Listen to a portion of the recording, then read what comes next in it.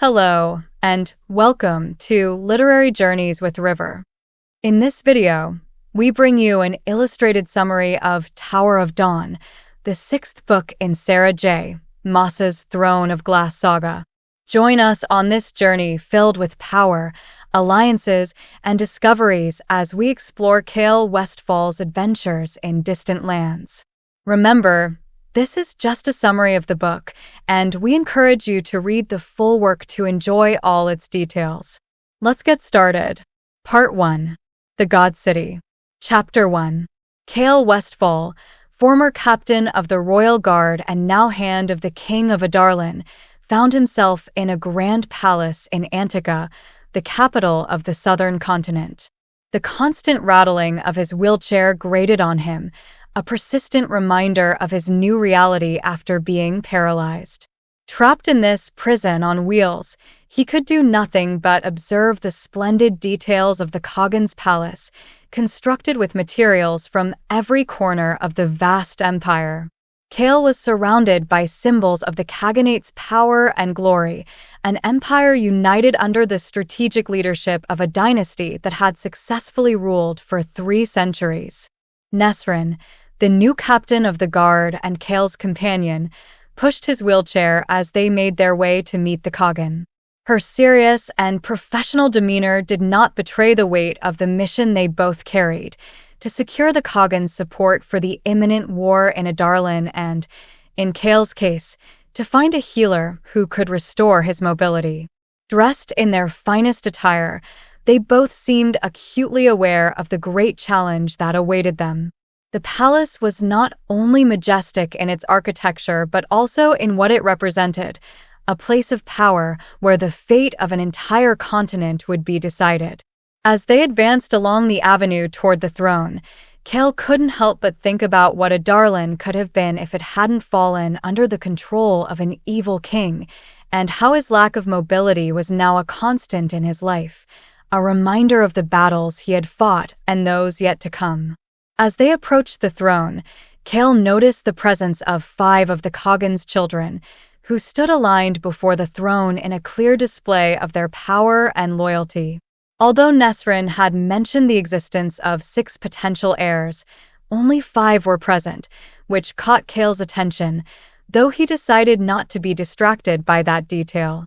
His mind was focused on the audience he was about to have with one of the most powerful men in the world, a man whose support was crucial for the survival of his own kingdom. When they finally stopped in front of the throne, Chaol and Nesryn made a respectful bow. Chaol, still feeling uncomfortable in his wheelchair, maintained the composure that had characterized him throughout his military life. As he bowed, his mind was flooded with thoughts about the responsibility he carried as the king's hand, a title that, while honorable, also reminded him of his own limitations and failures. When he straightened and his eyes met those of the khagan, a shrewd man with a smile that seemed to know more than it revealed, Chaol wondered if this powerful leader could see beyond the facade, if he knew his doubts and fears, and if he would be willing to offer the help they so desperately needed. Chapter 2. Nesryn Faliq found herself torn between 2 realities. On one hand, she was the captain of the Royal Guard of Adarlan, determined and resolute, committed to healing Chaol and convincing the khagan to join their cause. But there was also a part of Nesryn that, upon arriving in Antica, felt as if she had returned home. The City of Gods, with its familiar scents and its people with brown skin and shining black hair, welcomed her like a home she recognized in her bones. However, at that moment, she had to maintain her composure and professionalism, aware of the imposing presence of the khagan. Khagan Urus, an elderly but still imposing man, observed them from his ivory throne. This broad and decorated throne symbolized the power and tradition of an empire that had dominated the continent for centuries. Urus, with his snow-white hair and face marked by scars from past battles, was the ruler of this vast kingdom. Around him, the 5 khagan's children, all powerful and ambitious, stood guard, each with their own role in the vast power chessboard that was the khaganate. The khagan, after a silence laden with expectations, finally spoke, pointing out how unusual it was to receive someone so important from a foreign kingdom. Chaol and Nesryn held their position, responding with the due courtesy. The khagan, with his firm voice devoid of any emotion, made it clear that he knew who they were and what they wanted. He recognized Nesryn as a native of these lands and welcomed her back to her true home, a gesture that did not go unnoticed by Chaol, who felt a pang of discomfort. When Chaol presented the gifts from Adarlan and Terrasen, jewels and treasures meant to impress, the khagan appeared indifferent, pointing out that his kingdom had no need for such offerings. What he truly wanted was the truth about the situation in the north, about the impending war, and about the motivations behind their visit. Horus, with the astuteness of an experienced leader, hinted that he would consider the request for military aid, but only after deeply reflecting on what it would mean for his empire. However, what marked the audience was the recent mourning in the royal family. Nesryn, observing the details around her, noticed that one member was missing among the khagan's children. Sartak, the second son, confirmed that the youngest sister, Tomalan, had died unexpectedly, which added a layer of solemnity and further complicated their mission. The loss resonated in the hall, and both Nesryn and Chaol expressed their condolences. The khagan, after the revelation of Rifthold's fall into the hands of Duke Parrington, made it clear that any support from his side would be decided cautiously. For Chaol, the news of his city's fall and the uncertainty about Dorian's fate was a devastating blow. Nesryn, for her part, couldn't stop thinking about her family, about what might have happened to them under Parrington's yoke and his witches. Desperation and fear took hold of her, making their mission in Antica seem even more urgent and dangerous. The khagan, with a final gesture of authority, granted them permission to seek the help of the healers in the Tower of Cesme, making it clear that, although they could stay in the palace, their jewels were of no interest to him. Chaol and Nesryn, disturbed by the news and the tense atmosphere, left the room with a new weight on their shoulders. For Nesryn, the faces of her family remained in her mind, a constant worry that would accompany her in the days to come. Chapter 3. Nesryn, overwhelmed by the news of Rifthold's fall, withdrew to her room in complete silence, leaving Chaol worried and feeling powerless. In a state of shock, she closed the door to her quarters, distancing herself from everyone, including Chaol, who fully understood her reaction and did not blame her. Both were devastated by the possibility that their city had been taken by the enemy, but for Nesryn, the uncertainty about her family's fate was an unbearable burden. Chaol, on the other hand, was led to his own room, a luxurious chamber with a view of a lush garden, where the maid began to prepare a bath for him. As he observed the surroundings, his mind couldn't stop thinking about the terrible news they had received and about Dorian's safety. Although there were no clear signs of the king's fate, Chaol clung to the hope that Dorian had managed to escape the devastation. However, his thoughts were interrupted by the unexpected arrival of Prince Kashin, who unceremoniously entered the room. The prince, a strong and determined man, began a conversation about Chaol's injuries, but quickly shifted the topic to discuss the situation in the palace and his own concerns for his family's safety. Kashin revealed that, despite his brother Argan's assurances about the palace's security, he wasn't convinced that Parrington's forces hadn't already infiltrated. The prince shared his suspicions about the death of his younger sister, Tomalan, who had been found dead after apparently throwing herself from a balcony. Despite claims that her death was a suicide due to her volatile temperament, Kashin couldn't accept that version, believing that someone else might have been involved. Kashin asked Chaol to observe any suspicious behavior during his stay and report it, seeking an external perspective that could reveal the truth behind the tragic death.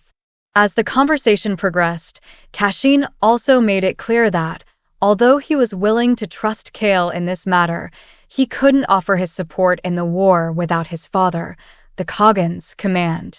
Cashin's loyalty to his family and his position as commander of the khagan's ground armies bound him to his father's wishes, leaving Chaol with little hope of easily securing an alliance. After Cashin left, Chaol reflected on the possibility that Moreth had already infiltrated the palace, further complicating his mission. Aware of the need to be extremely careful in this dangerous environment, Chaol prepared to take a bath, assisted by the maid, while continuing to brood over recent events and what he should do next. The presence of the maid, who remained professional and attentive, was not enough to distract Chaol from his concern for Nesryn, who remained locked in her room. As he allowed himself to be attended to, his mind kept searching for answers and strategies to face the challenges ahead in the khagan's court. Chapter 4. Yrene Towers stood at the top of the Tower of Cesme, her favorite place in all of Antica. From there, she could admire the spectacular sunsets of the City of Gods, a moment of tranquility in her busy life as a healer. 2 years had passed since she arrived at the tower, and in that time, she had learned and grown immensely. She had overcome the challenges of her training, becoming one of the most sought-after and respected healers, despite her youth. As Yrene observed the blue liquid in a vial on the desk, the senior healer, Hafiza, a thin and serene figure, watched her from the other side of the desk. Hafiza had been her mentor since Yrene arrived in Antica, and every encounter with her was a lesson. When Yrene suggested a solution to improve the process of a tonic that seemed to take too long to prepare, Hafiza praised her ingenuity, reminding her that sometimes a quick mind was more valuable than magic itself. But the conversation soon took a more serious turn. Hafiza mentioned that she had heard rumors that Yrene planned to leave the tower. Yrene, aware of the growing conflicts in her homeland, Fenharrow, expressed her desire to return to the northern continent to help in the fight against the Adarlan Empire. Although she knew she faced great risks, she felt it was her duty to go there and offer her help as a healer. Hafiza listened in silence, understanding Yrene's anguish. She reminded Yrene of the importance of her skills and how much she had learned at the tower, suggesting that she could learn even more if she stayed a few more years. But Yrene, though grateful, felt that her destiny was in the north, helping those in need. The conversation took a more personal turn when Hafiza mentioned Yrene's relationship with Prince Cashin, one of the khagan's sons, with whom Yrene had formed a close friendship. Hafiza hinted that Cashin might try to persuade her to stay since he still felt something for her, although Yrene had made it clear the previous year that she couldn't reciprocate those feelings. Then, Hafiza made an unexpected request. Before making any final decisions, she wanted Yrene to attend to a special guest at the khagan's palace. It was a young man, barely 23 years old, who had suffered a severe spinal injury and was now paralyzed from the waist down. Hafiza asked Yrene to conduct an evaluation and consider whether she could help him. When Hafiza revealed the identity of the man, Chaol Westfall, former captain of the King's Guard of Adarlan and now hand of the new king, Yrene felt a deep repulsion. The mere idea of healing a man who had served the crown responsible for her mother's death and the destruction of her home was unbearable to her. She refused outright, reminding Hafiza of the pain and suffering that Adarlan had inflicted on her people. Hafiza, calmly and understandingly, recounted a personal story about a time when she had to heal a man guilty of heinous crimes, emphasizing the difficulty of fulfilling the healer's oath. Despite her mixed emotions, Hafiza insisted that Yrene must fulfill her duty, not only to heal the man's body but also to prevent her hatred and pain from turning into something darker. Finally, Yrene agreed to meet with Chaol and conduct an assessment before making a final decision on whether she would heal him or not. Hafiza, satisfied with this response, informed her that the meeting would take place the next day at the khagan's palace. Yireen, though still filled with doubts and resentment, mentally prepared herself for what was to come, knowing that the decision she made at that meeting could define not only her future but also the legacy of the Tower's healers. Chapter 5. Chaol spent the night awake, overwhelmed by the stifling heat and the constant worry about what he had left behind in Rifthold. Moreover, he knew he would soon have a crucial appointment with the healer from the Tower of Cesme, which made him even more restless. In the small room that would serve as a consultation room, Nesryn, visibly nervous, paced back and forth. The atmosphere was luxurious, with finely woven cushions and rugs, but none of these comforts managed to calm the tension that hung in the air.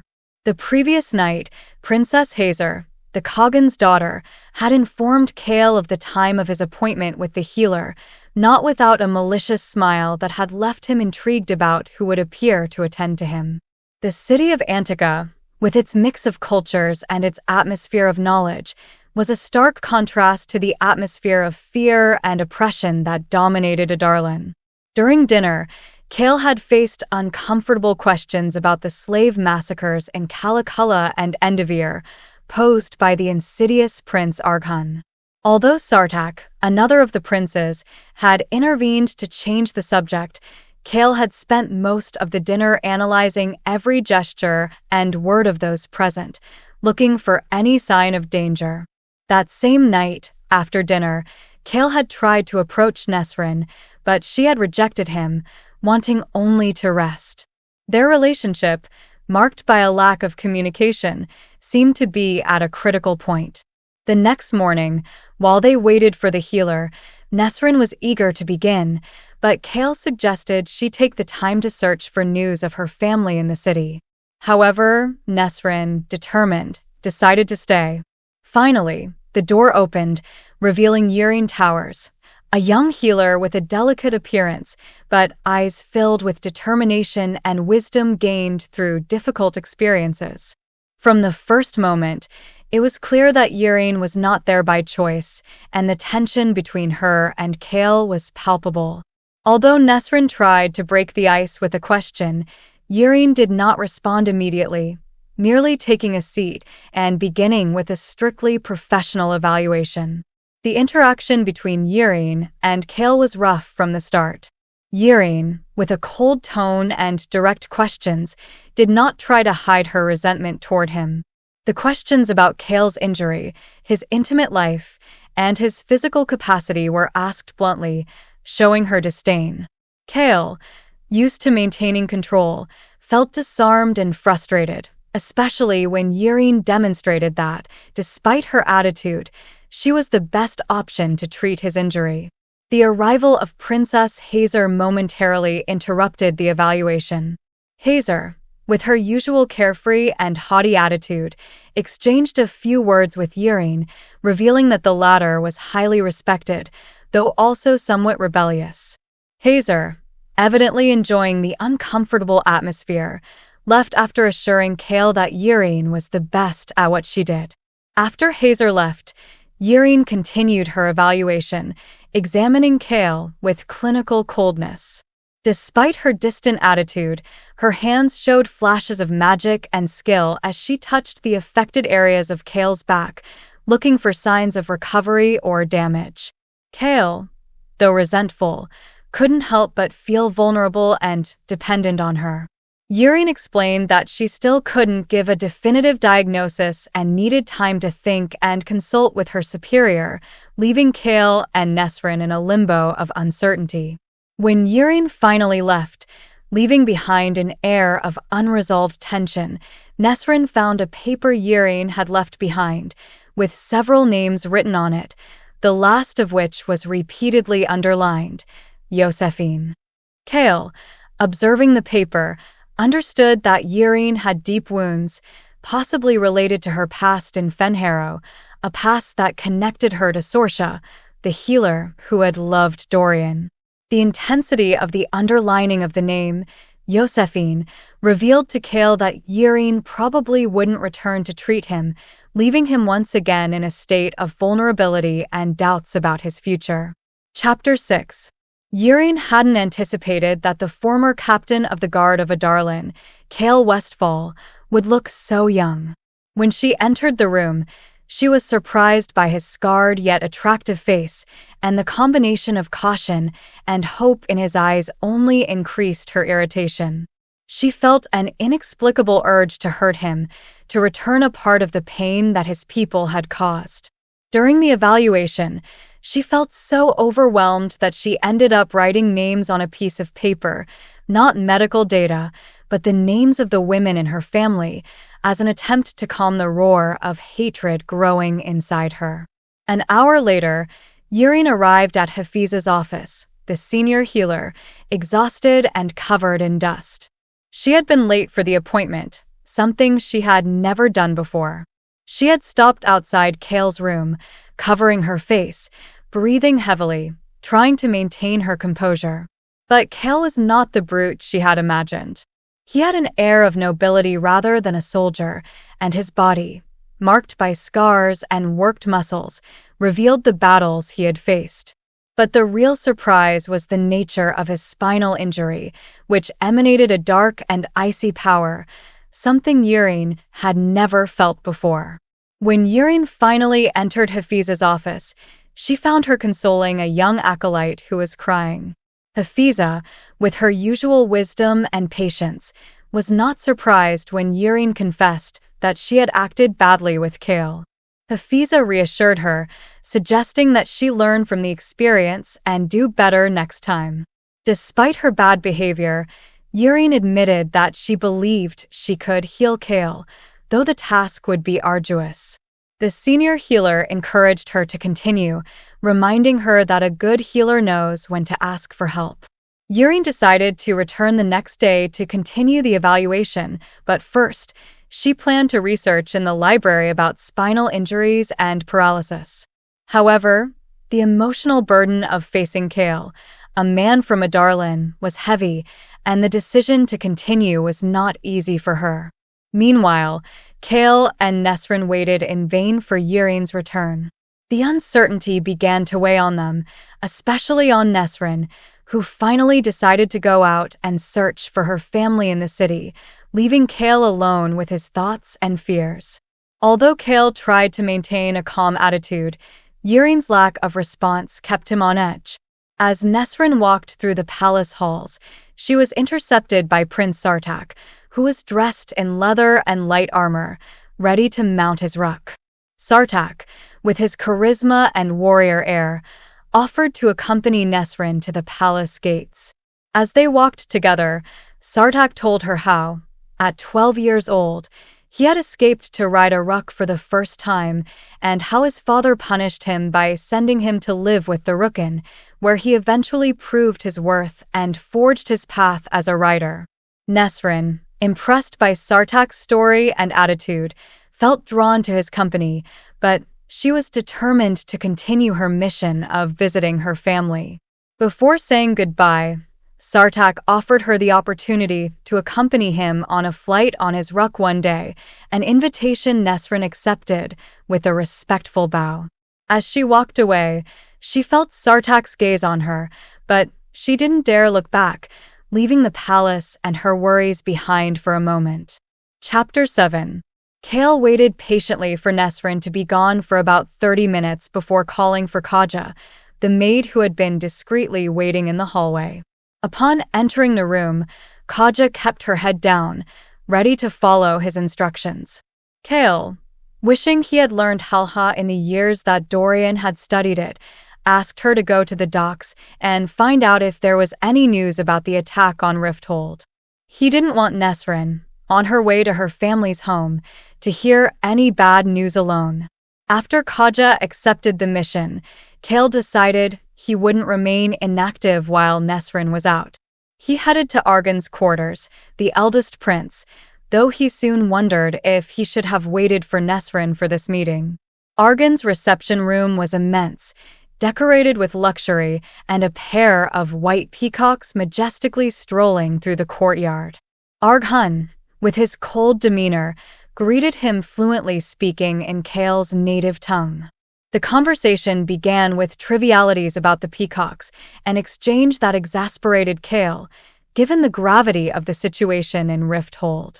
Arghun, noticing Chaol's urgency, admitted to knowing about the attack, but refused to provide more details, indicating that the place was full of eyes and that any interaction between them could send the wrong message. With no other option, Chaol had to accept the prince's abrupt dismissal, though anger simmered within him. Nesryn didn't return in time for dinner, which deeply worried Chaol.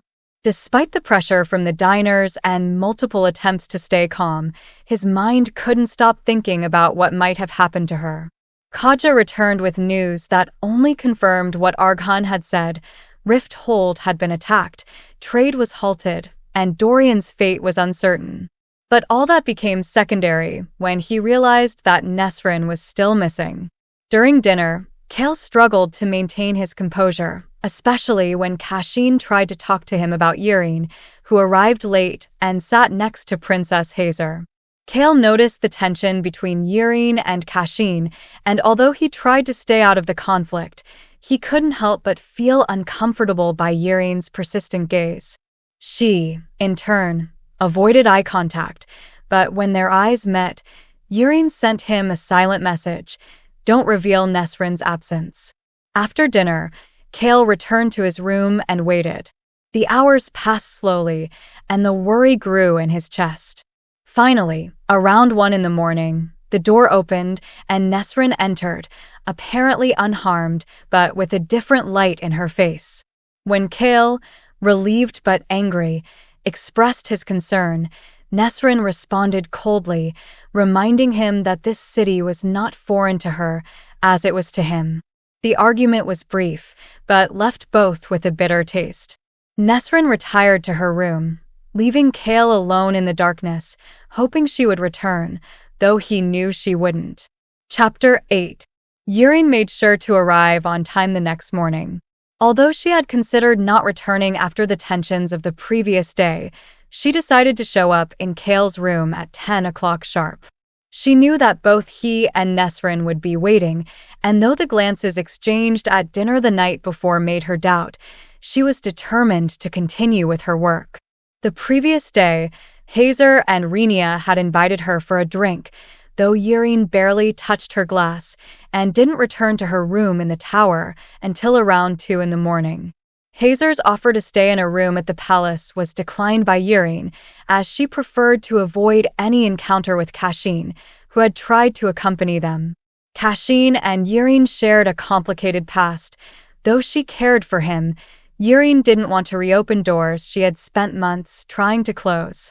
When she arrived at the room, she was greeted by a beautiful-faced maid who opened the door before the echo of her footsteps faded in the hallway. Upon entering, she noticed that both Chaol and Nesryn were sitting in the same place as the day before, and the tension between them was palpable. Yireen, though tired, stood firm and proceeded with her task. However, it was inevitable to notice the dark circles under Chaol's eyes, the fatigue that seemed to have taken over him. His appearance reflected the weight of everything that had happened, and Yireen couldn't help but feel a mix of compassion and frustration. Chaol observed her closely, noticing that she was wearing the same blue dress as the day before. The healer, however, didn't let this affect her and began to speak, confirming that although Chaol's injury was severe, she would do everything possible to help him walk again. Though she couldn't guarantee success, her determination was evident. Nesryn, worried, asked about the probability of success, but Yireen explained that although she had treated similar injuries, the magical nature of Chaol's wound complicated things. Still, she was willing to try. The conversation between Yireen and Chaol took a turn when he expressed his concern about the loyalty of the palace servants, suspecting that many of them were in the service of the khagan's children or the viziers. Urian confirmed this was true and advised him to be cautious, suggesting that the servants might be gathering information for other people. When Urian began to prepare her tools and oils, the conversation became more personal. Chaol asked her if there were slaves in Adarlan, to which Urian responded with a question of her own, revealing disdain for Adarlanian customs. The conversation grew tense when Urian mentioned the need to face the emotional consequences of the injury, something Chaol tried to avoid. Urian asked Chaol to undress so she could examine and treat his injury. As she did so, she noticed how his muscles had begun to atrophy from lack of use, something they would have to work on improving. The healer's examination revealed the severity of the injury, and when her magic came into contact with the scar, Urian felt an intense cold and darkness that alarmed her. She recoiled, realizing that the magic behind Chaol's wound was of a nature she had never encountered before. Finally, Chaol revealed some of the truth to Urian, explaining that his wound had been caused by a dark and supernatural power, something that terrified him. Though he didn't tell her everything, he shared enough for Urian to understand the magnitude of the danger. She, though still concerned, committed to researching more before continuing with the treatment. Despite the tension between them, Urian decided to proceed with the healing, though she was aware of the risks. Before leaving, Chaol asked her why she had decided to help him. Urian responded that she feared that both he and Nesryn might use her refusal against her, though she also seemed driven by a sense of justice. Chaol, in turn, confessed that his goal was to eradicate Parrington and the Valg from his homeland, but that he was still in the process of deciding his future. In the end, though their relationship was marked by resentment and distrust, both knew they needed to work together to achieve their goals. Urian, aware of the challenges they faced, decided to return to the tower to research more about Chaol's injury, while he reflected on his own path and the decisions he needed to make. Chapter 9. 2 hours later, Urian was in the maternal cloister, leaning on the edge of one of the baths carved into the rock. This space, located in the vast cavern beneath the tower, was a place of silence and reflection, perfect for disconnecting from the outside world. At that time of day, the cloister was almost empty, and Urian's only company was the sound of the water from the thermal springs filling the baths and the dripping of stalactites that caused the bells hanging from the pillars to ring. The lights of the candles illuminated the sulphurous steam, highlighting the reliefs of owls carved into the walls and pillars. Urian, with her head resting on a cushion, inhaled the thick steam deeply while watching it rise toward the darkness in the heights of the cavern. The silver, glass, and bronze bells, a tradition in the tower, produced a constant sound, a murmur that filled the space and Urian's mind, enveloping her in a deep calm. Before immersing herself in the cloister, Urian had followed the ritual of washing in the antechambers to cleanse the dirt from the outside. Now, in the bath, she only wore her mother's ring, which she observed carefully while the steam surrounded her.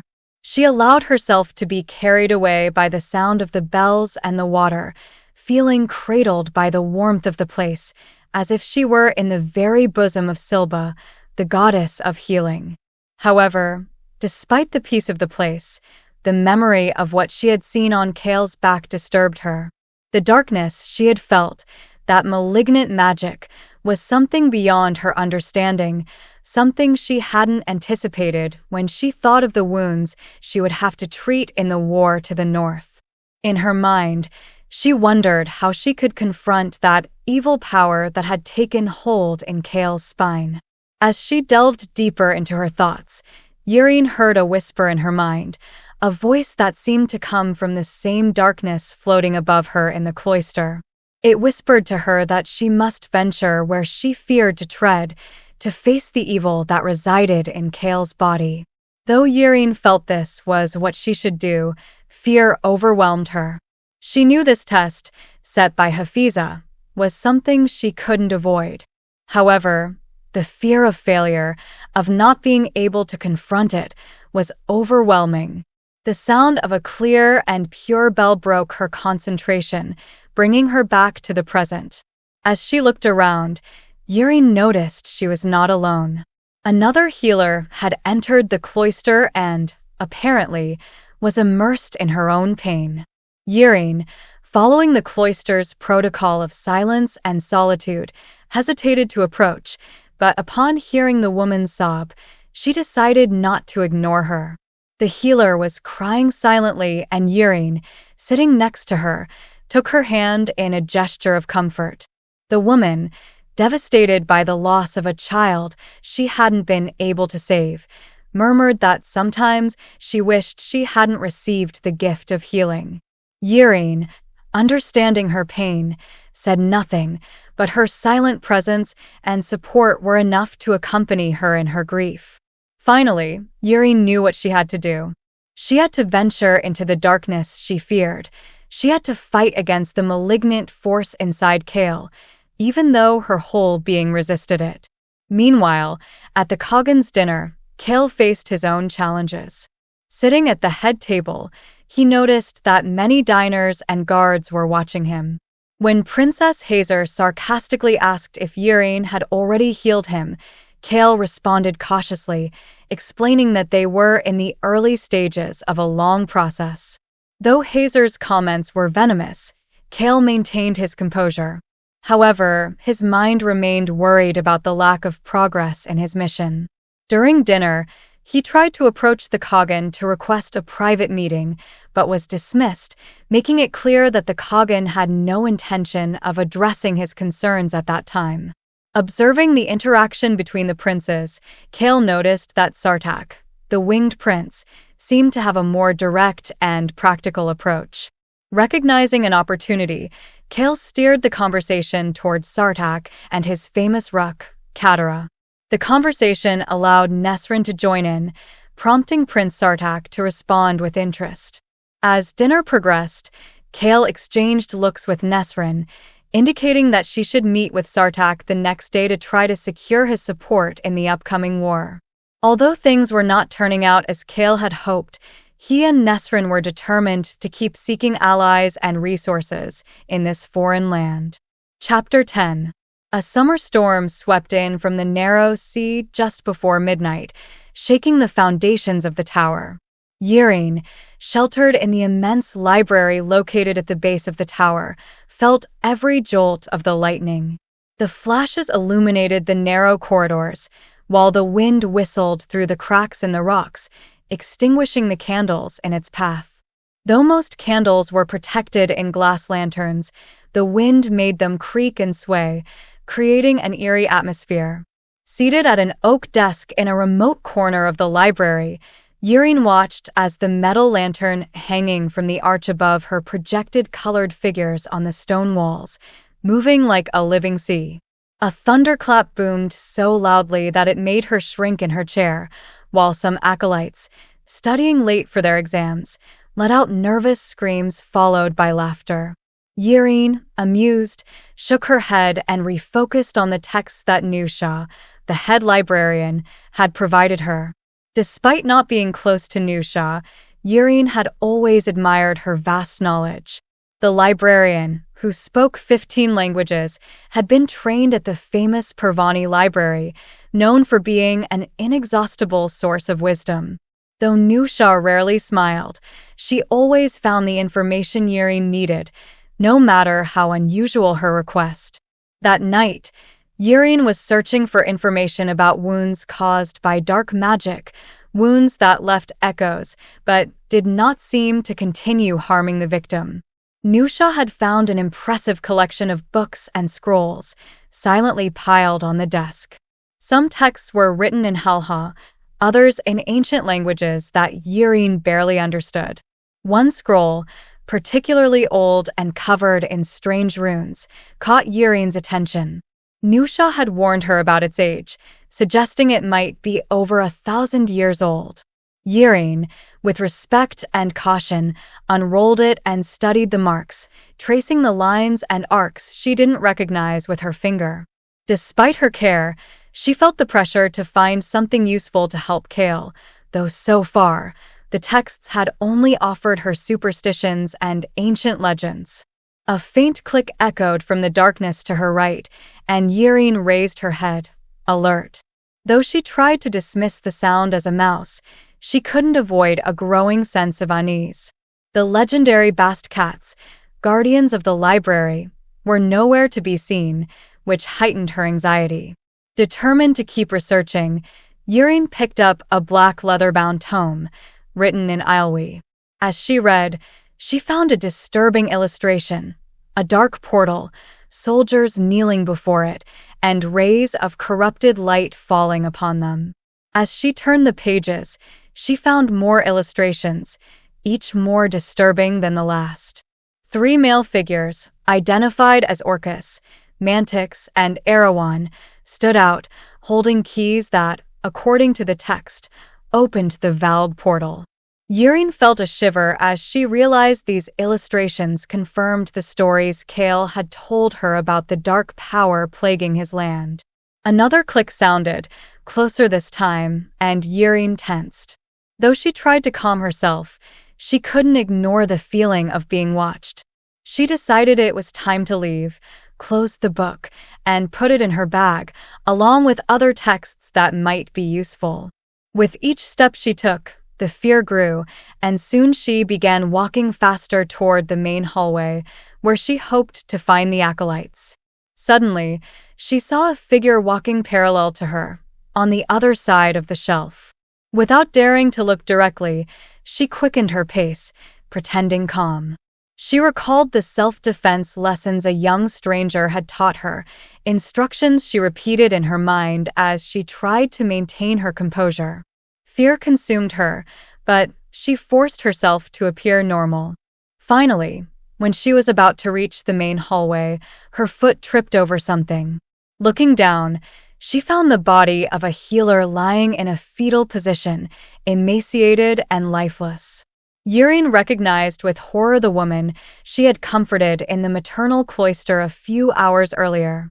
She felt the urge to scream, but forced herself to keep going, knowing her own life was in danger. With the straps of her bag wrapped around her wrist, Yrene kept walking, pretending to talk to someone in front of her, using every trick she had learned to deceive her pursuer. Finally, she reached the atrium, where she found a group of acolytes and whispered to them to run. The girls, without asking questions, obeyed and surrounded her, providing her with improvised protection as they headed to the enormous desk where the heir librarian was. Without wasting time, Yrene informed the librarian about the attacked healer and asked her to call the royal guard. The warning bell rang 3 times, a signal known only to the tower's residents. The healers and acolytes began evacuating the library quickly, while Yrene stayed close to the librarian, watching every face that passed by, looking for signs of danger. Finally, the guards arrived, armed and ready to protect the tower. Yrene, though trembling, explained what had happened, while the acolytes supported her. She knew that something dark had occurred in the library, something more terrifying than she had imagined. Chapter 11. Yrene was running late. Chaol had been waiting since 10 in the morning, although she had never confirmed she would arrive at that time. Nesryn had left long before he woke up, leaving Chaol to bathe and wait, and wait. After an hour of waiting, Chaol decided to do the exercises he could manage alone, but the silence, the oppressive heat, and the continuous sound of the outside fountain made him restless. His thoughts always returned to Dorian, wondering where his king might be heading at that moment. Chaol was so irritated by Yrene's tardiness that he couldn't focus on anything else. If Yrene didn't bother to arrive on time, he wouldn't bother waiting for her. The exercises exhausted his arms, and by the time the clock struck noon, his muscles were trembling from the effort. He was about to ask Kaja, the maid, to bring him water and a cool cloth when Yrene finally appeared. Chaol heard Yrene enter through the main door, but she stopped to speak with Kaja, asking her to take care of a discreet matter. Urine fabricated a story about a supposed rash on Chaol's legs, a false symptom to keep Kaja occupied and ensure she didn't speak to anyone else about the incident. Once Kaja left, Urine sighed and entered the room. Her appearance reflected the weight of the previous night. Chaol, seeing her so affected, couldn't help but ask what had happened. But instead of responding directly, Urine noticed the sweat on Chaol's shirt and commented on the exercise he had done. Despite her attempt to divert the conversation, Chaol insisted on knowing what had happened. Finally, Urine confessed that someone had killed a healer in the library the previous night and that she had also been pursued. The horror in Chaol's eyes was evident. The description Urine gave of the dead healer, a young woman who had been literally drained of life, immediately reminded him of the Valg victims. Chaol tried to stay calm, but he couldn't shake the thought that the Valg had reached Antica. Urine was also terrified, especially because the healer who died resembled her, leading her to suspect that the attacker's true target had been her. Still, Urine had managed to remain strong, and after what had happened, security at the tower had been significantly increased. Despite everything, Urine had not allowed fear to dominate her. Chaol, seeing the fear in Urine's eyes, couldn't help but feel remorse for having involved her in all of this. But when Urine asked him to attend a class she was teaching on self-defense, he agreed. Despite his physical limitations, Urine believed Chaol could be a great influence on the girls she taught. Urine also mentioned a special harness they were designing so he could ride a horse again.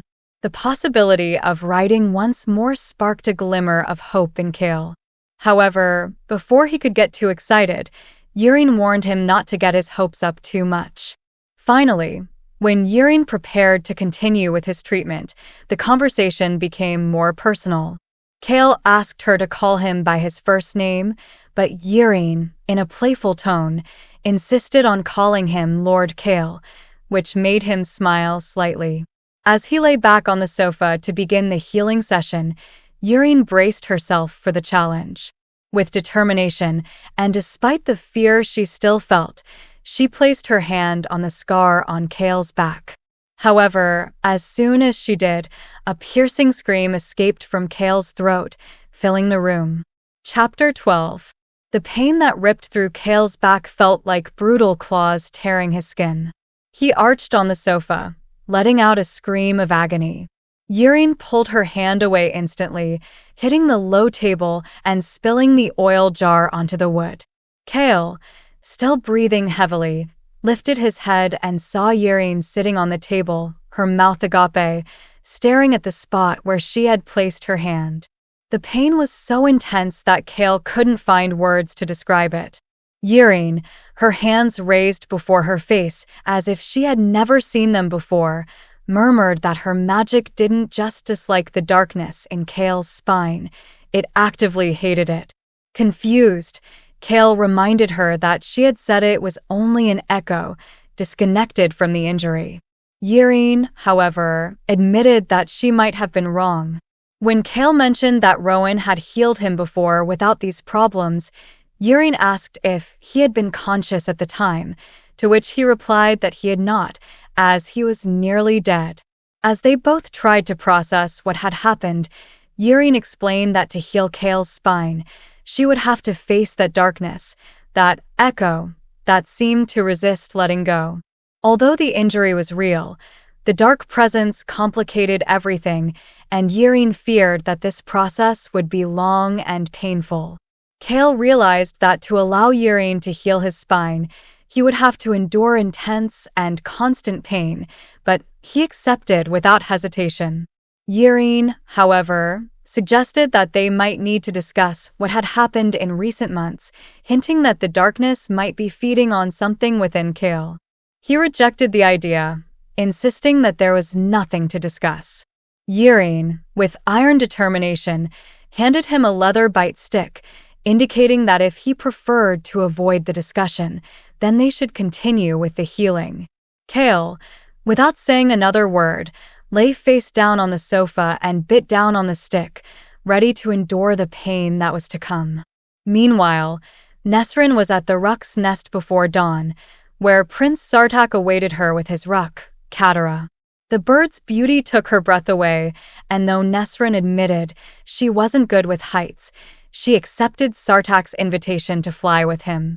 The flight was an overwhelming experience for Nesryn, who felt a deep connection to her ancestors' land as she observed the landscapes from above. During the flight, Sartak and Nesryn talked about the political situation at court and the recent death of the healer at the tower. Sartak revealed that Yrene Towers had been the one who raised the alarm and that no trace of the attacker had been found, only that the books Yrene was consulting had disappeared. Nesryn, though concerned, hid the information she had about the Valg and the word keys, fearing to reveal too much. Their conversation was interrupted by Katara's hunt, who caught a massive, scaly creature in the river. Sartak warned Nesryn about the hidden dangers in her father's land, reminding her that while there was beauty in those lands, there was also darkness lurking beneath the surface. Chapter 13. Yrene panted, sitting on the carpet in front of the sofa where Chaol was trying to catch his breath.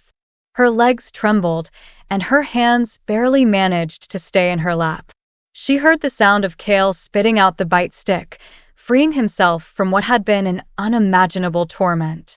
Despite the bite stick, he had roared in pain, screams as terrible as the magic she had invoked.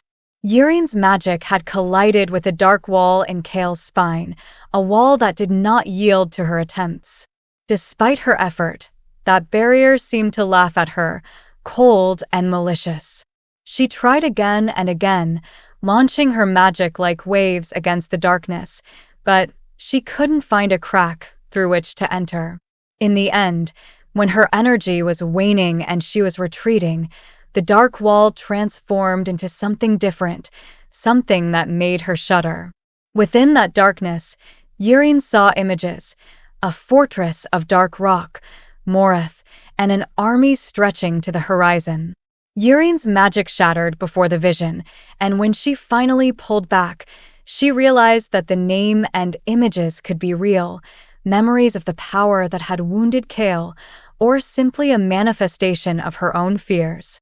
Yrene decided not to think about it now, not with Chaol present, not with what they had just faced. They both remained silent, exhausted. Chaol, despite the pain, had not asked her to stop. Yrene reflected on how much longer this healing would take and whether she was ready to face what that would entail, both for him and for herself. When Yrene finally managed to stand up after 5 hours of effort, Chaol did the same, though with difficulty. Yrene decided they needed to rest, and Chaol, noticing her exhaustion, insisted that she do so as well. Kaja, the maid, appeared to bring them tea, and although Yrene tried to resist the idea of letting Chaol care for her, he was firm, making her drink to recover. Despite her initial reluctance, Yrene relented, accepting that they were both so exhausted that any help, even between them, was necessary. Finally, Yrene decided it was time to leave, despite how exhausted she was. She left her things and staggered out of the room, promising to return the next day for the class she had asked Chaol to teach. Although he had not asked her to stop during the healing, Yrene wondered if he hadn't done so because he felt he deserved that pain, as a form of redemption for everything he had been through. Chaol, for his part, tried not to think about what he had seen during those 5 hours of pain, about the images of death and destruction that tormented him. Despite his exhaustion, he ate where Yrene had left him, unconcerned about his appearance. Nesryn returned just before dusk, and although Chaol could barely hear what she told him about her day with Sartak, he asked her to go hunting, aware that if a Valg was in the city, they had no time to waste. Nesryn accepted the mission, reminding him that she had hunted those creatures before and ventured into the night, armed and determined to find some clue. Antica under the full moon gleamed with a mix of blues and silvers, and as Nesryn walked among the shadows, she encountered Prince Sartak, who offered to accompany her on her search. Together, they examined the tower and discussed the possible entry routes the attacker might have used.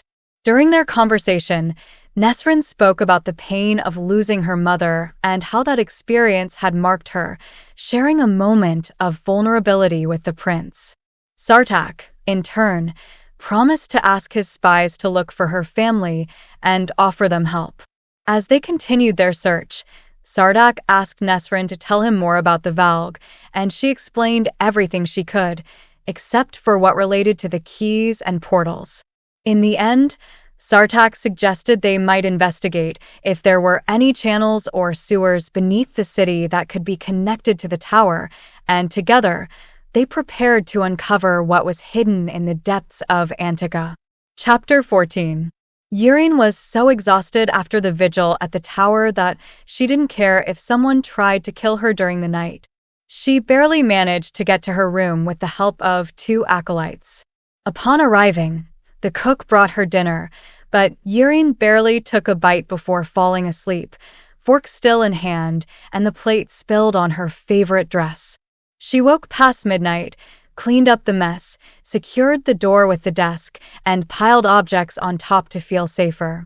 She fell asleep again fully dressed, waking only at dawn, remembering she had to meet with Chaol. Cursing, she hurried out of the tower, not bothering to change clothes, and ran to the palace. When she arrived, panting and sweaty, she found that Chaol had already started without her. The mare they had prepared was perfect for him to mount without issues, but Chaol, stubborn as always, had decided not to use the ramp Yrene had ordered built. With the help of a guard and his impressive muscle control, he managed to get on the horse, despite the evident effort. Yrene watched silently as Chaol fastened the straps of the harness that kept him secure in the saddle. As she approached, she realized she was still wearing the same stained dress from the day before. Chaol, noticing Yrene's condition, greeted her politely. Though she tried to justify her lateness, he simply challenged her to ride as well, arguing that if he could endure the embarrassment of being helped, she could too. Yrene accepted, though it had been a long time since she last rode a horse.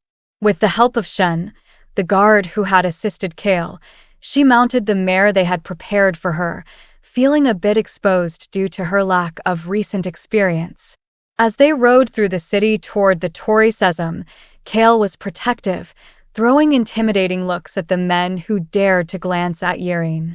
He also tried to keep the conversation going, asking Yrene about her origins and the reason for her surname, but she avoided giving details, steering the conversation toward healing. Chaol, frustrated by Yrene's insistence on discussing what had happened in recent months, tried to change the subject, but she confronted him, pointing out the need to face his pain to heal. Upon arriving at the tower, Yrene was met by Hafiza, the senior healer, and the other acolytes who had heard rumors of the arrival of a handsome lord to teach them. Yrene proceeded to introduce Chaol and the harness he used for riding, explaining how it could be useful for patients with limited mobility. Although the process of dismounting was complicated and humiliating for Chaol, especially when the young healers couldn't handle it skillfully, Hafiza intervened calmly and offered help, easing the situation. After Chaol was helped into his wheelchair, Yrene began the class with the acolytes, teaching them self-defense techniques. Although Chaol tried to participate, his mind was tormented by memories of his time as captain and the losses he had suffered. Despite his pain, he forced himself to continue, offering his experience and knowledge to the young women, determined to fulfill his promise to help them, even if it was a small contribution compared to all he had lost. Chapter 15. Yrene could feel Chaol's anger like tangible heat, radiating from him like a kettle on the verge of boiling over. He wasn't angry with the girls and women who surrounded him during the lesson. They adored him, smiling and laughing at every detailed instruction he gave. Despite the shadow the recent tragedy in the library had cast over the tower, the students remained attentive, focused on learning how to defend themselves. The night before, during the vigil, Yrene had seen many tears and red eyes, but this morning those signs of mourning seemed to have disappeared, replaced by a silent determination. Chaol kept his face hard and his eyes cold whenever Yrene intervened with a question or looked at him while he led the acolytes. His concentration was impeccable, detecting any mistake in the students' posture before they even moved. The hour-long lesson ended with the girls repeatedly throwing the volunteer guards to the ground, leaving the men smiling despite limping away. Hafiza, the senior healer, promised them beer and a healing tonic, which further lightened the mood. As the bells struck 10 in the morning, the women dispersed, some heading to their classes or chores, while others lingered a bit longer to flirt with Chaol.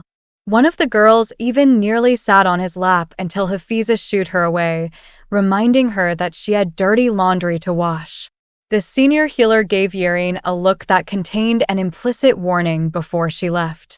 Now alone, Yrene tried to break the ice with Chaol, commenting that the lesson had gone better than expected and that they would surely beg him to return the following week. Chaol, however, remained silent, his eyes dark and cold when he finally decided he preferred to return to the palace to continue with his healing. The return was silent and tense, very different from the ride over. Yrene wondered what she had done wrong to provoke his evident anger, speculating whether being surrounded by active guards had been a painful reminder of what he had lost. Upon arrival at the palace, Chaol barely thanked the guards who helped him transfer to his wheelchair before turning to Yrene with a coldness that surprised her, suggesting sarcastically that she could push the chair or ask her acolytes to do so. Instead of responding, Yrene quickly walked away, furious at his attitude. As she headed toward Chaol's room, she was intercepted by Prince Kashin, who, sweaty and in armor, kindly offered to send her dress to the laundry. Kashin also informed her that he had arranged for additional guards at the tower to ensure her safety during the night, an offer Yrene accepted with gratitude, though she felt the conversation was dragging on too long.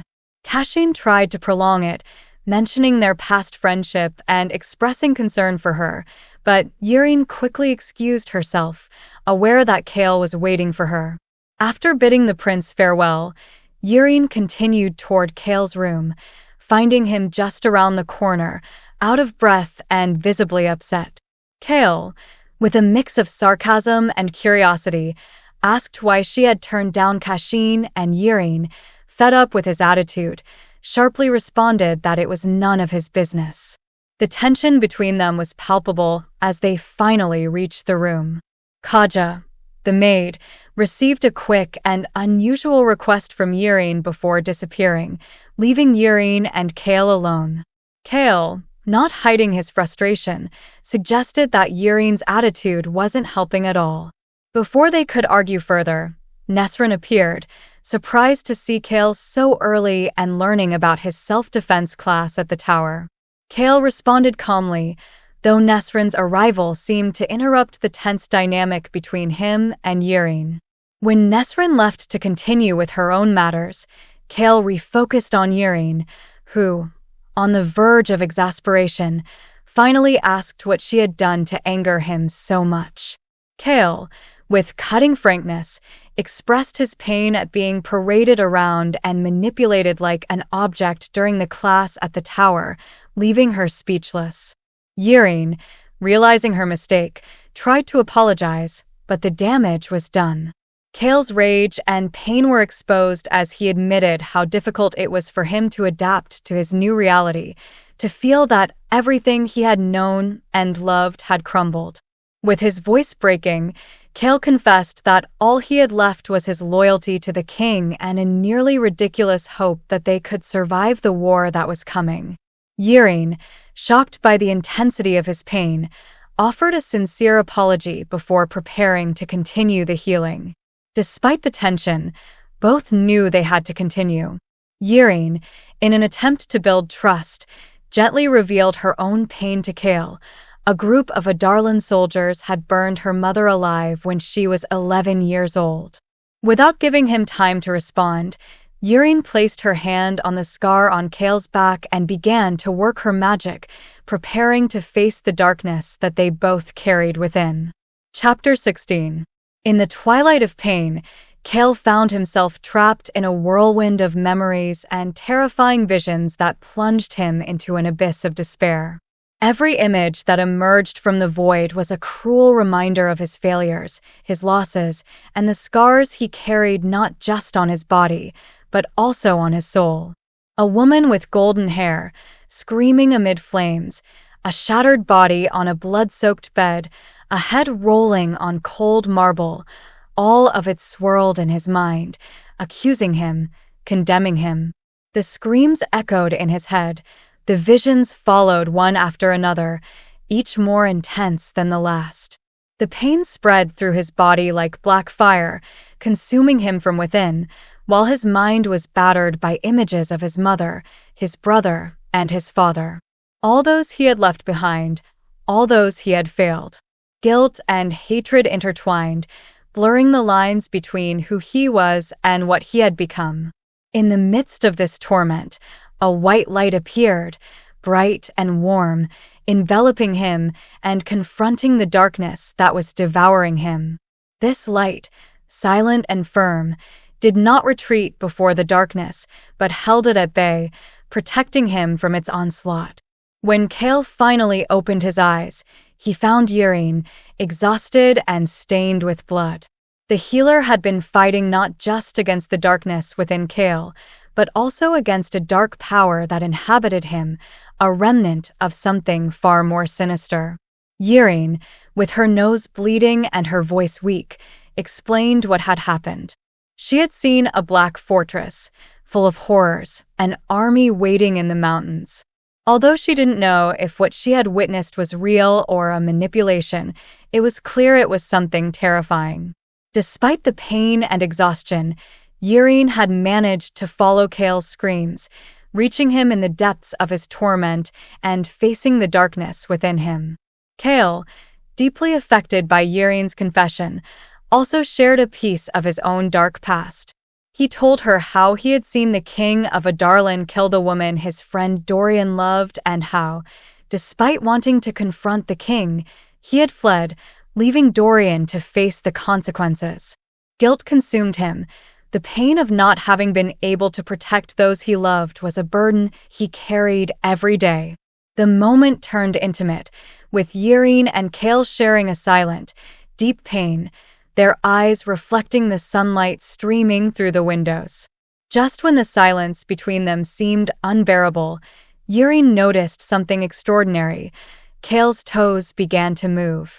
It was a small sign of hope, an indication that, perhaps, there was some light at the end of the dark tunnel they both walked. Chapter 17. Nesryn arrived at her uncle's house in the Runny Quarter, a place marked by its imposing oak door and high walls that barely hinted at the interior. When the guards let her in, she found herself in a large, shaded courtyard adorned with columns covered in magenta bougainvillea and a fountain in the center. The construction, typical of Antica and of the family's Bulruni roots, was designed to combat the heat and capture the cool breezes, creating a refreshing atmosphere in the middle of the desert. Her Aunt Zahida, still vibrant despite raising 4 children, greeted her with a hug and an offer of food, a deeply ingrained custom in their culture. Together, they walked through the house to a smaller, private courtyard meant only for the family, where Zahida sat her at the head, the place of honor. The serene atmosphere of the home sharply contrasted with the chaotic life Nesryn had left behind in Rifthold, bringing a painful reminder of the family she had left on the continent. Her uncle Brahim joined them, joking about how much time Nesryn could spare them despite her duties as captain of the royal guard. The light conversation turned to more serious matters when Nesryn warned them about the danger that might follow her to Antica. She told them about a recent attack at the tower, fearing that the enemies she had faced in Adarlan might also be lurking in the city. Concerned, her uncles promised to take measures to protect the family, like hiring more guards and ensuring that the children were accompanied at all times. Despite their reassuring words, Nesryn felt guilty for bringing the shadow of war to such a peaceful home. The meal continued, but the atmosphere remained tense. Zahida, with a mischievous smile, mentioned that she had hoped Nesryn would bring a guest, hinting at Prince Sartak. Although Nesryn tried to downplay the topic, the complicity between her uncles indicated that they knew more than she was willing to admit. Zahida's final comment about the bravery of Rux against wyverns resonated deeply with Nesryn, who understood that the fight she faced was not just hers, but her family's. Chapter 18. Yurine knelt beside Chaol on the bed, watching in amazement as his toes moved. The surprise and emotion were reflected on their faces as she asked him to try to control them. Though the effort required concentration, Chaol managed to move several toes, which brought a radiant smile to Yurine. The healer recalled how, by releasing some of the darkness surrounding his injury, she had reached the core of his being, achieving this small miracle. Despite the blood and exhaustion that weighed on her, Yurine remained focused on the exercises she asked Chaol to perform. Then, without wasting time, she requested a bath and some clean clothes, feeling the change in Chaol's gaze toward her, as if he was now seeing a new facet of himself reflected in Yurine's eyes. Meanwhile, Princess Hazer, known for her sharp tongue and cunning, studied some maps in her luxurious residence. Yurine, invited by the princess under the pretext of needing company, remained silent as Hazer accused her of spoiling her with her constant presence over the past 2 years. Their relationship had started accidentally, when Hafiza brought Yurine to attend to Hazer, who was suffering from a stomach ache. Despite the circumstances, a unique bond had formed between them, though always with the difference in power and status present. Hazer, known for her jealous and possessive nature, joked about the clothes Yurine had borrowed from Chaol, insinuating possible improper reasons. Yurine, without losing her composure, denied any romantic involvement, asserting her professionalism. However, Hazer, always intriguing, suggested that Yurine should pay attention to Chaol, hinting that there might be more at stake than it seemed. The conversation took a more serious turn when Hazer mentioned the threat of an assassin in the library, suggesting that Yurine's life could be in danger.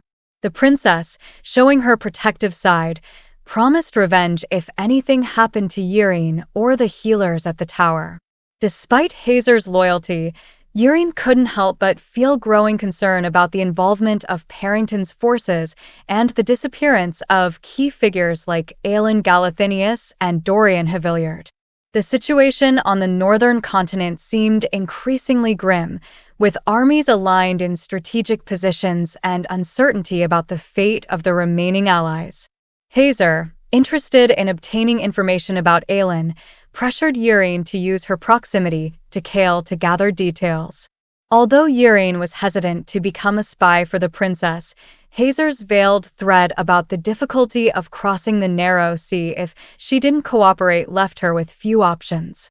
Finally, Yurine agreed to attend the upcoming tea-home banquet, knowing it would be an opportunity to follow Hazer's orders, though not without some apprehension about what this could mean for her future. Chapter 19. Absorbed in the small miracle of being able to move his toes, Chaol continued to practice even after Yurine left. The movement was slight, barely noticeable, but it was progress. When Nesryn returned, he simply told her he was making progress with Yurine, postponing her family visit. Despite her brief disappointment, Nesryn agreed. As they headed to dinner, Chaol kept his recent achievement secret, not sharing it with anyone, not even Nesryn, despite being together in their room later. The next morning, Chaol woke up with a renewed sense of enthusiasm. After a quick breakfast, he headed to his meeting with Yurine, but she didn't show up at the usual time. Worried, he decided to go to the tower to look for her, navigating the bustling streets of Antica preparing for Tea-Home Day.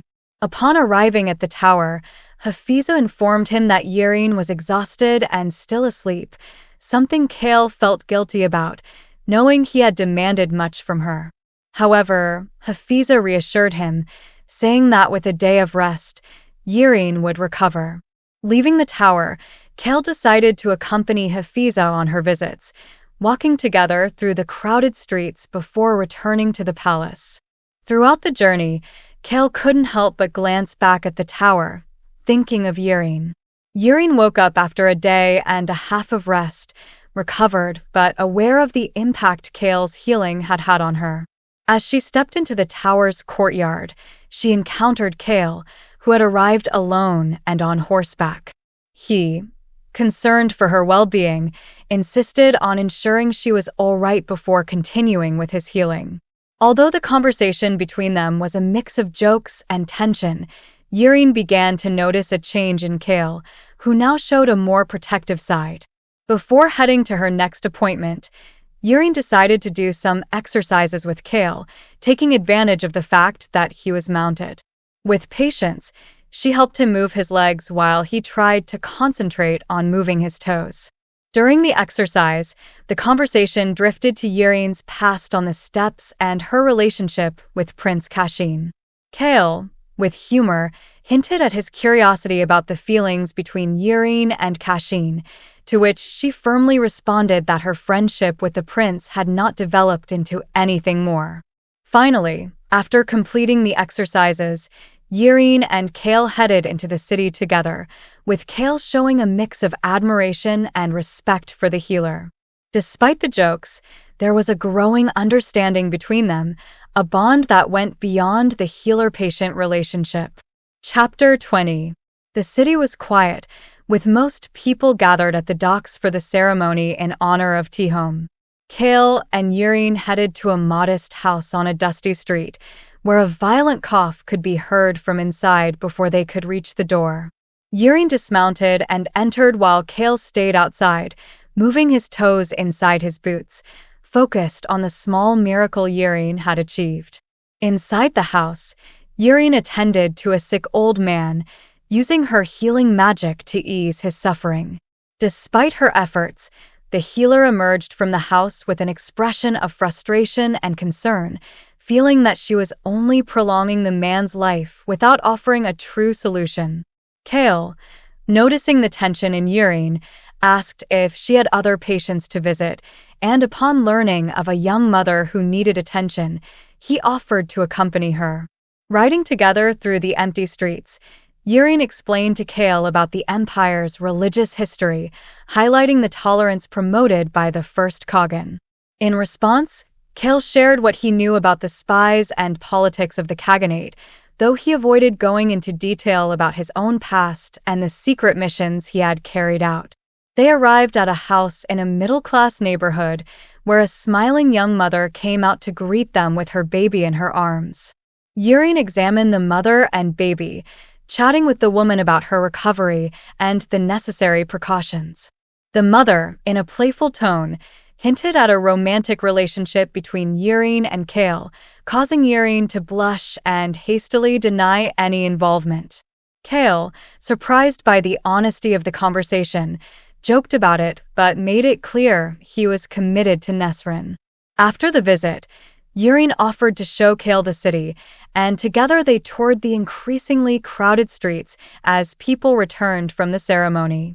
The healer led him through temples, libraries, and public gardens, showing him the cultural and natural richness of Antica.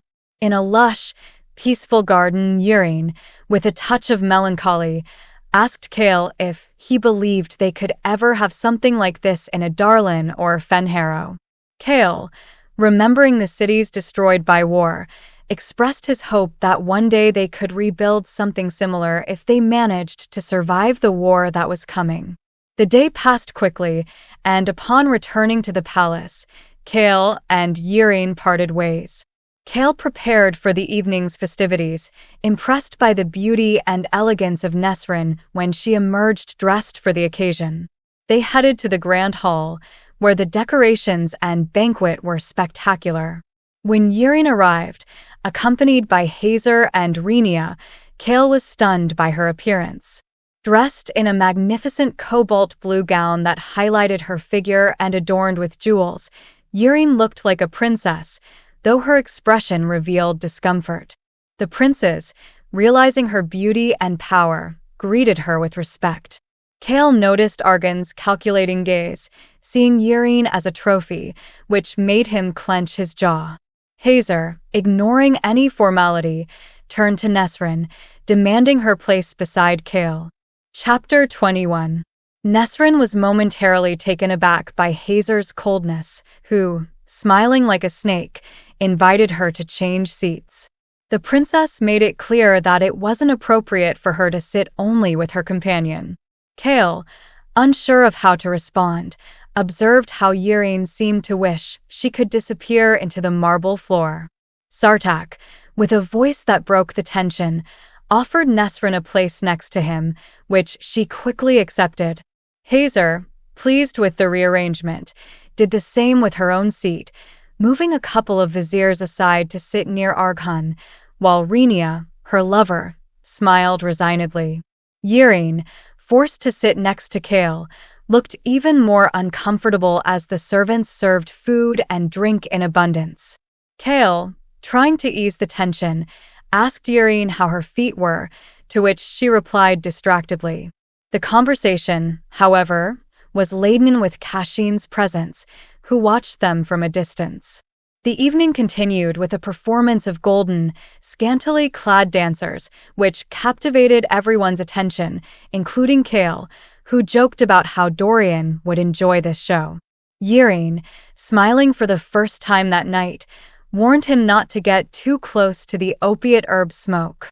As the party grew more intimate and the attendees began to relax on the couches, Chaol and Yirin faced a decision.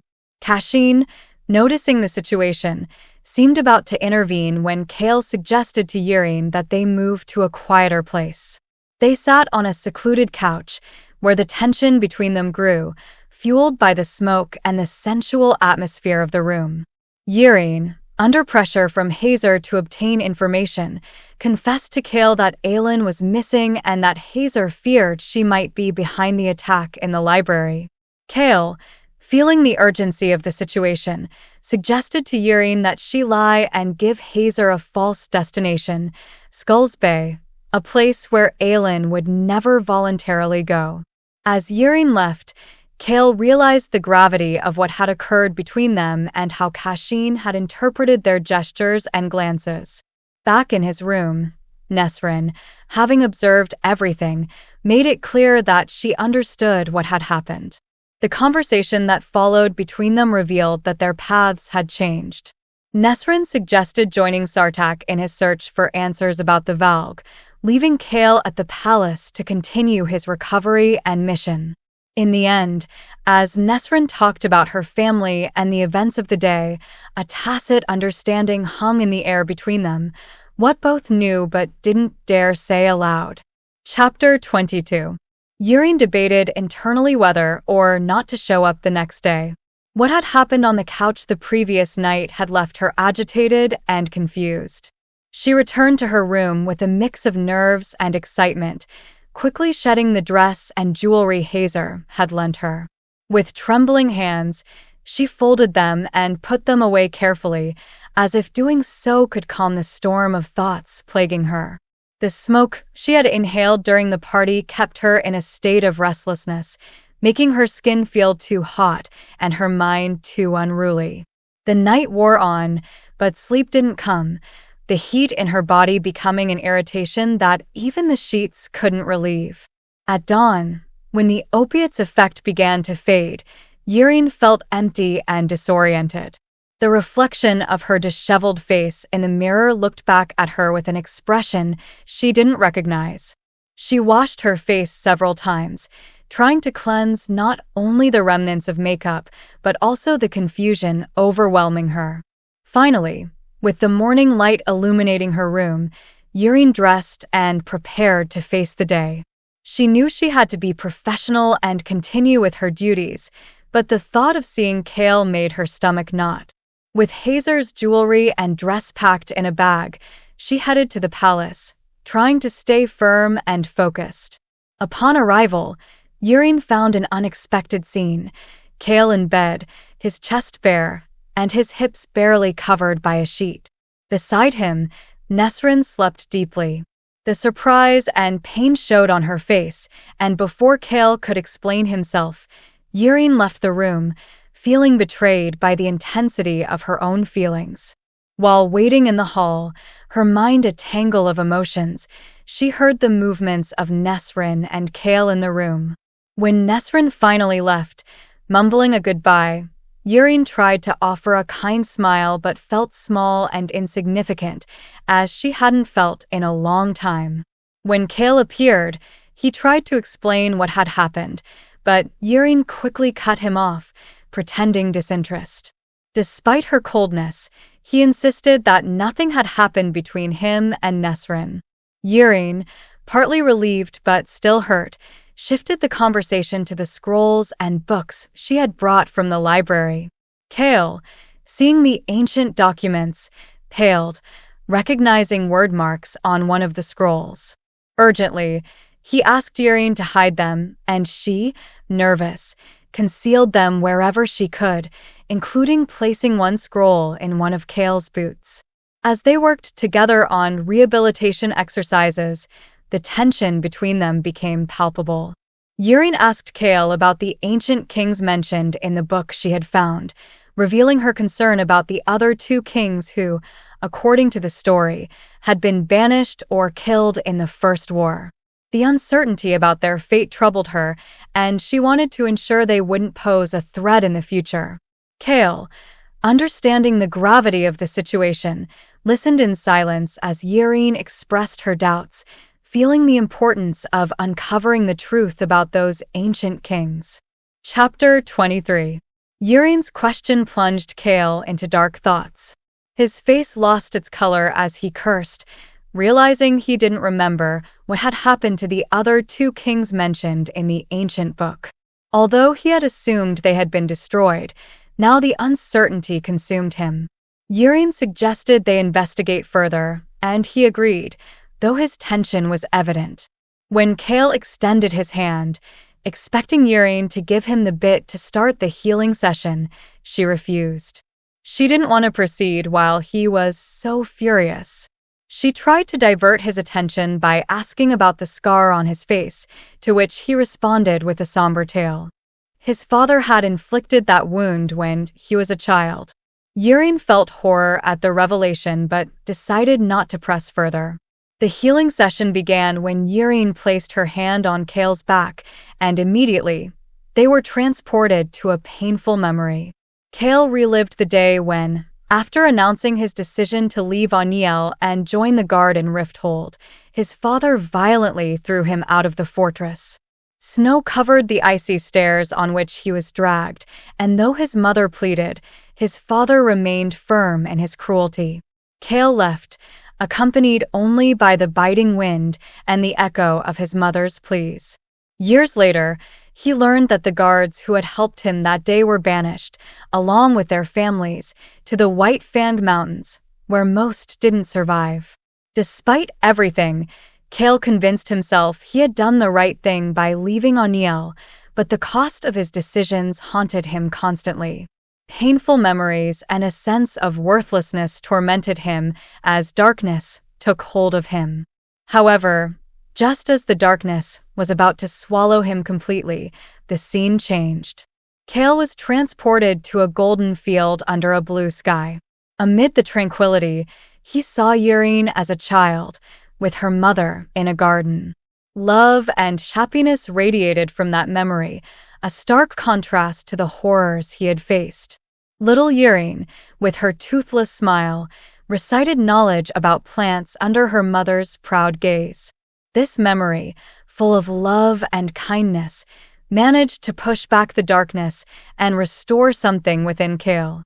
When he opened his eyes, he realized he could feel his feet. Excited, he straightened up, but Yurine wasn't in the room. He found her in the garden, sitting alone, with tears streaming down her face as she gazed at the pond. Chaol approached, and she, in a broken voice, confessed she had forgotten what her mother's voice sounded like, how she smelled, and how she looked. Yurine recalled the day the soldiers came to her home. Her mother, in a desperate act to save her, killed one of them, allowing Yurine to escape. But the price was high. Yurine's mother was captured and burned alive. Yurine had fled, hiding in northern Fenharrow, where she lived in silence, without using her magic for years. Chaol listened in silence, understanding the pain she carried. Yurine finally revealed that she knew who had caused his back injury, the old king, the same one who had destroyed her mother's life. Although Chaol had kept this information secret, he now felt the need to share it with her. Yurine, despite everything, found in this a reason to fight and eradicate that darkness forever. With a new sense of hope, Yurine performed a sensory test on Chaol, confirming his healing was progressing. Chaol, filled with gratitude and a desire to make it up to Yurine, invited her to share a meal with him, and to his surprise, she accepted. Chapter 24. Nesryn knew. She knew Chaol had asked to talk the night before not just out of genuine interest but out of guilt. She accepted that without issue, or at least she told herself that as she wandered the streets of Antica, unsuccessfully searching for any trace of the Valg. Upon returning to the palace, she still wasn't ready to return to her room and wait for the sweltering day to subside. She looked up at the palace and noticed an imposing figure at the top of a minaret. She smiled slightly and decided to head that way, though reaching the nest was exhausting. At least Katara, the enormous rook, was the only witness. The bird greeted her with a guttural sound and continued devouring what seemed to be a large piece of meat. Sardak appeared behind her, climbing the stairs. He explained that in a palace full of spies, it wasn't hard to learn anyone's movements. He asked if she needed anything, but Nesryn was simply seeking some silence. Although he tried to leave her alone, she stopped him, confessing that his company didn't bother her. Their interaction was calm, familiar, almost as if they were old friends. The prince mentioned that he would soon be leaving for the Asimil Mountains, in search of answers to questions they had discussed earlier. Without hesitation, Nesryn expressed her interest in joining him, but she needed to discuss it with Chaol first, as she still considered herself part of a team with him.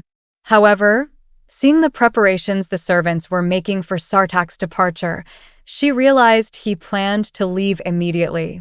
There was no time for long goodbyes or deep reflections. All that remained was the decision whether to follow that impulse and embark on an adventure that could change the course of the war or stay and continue with her current life. Nesryn chose adventure. She realized she needed this for herself, to free herself from the pressure, guilt, and ties that had kept her bound. Sartak, who had remained attentive to her reactions, gave her the necessary directions and left her alone to prepare. Nesryn wrote 2 notes, one for her uncles, full of love and fond farewells, and another for Chaol, brief and to the point, making it clear that she wouldn't be tied to any promises and didn't expect him to be either. Leaving both notes in a box meant for messages, she prepared to depart. When she returned, Sartak was waiting, already mounted on Katara. He took the prince's hand and climbed into the saddle in front of him. With the straps secured and everything ready, Sartak confessed that he had been praying she would agree to go with him. Nesryn, with a smile he couldn't see, told him she had too. Katara leaped off the minaret, taking them into the sky and the unknown. Chapter 25. Yurine and Chaol hurried toward the tower's library, eager to explore the enigmatic place after a quick lunch. Though still recovering, Chaol managed to ride a horse with remarkable ease. Shun, his loyal attendant, gave him a pat on the back, a gesture Chaol returned with a grateful smile. Yurine couldn't help but feel a slight satisfaction at seeing Chaol's growing confidence. As they approached the majestic white walls of the tower, Yireen relaxed, feeling the familiarity of the place. The scent of lemon and lavender flooded her senses, evoking memories of her arrival on these shores. The tower, with its imposing height, seemed to welcome them as if it had always been waiting for their return. The tower's library, located on the lower levels, had ramps to facilitate the movement of carts filled with books, but some stairs forced Yireen to help Chaol. He mentioned that it was the first time she had touched the wheelchair to move it, something Yireen quickly downplayed, warning him not to get used to her help. As they walked through the illuminated corridors, several young women from Yireen's self-defense class stopped to admire Chaol, who smiled at them, provoking giggles as they passed. Yireen, though amused, shook her head in slight exasperation. Chaol's progress in his recovery filled Yireen with optimism. Before heading to the library, she had subjected him to a series of exercises to stimulate blood flow and help awaken his legs. The fact that Chaol was beginning to regain sensation and movement was a triumph, enough to keep a smile on her face as they headed to Nush's desk, the chief librarian, who was storing her belongings at the end of the day. When they arrived, Yireen asked Nusha to take them to the site where she had found the Aylwi texts and scrolls. Though Nusha expressed concern, she agreed to guide them. She accompanied them down several corridors, while the presence of a bast cat, white as snow, observed their every move. Bast cats, always enigmatic, seemed to listen to everything and nothing at once.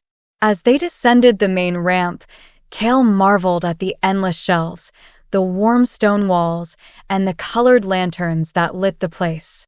The tower's library rivaled, if not surpassed, the royal palace's library in Rifthold in size and antiquity.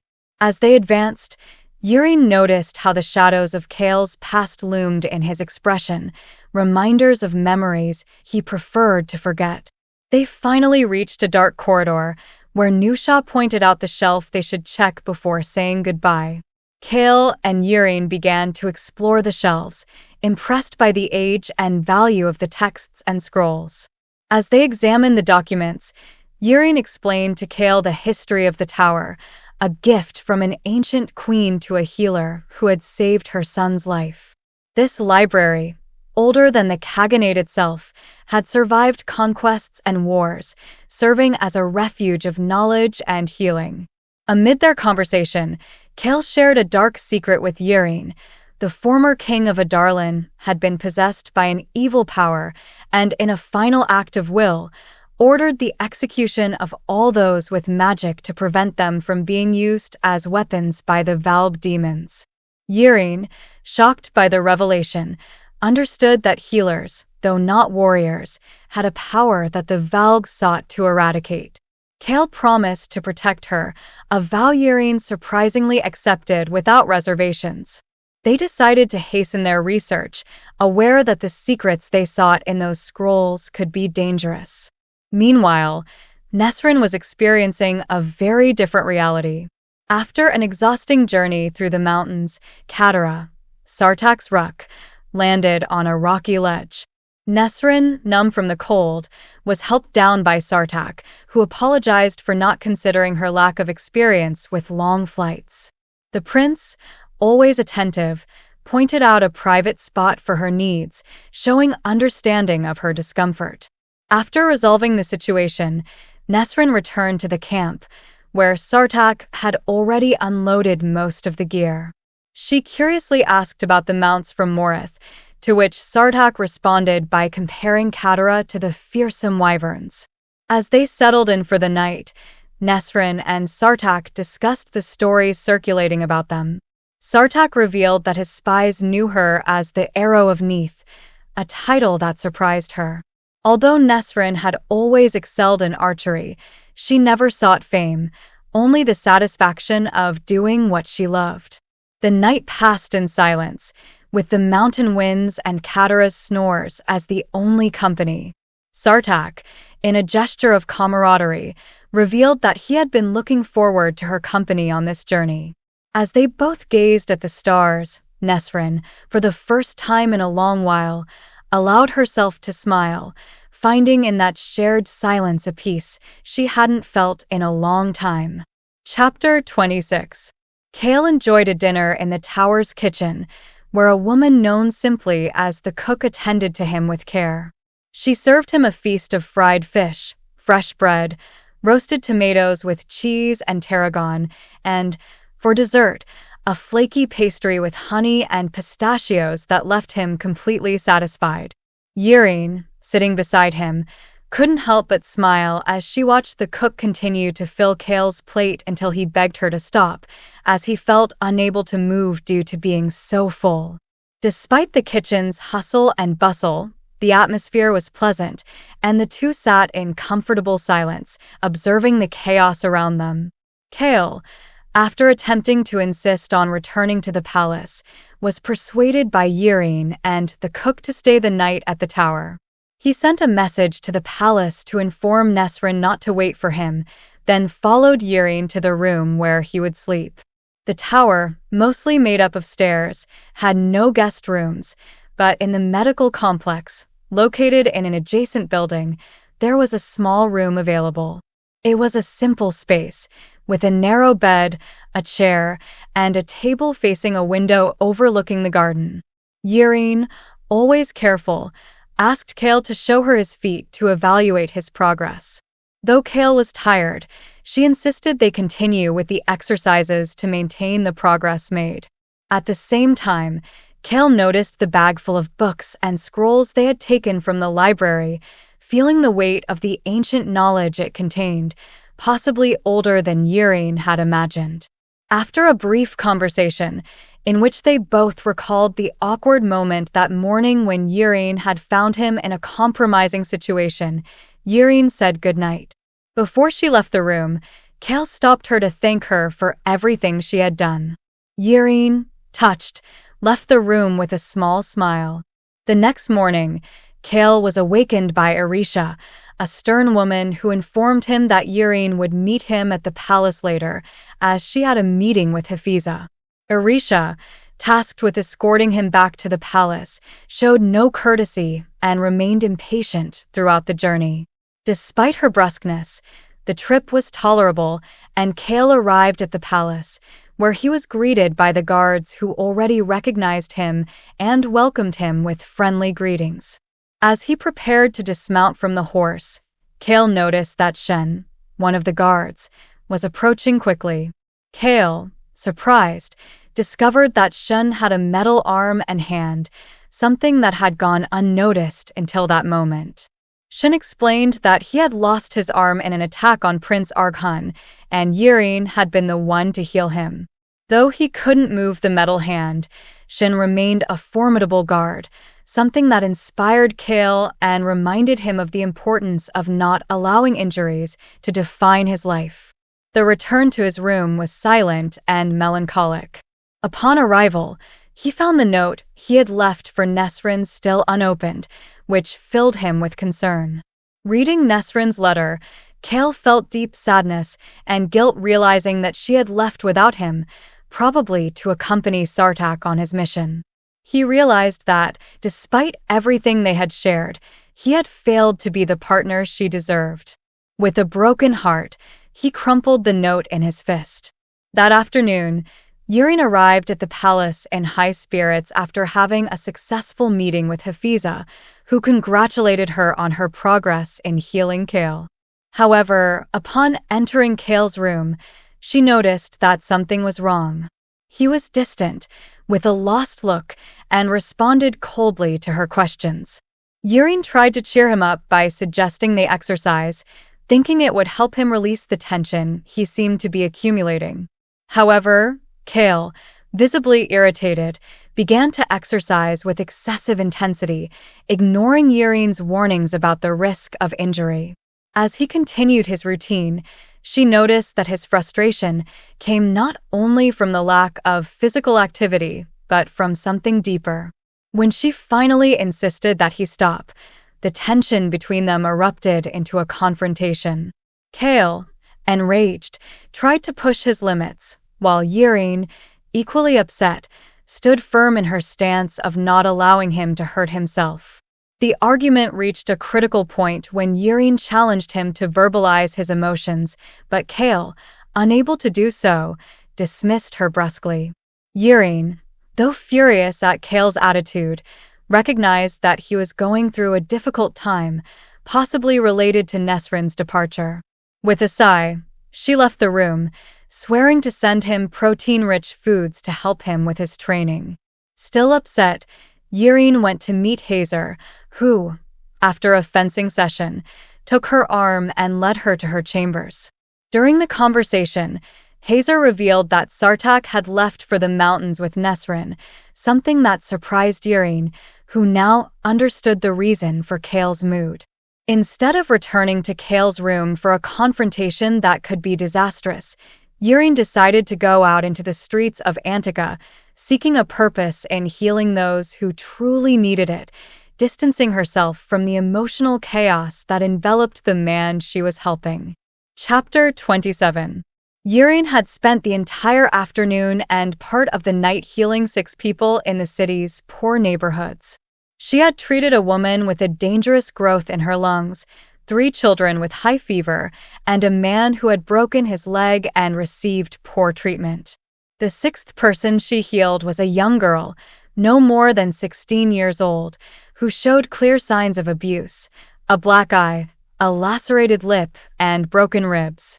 Although Yireen healed the injuries, she left the visible bruises so the girl wouldn't have problems when she returned home.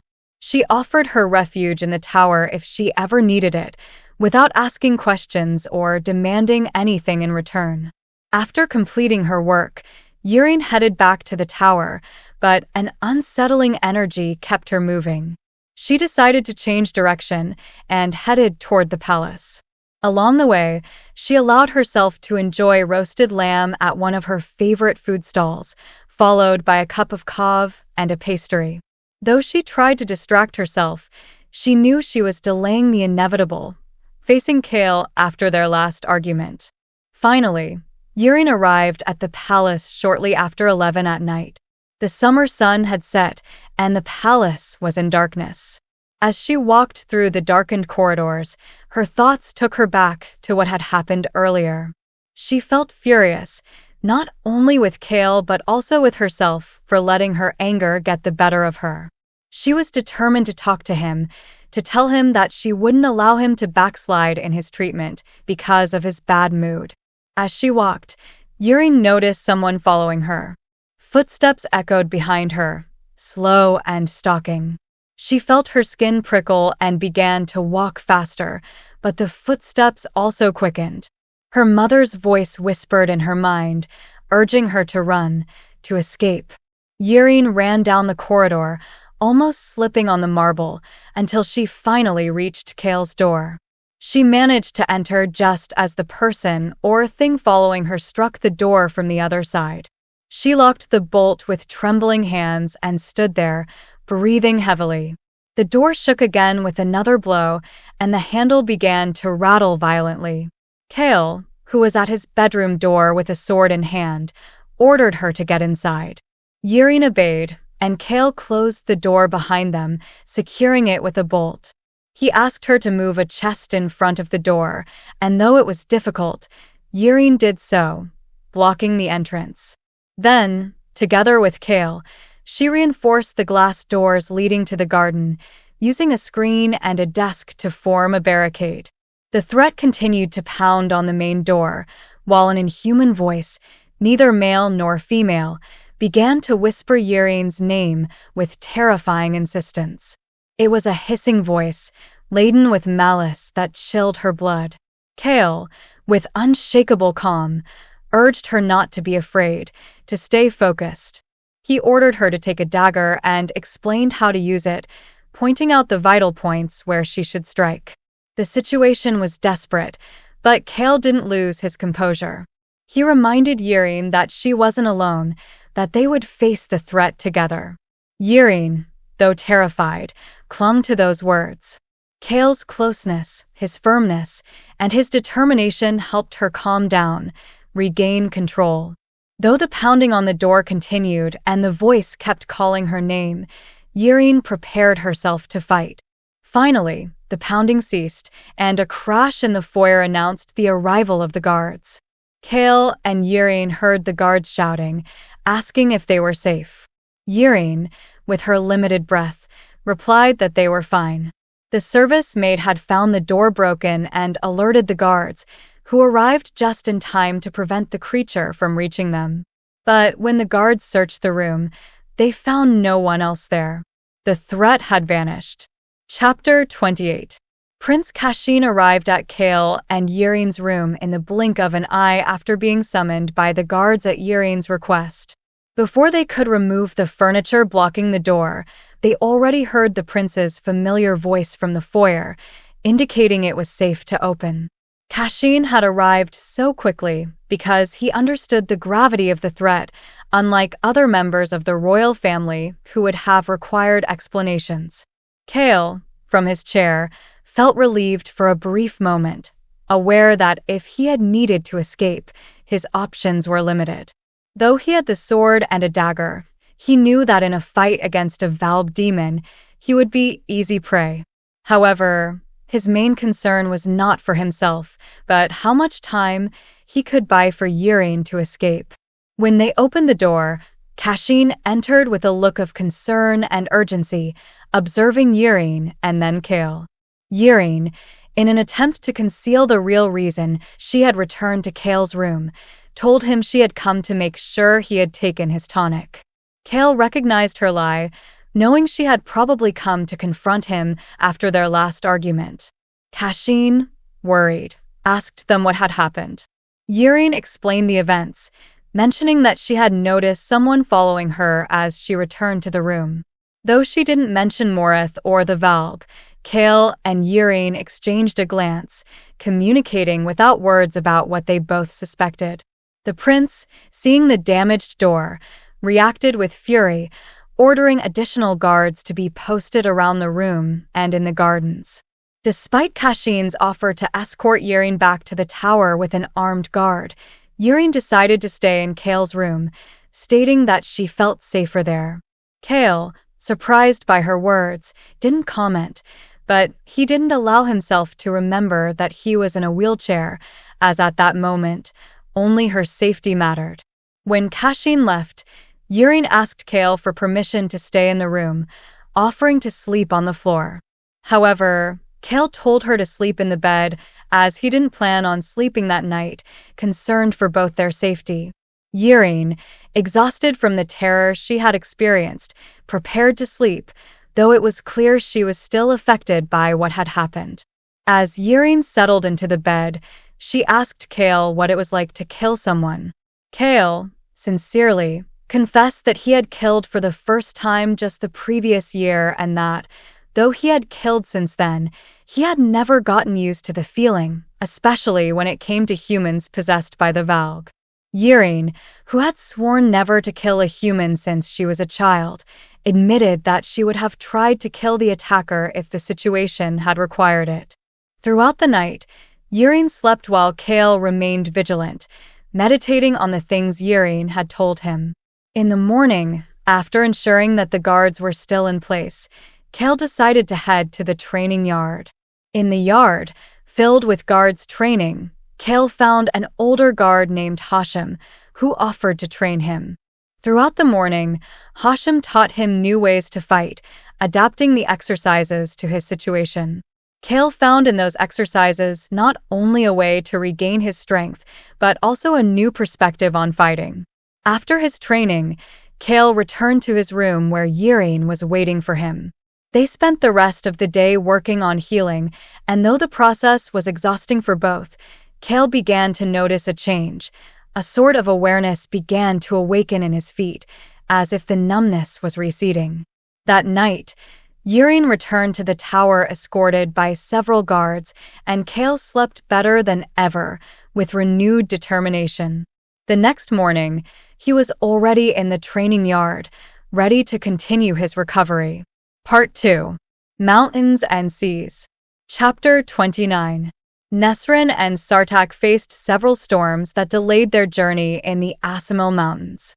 At dawn, the prince noticed the dark clouds and ordered Nesryn to secure the shelter they were in.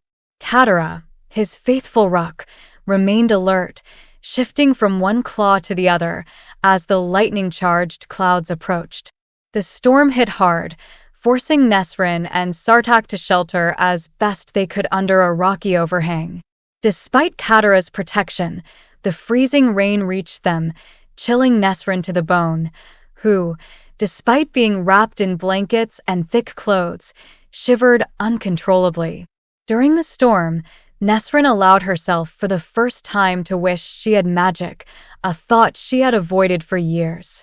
Magic, to her, had failed before, and she had decided to rely solely on steel and physical prowess. But at that moment, sitting in the rain, she wished for a spark of fire to warm herself. She thought of Aelin, who was missing, and wondered if the queen had a trump card that no one knew about yet. Finally, the storm subsided, and Katara shook off the water before taking flight again.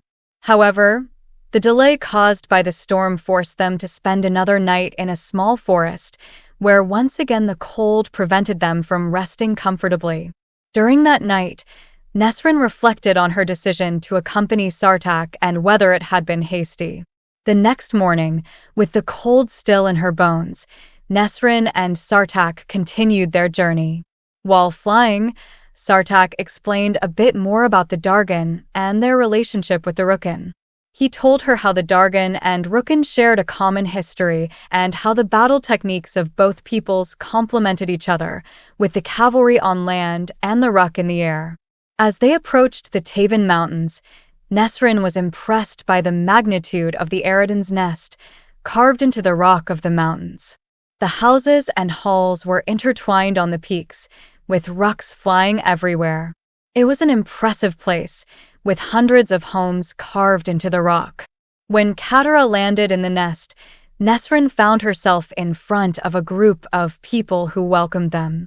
Among them was Borte, Sartaq's hearth-sister, who didn't miss the opportunity to joke with the prince.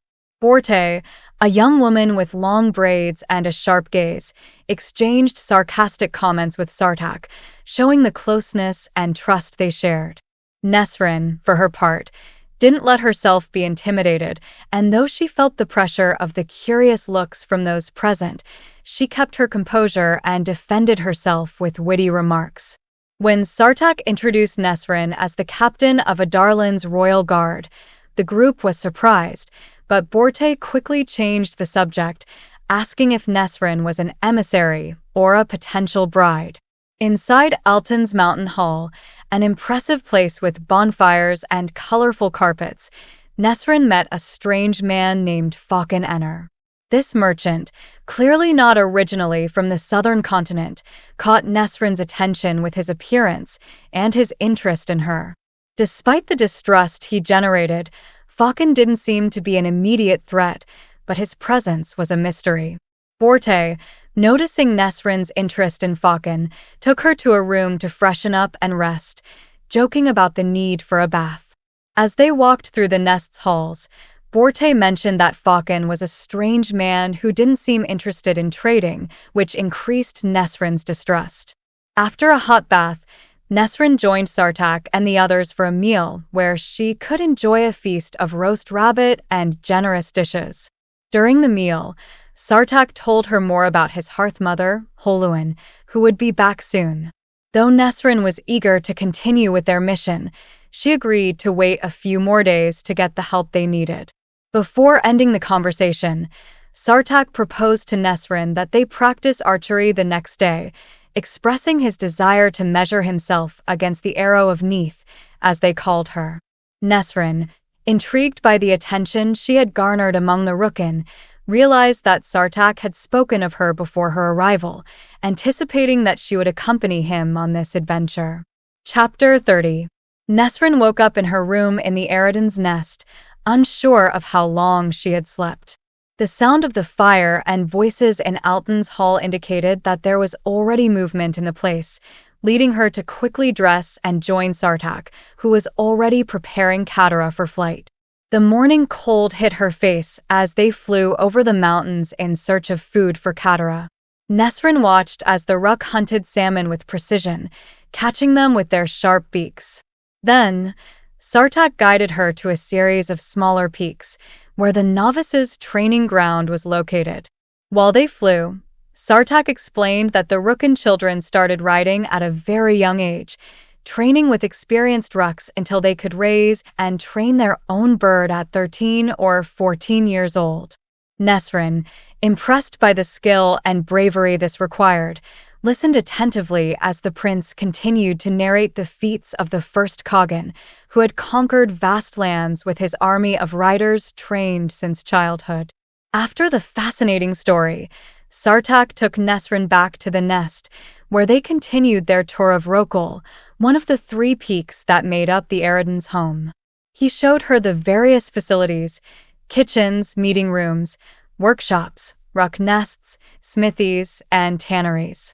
The top of Rokol, with its breathtaking view of the snowy mountains and lakes, left Nesryn breathless.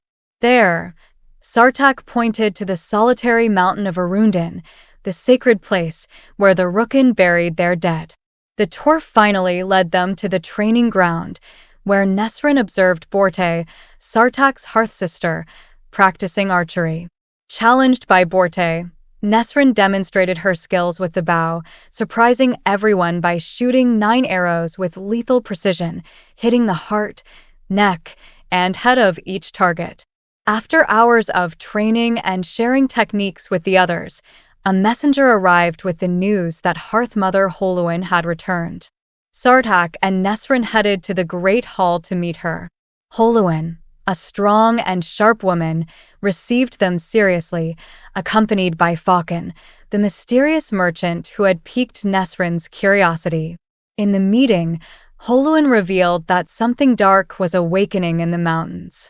There had been reports of disappearances of Rook eggs and chicks, and Holuin had gone out to find the origin of these disappearances. It wasn't just simple looters, but something much worse: the Karenki, known in Nesryn's lands as Stygian spiders. Chapter 31. Upon hearing Holuin mention the Stygian spiders, Nesryn tried to argue that these creatures were little more than myths, but Faucon, with a sad smile, disagreed.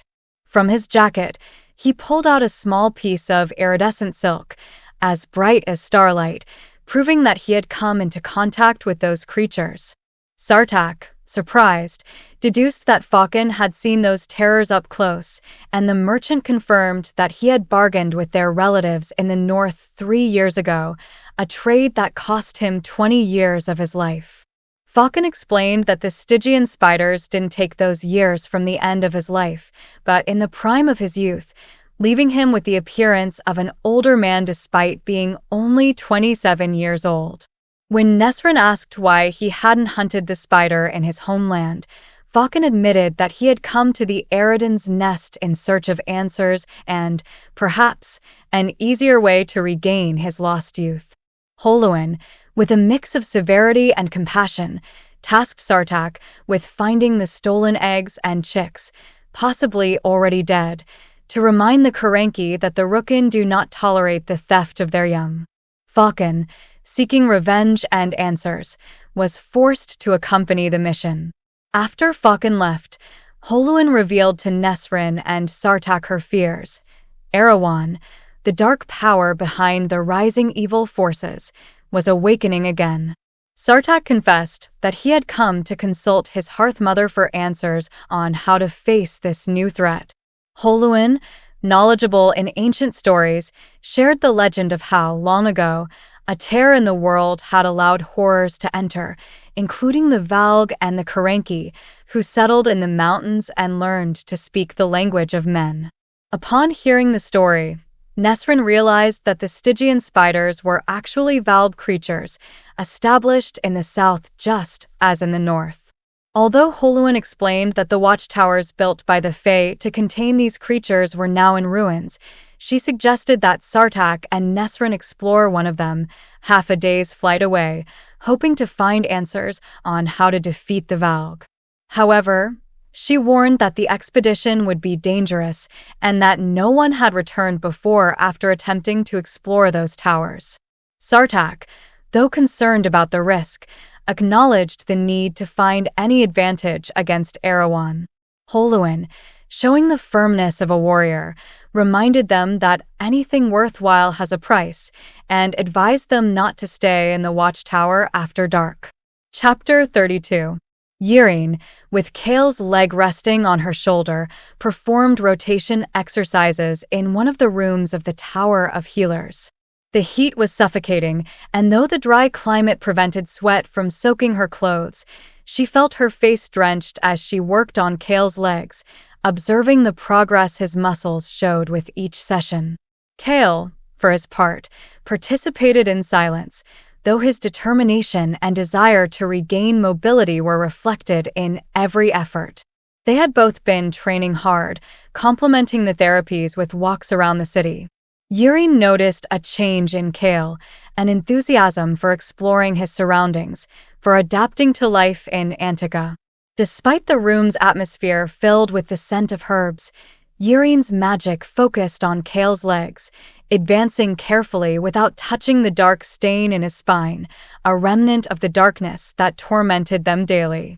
As she worked, Yrene shared with Chaol her research on ancient techniques for treating spinal injuries, mentioning legendary healers like Lynchine, who created a magical exoskeleton, and Sanvi, who used a magical splinter to restore movement. However, that knowledge had been lost over time, complicating her mission to heal him completely. Chaol, though intrigued, remained serene, trusting in the progress they were making together. The conversation shifted to the difficulties of obtaining ancient information, leading them to another visit to Nusha, the librarian. Despite their efforts, Nusha couldn't find records indicating how those ancient manuscripts had arrived at the tower. However, she mentioned a possible lead, the caves in the Ixara oasis, though this place was under royal family control, making it inaccessible. Back at the tower, Yrene and Chaol discussed the possibility of accessing the oasis.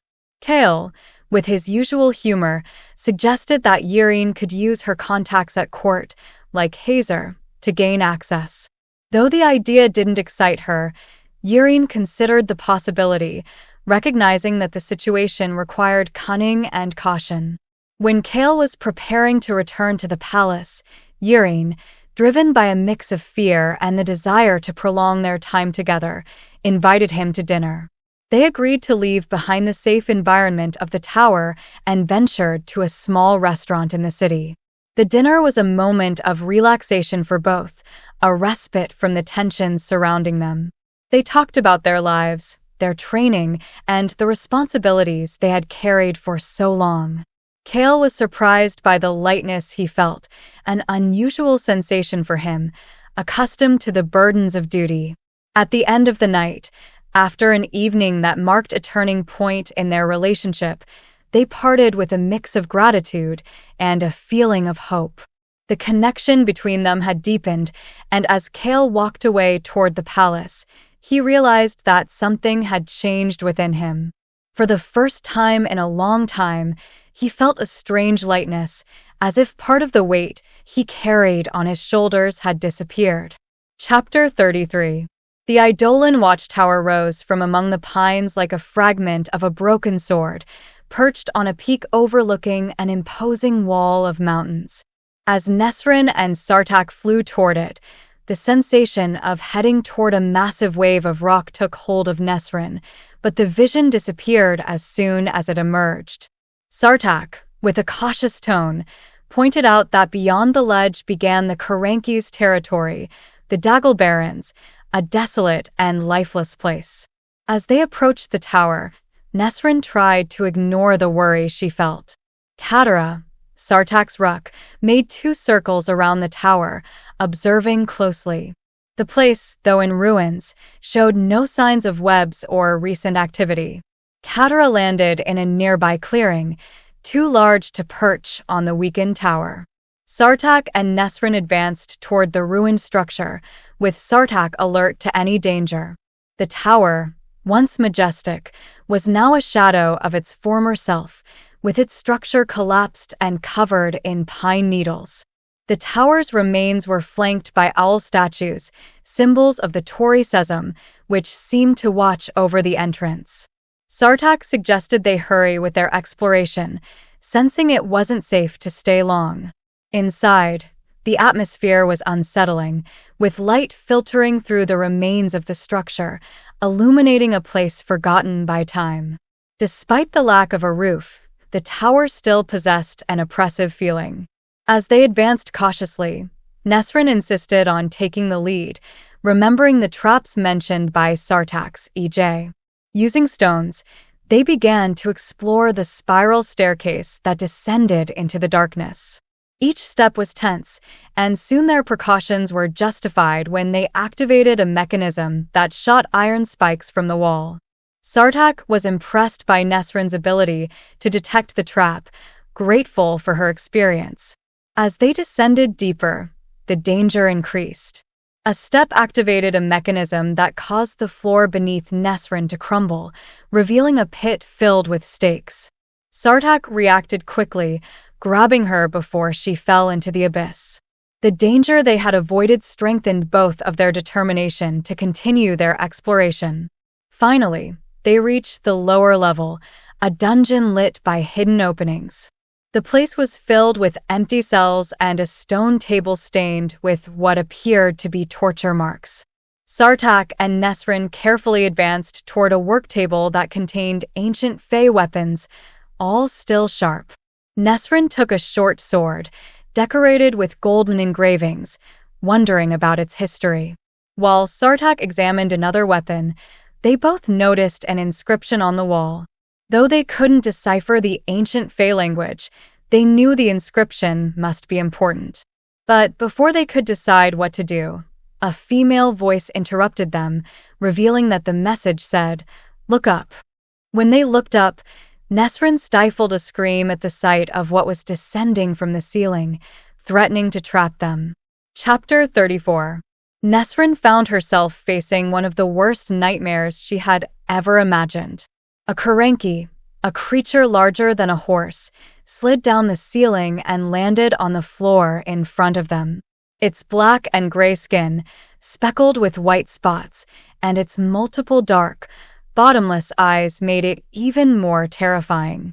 It was thin and sleek, with an air of lethality that made it resemble a black widow more than a wolf spider. The Kerenki, with a strangely beautiful voice for such a monstrous creature, mocked Nesryn and Sartaq. It explained how the Fae, in building the tower, had forgotten to think about who their true enemies would be. The spider advanced slowly, with its claws scraping the rock, while Nesryn desperately tried to find an escape. But there was no way out. They were trapped in the creature's perfect trap. With no other option, Nesryn drew her sword, but the spider mocked her attempt, assuring her that Fey weapons would be useless. Nesryn quickly changed tactics and readied her bow and an arrow, but the Kerenki moved with terrifying speed. Sartaq also drew his sword, ready to defend himself, but the situation became desperate when the spider cornered them, spraying venom from its fangs. When all seemed lost, a quick and fierce movement interrupted the Kerenki's attack. A huge gray figure burst into the scene, attacking the spider with a ferocity that made it roll across the room. It wasn't Katara, but a giant wolf, as big as a pony and completely determined to save them. Sartaq and Nesryn took advantage of the distraction and ran toward the stairs, ascending quickly, without stopping to think about the traps they might activate. When they reached the top of the stairs, they headed for the trees, but they couldn't avoid looking back at the tower. The Kerenki, wounded but still dangerous, emerged from the darkness and ascended the stairs to ambush the wolf. However, Sartaq's Ruck, Katara, swooped down from the sky, tearing the spider's abdomen with its claws. The Kerenki fell to the ground, where Katara attacked it with brutal efficiency, dismembering it until it was completely immobile. As Nesryn watched, still with trembling hands, Sartaq looked toward the injured wolf limping in their direction. They recognized the wolf when its sapphire eyes met Sartaq's. Then, the wolf's body began to change, its gray edges flickering, and Khagan, the shapeshifter, appeared before them, injured but alive. Nesryn, surprised, exhaled in amazement as she realized the truth. Chapter 35. Khagan collapsed to his knees, his bronze fingers covered in blood. As pine needles fell around him, Sartaq stopped Nesryn with an arm, warning her not to approach. But Nesryn ignored him and ran to him, kneeling to examine his condition. Khagan confessed that he had followed them, using his ability to transform into a hawk to spy on their plans. Sartaq, furious, couldn't help but express his distrust toward him, accusing him of being a spy and an assassin. Khagan, weakened by the wound, tried to explain that he wasn't an assassin but a merchant who had discovered his shape-shifting gift late in life, a gift he had never wanted. His only intention in following them was the hope of regaining the years stolen by the Karanki spiders, though he hadn't succeeded. Despite Sartaq's distrust, Nesryn insisted on helping him, demanding that Sartaq fetch bandages and healing materials. Reluctantly, the prince complied. With Nesryn and Sartaq's help, Khagan was stabilized, but he was too weak to move on his own. They decided to quickly return to the Rookin's nest. During the flight, Khagan, unconscious and wounded, swayed dangerously, making the journey difficult. Despite the challenge, they managed to arrive just before nightfall. When they landed in Alton's Mountain Hall, they were greeted by Borte, Holuin, and others, who immediately took Khagan to a healer. While Sartaq confronted Holuin in a corner of the hall, visibly angry about Khagan's deceit, Nesryn untied Katara's packages, with Borte watching her closely. Borte, always curious, began asking probing questions, noticing the black blood on Katara's claws and the new Fey sword at Nesryn's belt. Under Borte's persistent questioning, Nesryn decided to tell her what had happened, on the condition that she wouldn't get involved or reveal anything to anyone. Borte kept her promise to keep the secret, but didn't hesitate to scold Sartaq for not including her in the mission. Sartaq, exhausted, had no patience for arguments, but before Nesryn could retire to rest, he stopped her, wishing to speak privately. Inside Nesryn's room, Sartaq confronted her with a new concern. Holuin had remembered stories about word keys, objects of immense power that Erewhon might be using to bolster his army. Sartaq, desperate for answers, asked if she knew anything about their whereabouts.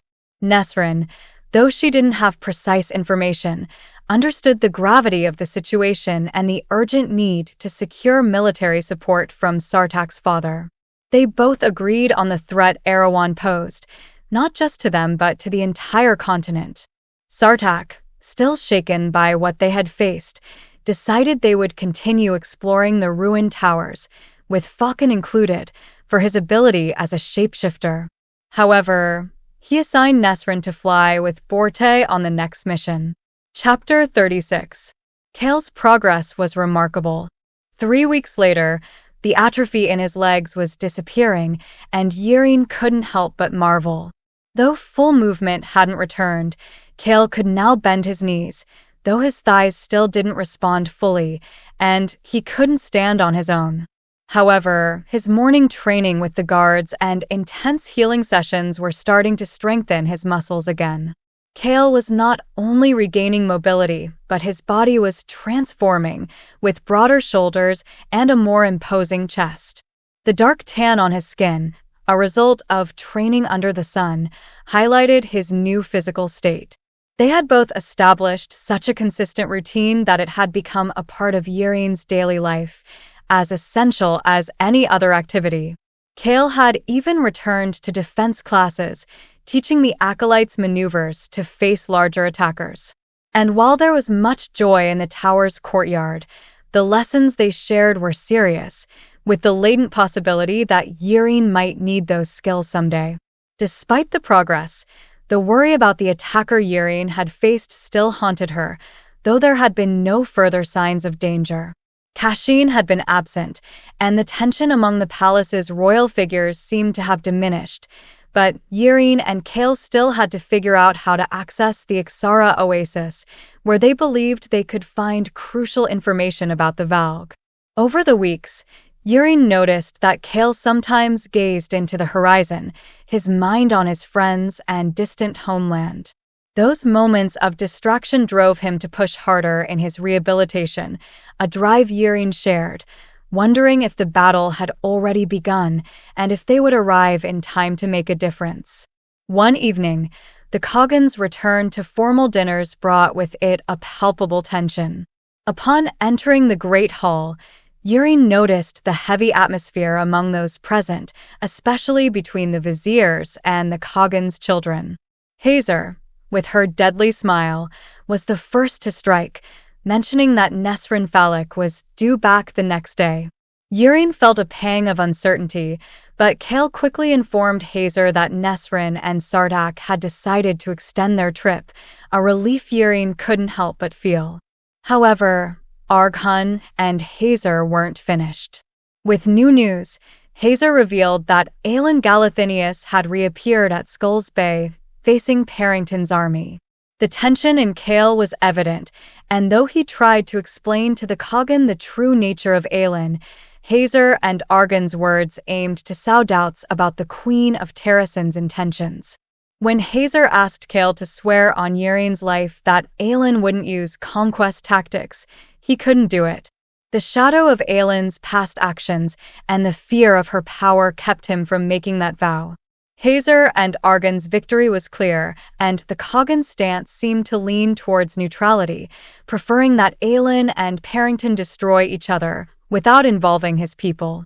Later that night, while Chaol reflected on what had happened, Kashin appeared at his window. After confirming there were no signs of Valg presence in Antigua, Kashin confessed to Chaol that the decision to join the war would not be taken lightly. He revealed that the foreign trade vizier had reported a large order of firelances, weapons that could be decisive in the conflict, placed by Captain Rolfe. Aware of the gravity of the situation, Kashin expressed his desire to participate in the war if his father ordered it. The conversation ended with a crucial question: when would the Khagan next meet with the foreign trade vizier? Chapter 37. Time was running out for Nesryn and Sartaq. It took Faucon 10 days to recover from his injuries, leaving little time to visit the other southern towers. Despite Nesryn's attempts to convince the prince to go without the shapeshifter, Sartaq refused, preferring not to take risks, especially now that Borte was determined to accompany them. During those waiting days, Sartaq took the opportunity to show Nesryn other nests to the north and west, where they met with the Hearth Mothers and their captains. Some communities welcomed them warmly, organizing banquets and celebrations, while others, like the Barald, were cold and distant, not offering the traditional fermented goat milk that had nearly choked Nesryn the first time she tasted it. The warm reception in some places surprised Nesryn, especially when the Rukn asked her to demonstrate her skill with the bow and arrow. Despite the smiles and admiration she generated, Nesryn also learned from them, flying with Sartaq among the mountains, perfecting her aim in the air, and experiencing a freedom she had never felt before. Sartaq allowed her to fly alone on Katara once, and although the experience was exhilarating, Nesryn couldn't understand how they allowed young children to fly on such powerful birds.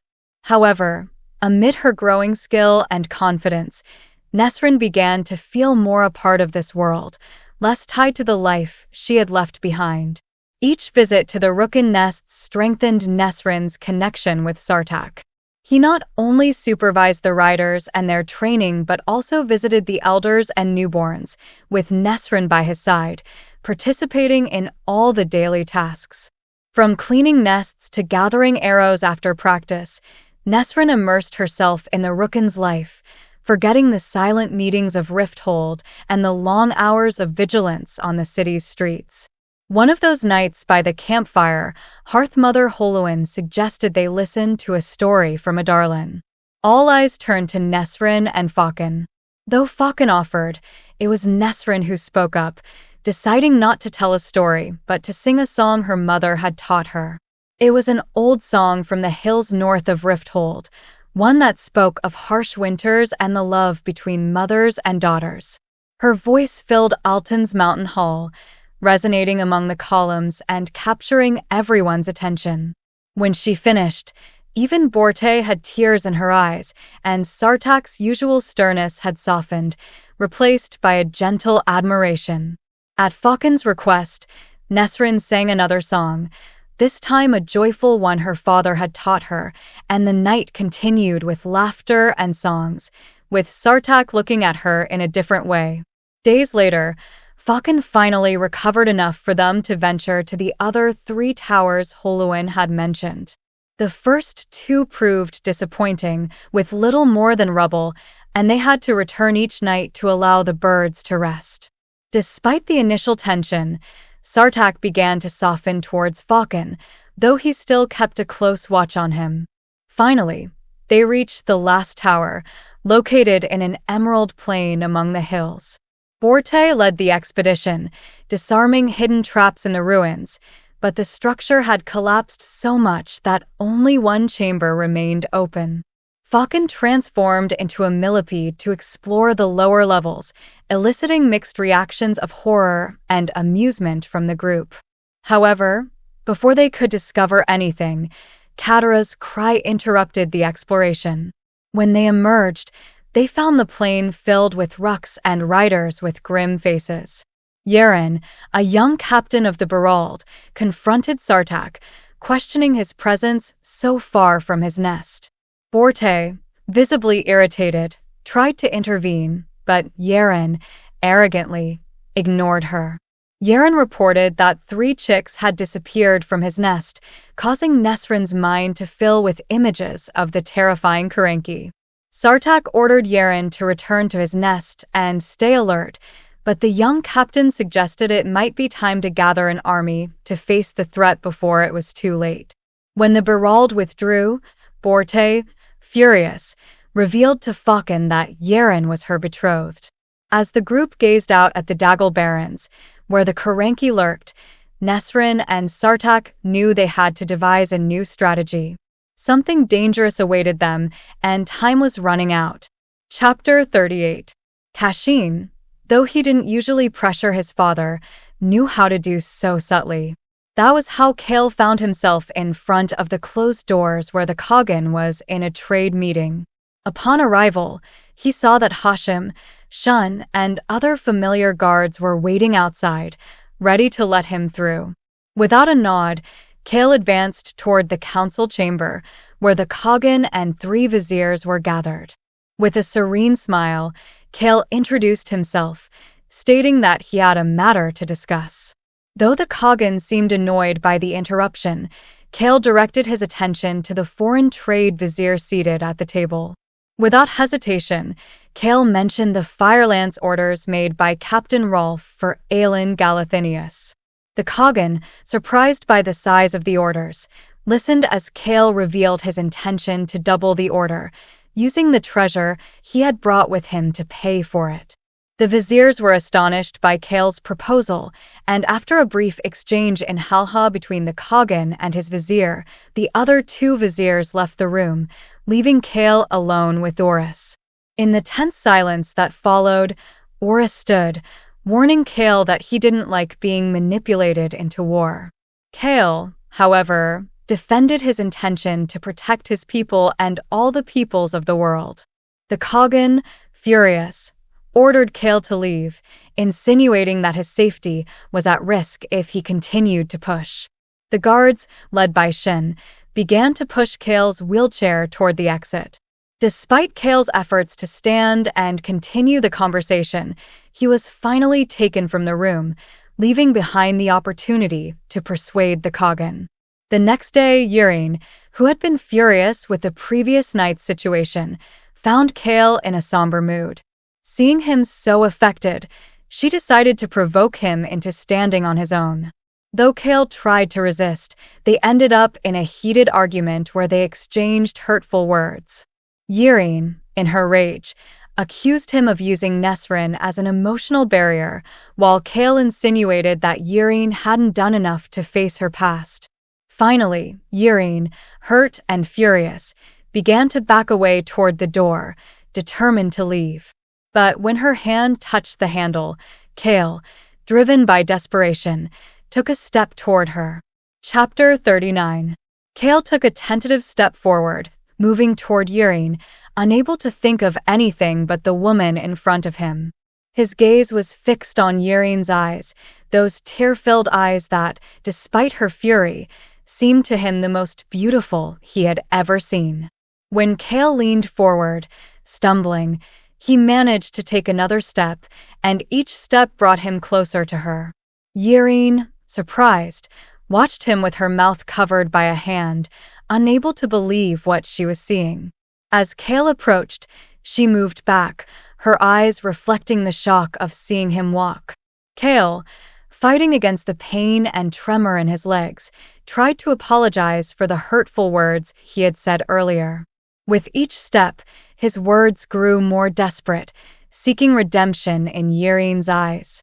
Yurine, however, stood firm, retreating with each advance of Chaol until he realized she was pushing him to walk. This revelation stunned him, but it didn't stop his advance. He continued following Yurine around the room, each step more sure, each step closer to her, until he finally cornered her against the wall. With one hand resting on the wall for balance, Chaol, trembling from the effort, allowed himself a brief moment to wipe away Yurine's tears.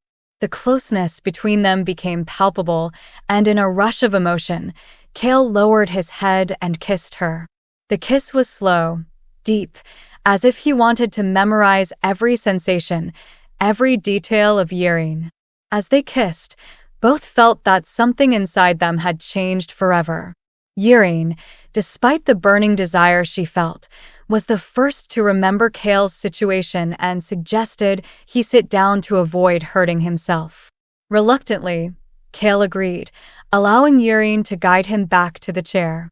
Even so, the tension between them didn't disappear. Chaol, with a smile that was anything but professional, continued to provoke Yurine, who tried to maintain composure and remember her duty as a healer. However, when Yurine sat on his lap, the passion between them reignited, only to be interrupted by the unexpected entrance of Kaja, the maid. After Kaja left, leaving them alone again, Chaol began to move his legs with more confidence. "We don't look back," he said with renewed determination, referring both to his physical recovery and their relationship. Yurine, unable to resist, came closer to help him with his therapy, smiling as he lay back, and she began to work on his back. They had moved forward together, and there was no turning back. Chapter 40. Walking a few steps didn't mean Chaol had regained all his abilities, which became clear in the following days. Yurine was still fighting against the darkness that persisted in the lower part of his spine, an obstacle that prevented him from moving with full freedom. Although he could now stand and walk with the help of a wooden cane, courtesy of Yurine, activities like running or jumping were still beyond his reach. However, the simple act of being able to walk was already a miracle. Chaol carried the cane and chair to his morning training with Hashim and the guards. Yurine accompanied him at first, instructing Hashim on which muscles to focus on to stabilize him better. During one of these sessions, Hashim confessed to Chaol that Yurine had done the same for Shin, another guard who had suffered an injury. The first day Chaol took up a sword to face Hashim, Yurine watched from a distance. With the cane in one hand and the sword in the other, Chaol did his best. His balance was precarious, and his legs didn't respond as they once had, but still, he managed to land a few blows. And the cane, far from being just a support, proved to be an effective weapon if the situation required it. When practice ended, Chaol, trembling and sweating, approached Yrene. He noticed, with satisfaction, that the flush on her face wasn't just from the heat. As they walked back together, Yrene led him behind some curtains and kissed him passionately. Leaning against a shelf, Chaol let his hands roam Yrene's body, tangling in her hair as she kissed, and licked the sweat from his neck. Chaol's groan was so loud that it attracted the attention of a servant, who abruptly pulled back the curtains. Yrene, uncomfortable, straightened up immediately and asked the servant to keep quiet about what had happened. Since then, Yrene had kept some distance, something that was driving Chaol crazy, but that he understood.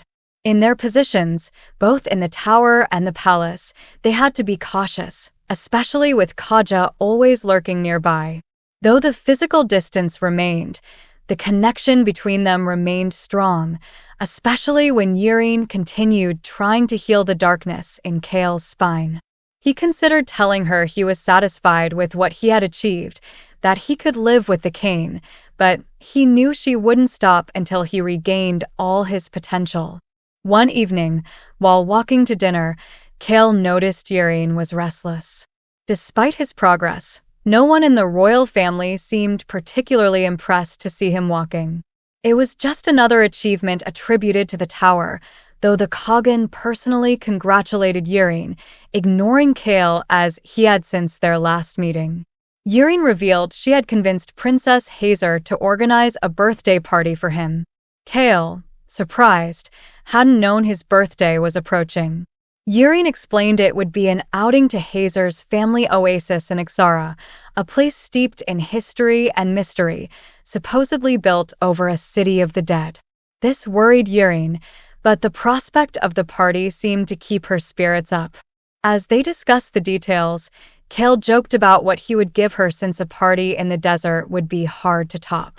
Yrene, blushing, assured him she already had everything she needed. With a mix of desire and caution, they both knew their relationship had to remain discreet, but the bond between them continued to strengthen with each day they spent together. Chapter 41. Organizing the expedition took more than a week. Sartaq and Holuan searched through old maps of the Daggle Barrens, but most were of little use, with only vague knowledge of the terrain the riders dared to fly over. The Karenki territory had grown, becoming a dangerous area they now had to penetrate. Convincing Borte to stay behind was the hardest part. Finally, with unyielding firmness, Holuan got her granddaughter to agree. The reason was simple. As heir, Borte had the responsibility to protect her people. Giving in to the dangerous mission would dishonor her mother's memory. Though Borte tried to get Sartaq, as a possible heir to the khagan, to stay as well, Sartaq flatly refused. If inheriting the throne meant sitting back while others fought, then his siblings could keep the crown. In the end, only Sartaq, Nesryn, and Faliq, the latter in his mouse form, set out for the Daggle Barrens. The decision not to bring a legion was controversial, with Borte advocating for an army. However, Sartaq and Holuan opted for a small group, fearing that a large contingent would be detected before reaching their goal. If they didn't return in 4 days, then the army would follow. Hours after flying, the tall walls of the barrens grew closer with every flap of Katara's wings. The atmosphere grew tenser as they approached the dark heart of the Karenki territory. Nesryn felt her breakfast churn in her stomach as the tension mounted. Faliq, in his tiny form, slept in her pocket, conserving strength for what lay ahead. During the flight, Nesryn asked Sartaq if he was really willing to reject the throne if it meant not being able to fight.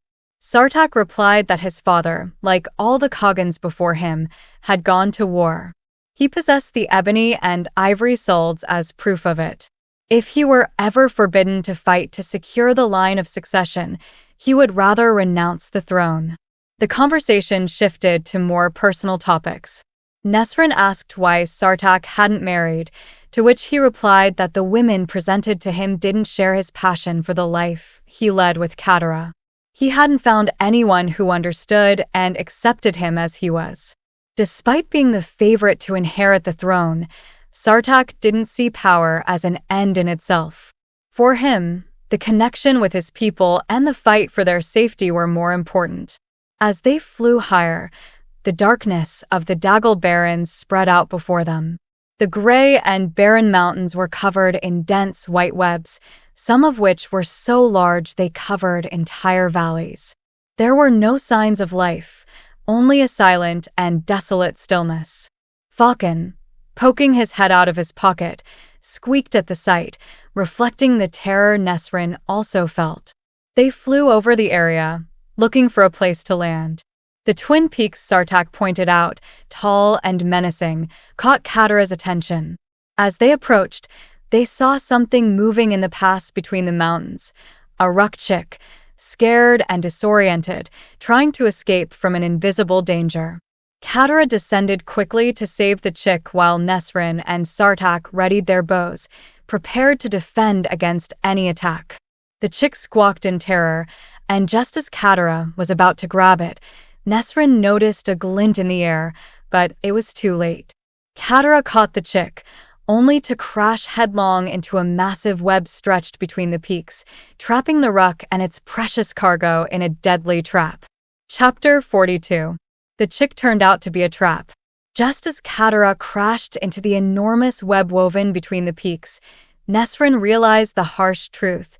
That web wasn't designed to catch the wind but rucks. In the midst of the chaos, Sartaq threw himself toward her, keeping her safe in the saddle as Katara fought desperately to free herself. The impact was brutal. Sartaq shielded Nesryn with his body, protecting her from the worst of the blow as the ruck slammed against the rocks.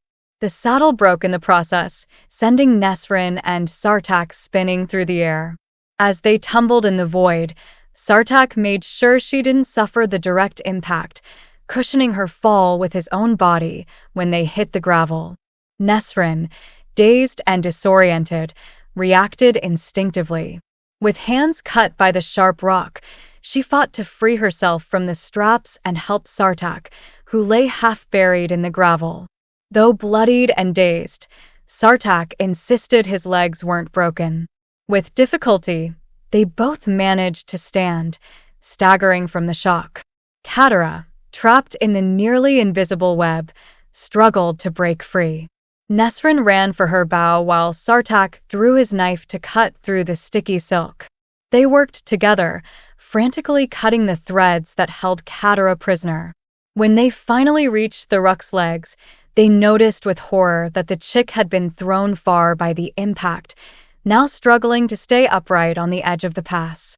Without warning, a black, shiny leg emerged from the rocks and pierced the chick through the back.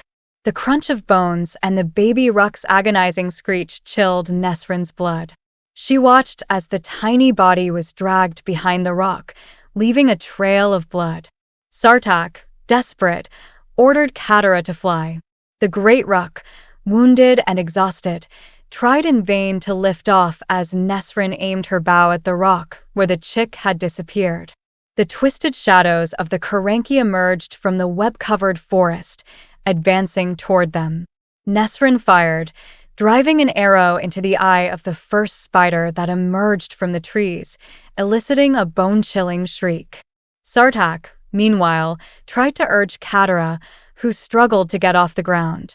The ruck, with superhuman effort, managed to rise as Nesryn fired at the second spider.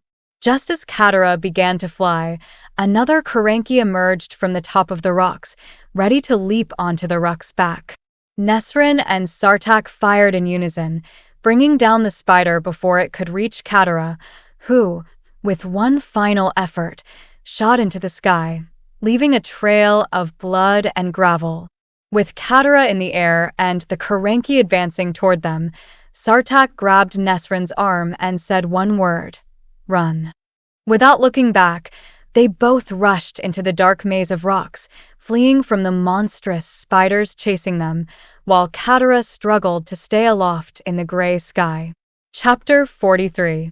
Chaol was given a black mare named Farasha, though the name, which meant butterfly, didn't reflect her temperament at all. Farasha was a difficult horse, nervous, and with a fierce energy that challenged Chaol's patience even before they began the journey to the desert. He knew the royal family had given him this horse to test him, to see if he could handle such an untamed creature. But Chaol was determined not to give up and prove his worth. Yurine accompanied him, riding a much calmer chestnut mare. She was dressed in white and gold tunics designed to withstand the desert heat and looked as beautiful as the dawn, with gold threads woven into her dark hair. Princess Hazer gave them a brief lesson on the Muniki horses, a breed descended from the Asterian and adapted to the desert climate. She explained that these horses were nearly as fast as the Asterian and had been bred to survive the harsh desert conditions. As they advanced through the streets of Antica to the east, the procession split. Hazer and other nobles took off at a gallop, while Chaol and Yurine stayed behind with a smaller group. Sweating under the scorching sun, Chaol struggled to keep control of Farasha, who pulled at the reins and showed disdain for the passers-by they encountered along the way. Leaving the city, the landscape transformed into arid, rocky hills that announced the proximity of the desert. Yurine's mare reached the top of a hill first, and when Chaol caught up, he was breathless at the sight of the vast desert spread out before them. It was a sea of golden sands, endless and vibrant, shaped by the relentless hand of some ancient god. The wild and pure beauty of the place deeply impressed him. Chaol dismounted carefully, using his cane to steady himself. Farasha, noticing his firmness, calmed down enough to be led to an ancient watering hole where the horses could drink before continuing to the oasis. While they drank, Yurine assessed Chaol's physical condition, who, despite the effort, felt solid and determined. Resuming the journey, Chaol prepared to mount Farasha again, aware of the difficulties this entailed without a step to support him. Though it took effort, he finally managed to get on the horse, with Yurine watching him with a mix of concern and admiration. The group continued across the dunes, the landscape flattening out, and in the distance, they could see the oasis, their destination. Despite the heat and fatigue, Yurine smiled, enjoying the fresh air and Chaol's company. Then Chaol challenged Yurine to a race to the oasis. Though initially reluctant, she accepted with a spark of excitement in her eyes. Chaol, motivated by the challenge, promised that the prize would be a kiss, wherever and whenever he wanted. With a smile, Chaol let Farasha go, who shot off like a bolt across the sand. To his surprise, Yurine wasn't far behind. Her chestnut mare galloped with impressive speed, and Yurine, with her hair flying behind her like a golden banner, quickly caught up to him. Yurine's laughter, pure and full of joy, echoed in the desert, infecting Chaol with a sense of freedom and bliss. As they raced together through the desert, Chaol felt alive in a way he hadn't experienced in a long time. For the first time in a long time, he felt truly awake, grateful for the moment and for the woman who had made that sense of renewal possible. Chapter 44. Yurine was drenched in sweat after the long journey, but the oasis offered them a respite with its shade and cool water. The horses were taken to a shaded area where they would be watered and brushed. However, the place showed no signs of the cave Nusha had mentioned nor of the city of the dead Hazer claimed was hidden in the jungle. While the royal family enjoyed the cool water of the pond, Yurine headed to her tent, where Chaol awaited her with a more pronounced limp than in the morning. Chaol, visibly exhausted, tried to hide his discomfort, but Yurine insisted on checking him before he could wash up. Inside the tent, Yurine performed stretches and a massage to relieve the pain in his back and legs, though her hands, though chaste, couldn't hide the attraction they felt for each other.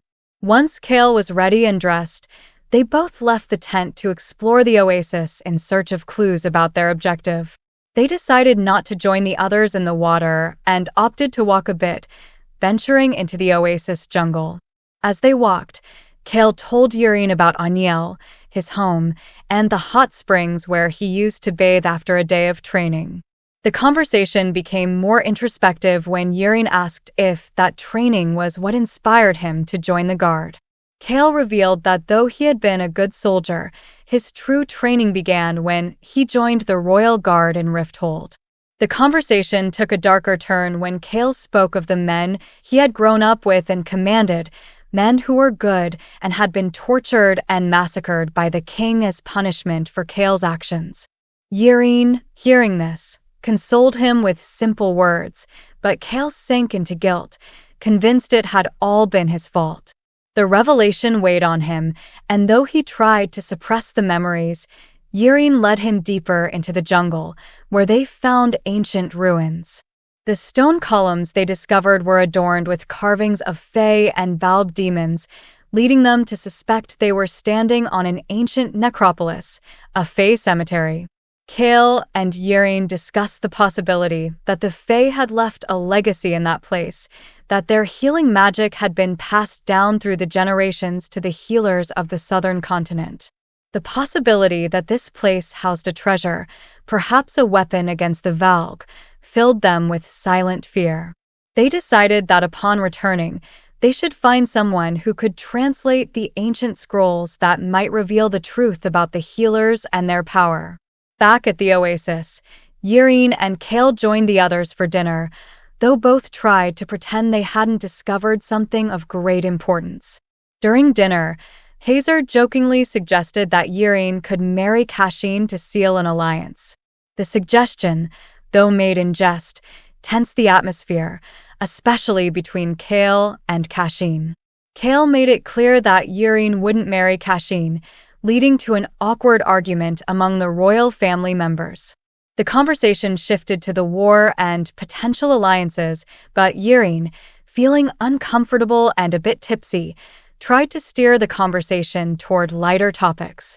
Finally, after an exchange of words, Yurine, driven by wine and frustration, pushed Hazer into the pond, surprising everyone present and letting the day's tensions dissolve into laughter and splashing. Chapter 45. Yurine knew she was in danger from the moment Hazer fell into the water, and the tension that followed was palpable. Chaol reacted instantly, drawing his sword, ready to defend her. The pond wasn't deep, so Princess Hazer quickly emerged, drenched and furious, with her hair hanging limply over her face. For a few endless seconds, Hazer pointed an accusing finger at Yurine, and silence spread, while Yurine braced for the worst. But instead of giving the order to kill her, Hazer was interrupted by the bubbling laughter of Renia, soon followed by Kashin. What had begun as a potentially deadly situation turned into a ridiculous scene thanks to the contagious laughter. Finally, Hazer stepped out of the water with wounded dignity, muttering a caustic comment about Yurine's newfound courage before retreating, leaving a trail of water behind her. Yurine and Chaol exchanged relieved looks, aware of how close they had come to death. Renia suggested they retire before Hazer changed her mind, and they quickly headed to their tent, hearts still racing. Inside the tent, the atmosphere was still charged with the adrenaline of the confrontation. Chaol, though deeply concerned, couldn't help but smile at the memory of Hazer flying into the pond. Yurine, still scared by what she had done, tried to justify her behavior, but Chaol, instead of scolding her, took it with humor. Despite the gravity of the situation, they both found space to laugh and share that moment of triumph over the dangerous princess. The conversation turned more personal when Yurine, curious, asked Chaol about his relationship with Aelin Galathinius. Chaol spoke honestly about the past, about how he had loved Aelin and how, despite everything, his love for her had evolved and changed. He also revealed that though the story with Nesryn had been important, he didn't feel love for her at that moment. When Chaol offered Yrene a small gift, a silver locket engraved with her initials and with the image of mountains and seas, she was moved. The gift symbolized her journey and the hardships she had overcome, a reminder of her strength. Seeing the locket, Yrene felt a deep connection with Chaol, and with tears in her eyes, she kissed him, grateful not only for the gift but for what it represented. Chaol, feeling the same heartbeat in his chest, dropped the cane and held her, initiating a kiss that soon turned into something more. They both gave in to the moment, forgetting the day's tensions and focusing only on what they felt for each other. Chaol gently laid her down on the bed, and though his back protested, he ignored the pain, completely absorbed in Yrene and the desire they shared. When they finally came together, the intensity of the moment left them breathless. In that bed, in the heart of a foreign land, Chaol found in Yrene a home he had never had before. And as they moved together, whispering promises in each other's ears, they knew that no matter what the future held, they would have each other, a connection as deep as the mountains and seas they had crossed to find each other. Chapter 46. Yrene felt transformed, reborn after the night she had spent with Chaol. Lying on his chest, listening to the steady beat of his heart, she realized there were no words to describe what they had shared. It wasn't just about the physical connection, though that had been intense and repeated several times, but something deeper, a sense of belonging, of home. She had never experienced anything like it before, not even in the one time she had had an intimate experience, which had been quick and unimportant. But with Chaol, everything was different. He had made sure she found pleasure before seeking his own, and beyond that, he had made her feel loved and valued. As her fingers gently traced the muscles of Chaol's abdomen, Yrene couldn't help but marvel at the security and bliss she felt in his company. She was aware of the danger of opening her heart this way, but seeing the locket he had given her, engraved with her initials and the details of mountains and waves, she couldn't help but feel a deep gratitude. That small gesture showed how much he thought of her, how much he cared. Lost in her thoughts, Yrene murmured something against Chaol's skin, awakening his curiosity. When he asked what she meant, Yrene told him about the stranger who had helped her escape Inish. She was a strong and brave woman who had arrived at the inn where Yrene worked and who, on a dangerous night, had defended her from mercenaries who tried to attack her. That stranger not only saved her but also taught her to defend herself and gave her the courage to move forward with her life. Yrene explained to Chaol how that mysterious woman had encouraged her to cross the narrow sea and how she had left her a bag of gold and a brooch with a ruby to fund her journey and education at the Healer's Tower. Though she never knew the woman's name, Yrene kept a note she had left her, a note she guarded closely in her pocket.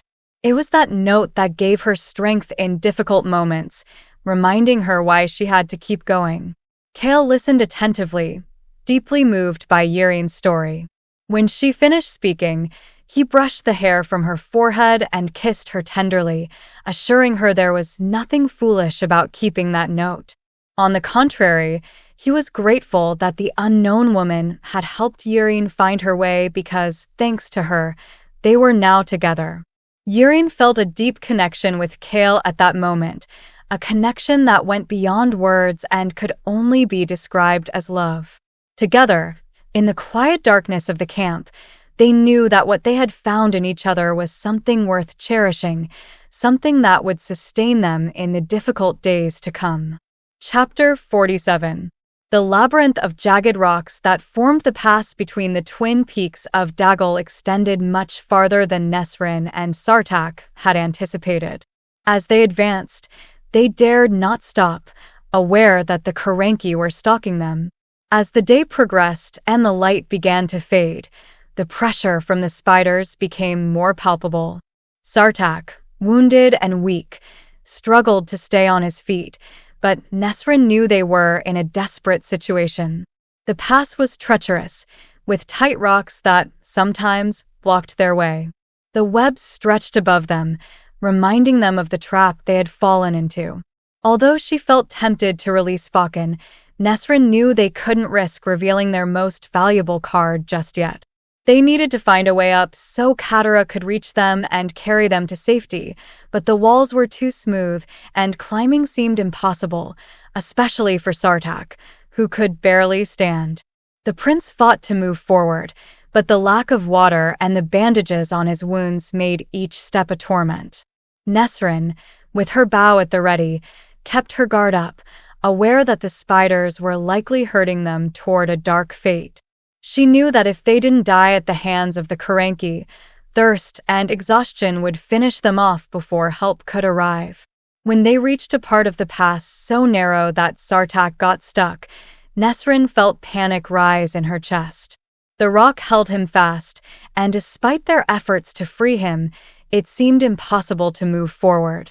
It was then that they heard the sound they feared most, the click, click, click of the Karanki claws approaching. Time was running out, and though Sartaq begged her to flee, Nesryn couldn't leave him behind. Desperate, she pulled with all her might, but the rock kept him trapped. The Karanki, with their whispering, mocking voices, drew closer, savoring the despair of their prey. Sartaq, however, remained calm. With a serenity that broke Nesryn's heart, he confessed that he had loved her since before they met, from the stories he had heard about her. Nesryn sobbed, knowing she was about to lose him, but before she could act, the Karanki tore him from her side, dragging him into their lair. Sartaq disappeared into the darkness, leaving Nesryn alone in the labyrinth. Heartbroken, Nesryn continued to stumble through the rocky passage. Sartaq's blood still stained her hands, and his face replayed in her mind over and over. Finally, reaching a wider area, she stopped. The Karanki were near, but Nesryn wasn't ready to give up. There was still a glimmer of hope, a remote chance to save Sartaq. She brought Faucon out of his hiding place and, with a trembling voice, whispered a plan. The shapeshifter, still in his tiny form, listened carefully as Nesryn explained what they had to do. It was a risky gamble, but it was all they had left. The Karanki, elated by the proximity of their prey, didn't bother to hide their presence. They surrounded Nesryn, who knelt, gasping and covered in blood. The spiders spoke among themselves, reveling in the sight of their future victim. Nesryn, trembling and seemingly defeated, begged for her life, but the Karanki only laughed, delighting in her desperation. Suddenly, one of the spiders lunged at her, crushing her against the gravel. Nesryn screamed in pain as the claws dug into her back, and the web began to wrap around her. But what the Karanki didn't know was that Nesryn wasn't alone. Faucon was ready, and the real fight was just beginning. Chapter 48. Nesryn woke abruptly to a sharp pain caused by a bite. Panic overwhelmed her at first, but she soon realized it was Faucon, who, in his animal form, was nibbling at the silk that trapped her. The cave where they were barely had any light, with only the moon's dim glow illuminating the oppressive space, marked by smooth rocks and ancient carvings on the walls. Her first instinct was to look for Sartaq, whom she saw lying nearby, wrapped in silk and covered in blood. Although his chest rose and fell weakly, indicating he was still alive, Nesryn had to stifle a sob at the sight of him in such a state. Faucon worked urgently, tearing at the silk strands one by one, while Nesryn scanned the dark passage for any sign of danger. That's when she heard a noise, a click that alerted her. Heart pounding, she ordered Faucon to stop. A shadow moved, and a Karanki, an impressively large spider with a blackness that seemed to absorb light, emerged from the darkness.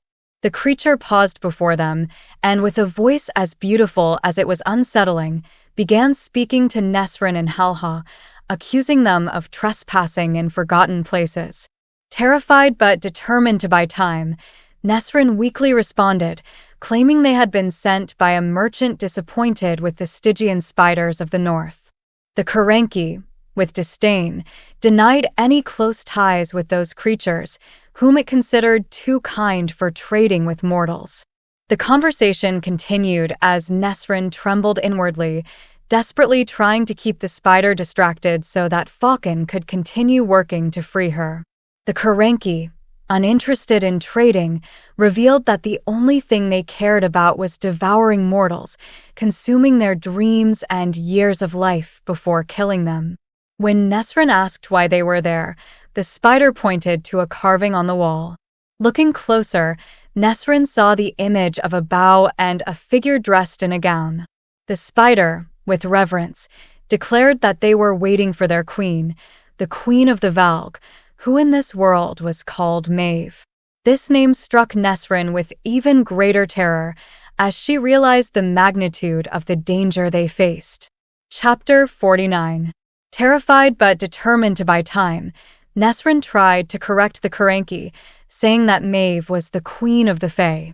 The spider's response was a deep laugh, revealing that everything they knew about Maeve was a carefully constructed lie. As her mind raced, Nesryn attempted to keep the conversation going, praising Maeve's power and almost pleading for the spider to tell her its story.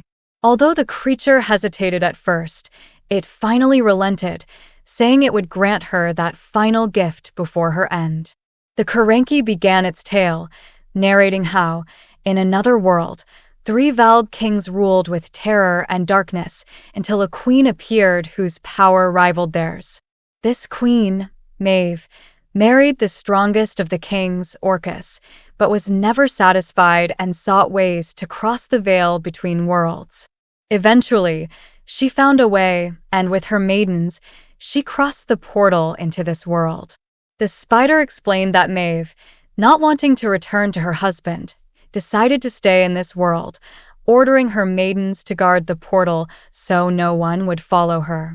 However, Orcus discovered her betrayal and, along with his brothers, created keys to control the portals between worlds, using them to search for Maeve while devastating entire worlds in their pursuit. But Maeve hid in this world, where she found the immortal Fae and manipulated their minds, making them believe she had always been their queen. Nesryn listened in horror as the spider detailed how Maeve had used her dark power to deceive and dominate, hiding her true identity even from the Valg kings who sought her. The spider explained how Maeve stole the king's keys and managed to exile 2 of them, but before she could face the third, Brannon, the Fire King, discovered her and took the keys. Though Brannon suspected Maeve, he never uncovered her true nature. The Kerenki, pleased with its tale, began advancing toward Nesryn, ready to finish her off. However, just as hope seemed lost, another spider appeared in the darkness, interrupting the leader with news of a threat, a flock of ruks approaching from the north. The spider leader left Nesryn and Sartaq under the watch of its younger kin while it dealt with the ruks. At that moment, Sartaq awoke, and though they were still trapped, they knew they had a chance. The younger spider, left to guard them, approached and, in a whisper, urged them to hurry, revealing that not all their enemies were what they seemed. Chapter 50. Sartaq felt unexpected relief hearing Faliq's voice, who had taken the form of the Kerenki to help them. As Nesryn freed her hands from the webbing, she stifled a groan of pain as the fibers dug into her skin. Faliq, in his spider form, also showed signs of suffering, with blood dripping from his jaws as he cut the silk that bound Sartaq. With his hands free, Sartaq shook off the remaining web and, staggering, helped Nesryn do the same. Despite being covered in blood and visibly exhausted, Sartaq wasted no time retrieving his weapons. Meanwhile, Faliq, ever alert, urged them to move quickly, aware that the spider leader would soon discover the trap. Sartaq retrieved his daggers and handed the bow and quiver to Nesryn. Together, they followed Faliq, who led them up a slope along the mountainside. The group advanced cautiously, but danger lurked. As they reached a summit, they heard a scream from a nearby mountain, and Nesryn, recalling what the Karenki had revealed about the Valg's hatred of fire, decided to act. Sartaq, understanding her intentions, handed her the flint. Quickly, they tore pieces of their clothing to fashion makeshift torches. The spiders began advancing toward them from below, and Nesryn fired a flame-wrapped arrow into the sky, creating a terrifying spectacle that halted the creatures momentarily. Without wasting time, Sartaq and Nesryn prepared another flaming arrow, aiming at the spiders trying to advance. The Karenki leader, blinded by the fire and pain, didn't see the second arrow that struck her abdomen, causing her scream to echo through the mountain. Khagan, knowing time was running out, urged Sartaq and Nesryn to continue while he prepared for a final sacrifice. Before charging at the spiders, he revealed a painful personal story, asking Nesryn to seek out his lost niece if they survived. The situation became even more critical when another spider emerged from the opposite side of the mountain, attacking Sartaq. Despite his injuries, Sartaq fought valiantly, wounding the creature before being knocked down. Nesryn, armed with her sword, stood between Sartaq and the spider, determined to protect him. Just as the Karenki was about to leap at them, a dark ruck appeared from the sky, colliding with the spider and saving the pair. It wasn't Katara, but Arcus, ridden by Borte, who had arrived just in time to turn the tide of the battle. Chapter 51. Arcus, turned into a whirlwind of fury, dove against the Karenki, while Borte, with her battle cry echoing off the rocks, attacked the spiders, trying to stop them. The creature blocking their advance bled profusely, its red blood contrasting with the darkness of the night. At that moment, another familiar cry echoed through the air. Katara was rapidly approaching, followed by two more rucks. Sartaq, seeing the reinforcements, let out a sound that was half sob, half relief. The new rucks split off, heading to support Borte, breaking through the Karenki's ranks. Among the reinforcements, a dark feathered ruck carried Yeren, while the other rider remained unknown to Nesryn. Katara, though bloodied, flew steadily, staying close to protect the rear. Sartaq, in a low but urgent voice, told Nesryn not to fear the height. In the moon's silvery light, she could see the mix of dirt, blood, and pain on Sartaq's face, but also an unyielding determination. Then, a massive ruck descended upon them, its talons closing around Nesryn and Sartaq, lifting them from the ground and carrying them into the night sky. The wind roared around them as the ruck lifted them higher and higher. Katara flew behind, watchful. Nesryn, through the hair whipping her face, could see the pass beneath them, now bordered by a glow of fire. Borte and Yeren were ascending quickly, and Nesryn noticed that Yeren's ruck carried a dark, motionless figure in its talons. But Borte wasn't finished with her mission. In the distance, a bright light appeared over her ruck, a flaming arrow. Borte shot it into the sky, and Nesryn realized it was a signal. Soon, the air filled with wings and lights as the ruck riders responded. Each lit their own flaming arrow and fired it toward the ground. The arrows, like shooting stars, descended upon the webs and trees, igniting everything. The night lit up with a hellish glow as smoke and screams rose from the peaks and forest. The rucks flew north, leaving the burning Daggle Barrens behind. Nesryn, trembling and clinging to the talon holding her, looked at Sartaq, who watched her from across the way. The wind whipped his hair, which now fell to his shoulder, revealing the deep wounds on his face, hands, and neck. Despite his pallor, exhaustion, and pain, Sartaq managed a small smile. The words the prince had confessed amid the chaos now floated in the wind between them. Nesryn couldn't look away, and, returning his smile, she gave him a warm and genuine smile. And so, As the flames continued to devour the Daggle barons below them, their gazes remained connected, sharing a moment of relief and hope amid the devastation. Chapter 52. Chaol and Yrene galloped back to Antica at dawn, leaving a note for Hazer with the excuse of a severe patient. The urgency drove them to return quickly under the rising sun because if what they suspected about the healers was true, they couldn't afford to lose more time. Though Chaol felt the pain from the exhausting ride of the previous day and night, he pressed on, despite the growing discomfort in his back. By the time they finally saw the minarets and white walls of Antica, the pain was such that he could barely contain his groans. As they reached the palace, Yrene frowned as they navigated the bustling streets, focused on what awaited them. Though they hadn't discussed how they would organize sleeping arrangements, Chaol wasn't willing to be separated from her, not even for a moment. When they dismounted from Farasha, Chaol struggled not to show his pain, but Yrene, noticing his intent to help her down, firmly stopped him. Despite their fatigue, they exchanged remarks filled with complicity before heading toward their room in the palace. When they arrived at the Silent Wing, something wasn't right. The atmosphere was thick with tension, with guards and servants moving hurriedly.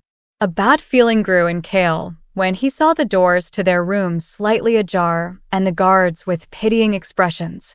Anxiety flooded him as he thought of Nesryn, wondering if she had returned and if something terrible had happened to her. He rushed inside, only to find the rooms devastated, as if a hurricane had swept through. The bedrooms, the living room, the desk, everything was destroyed. The presence of Kaja, the maid, picking up the pieces of a broken vase, added another layer of unease. Yrene, with her usual distrust of Kaja, interrogated her harshly.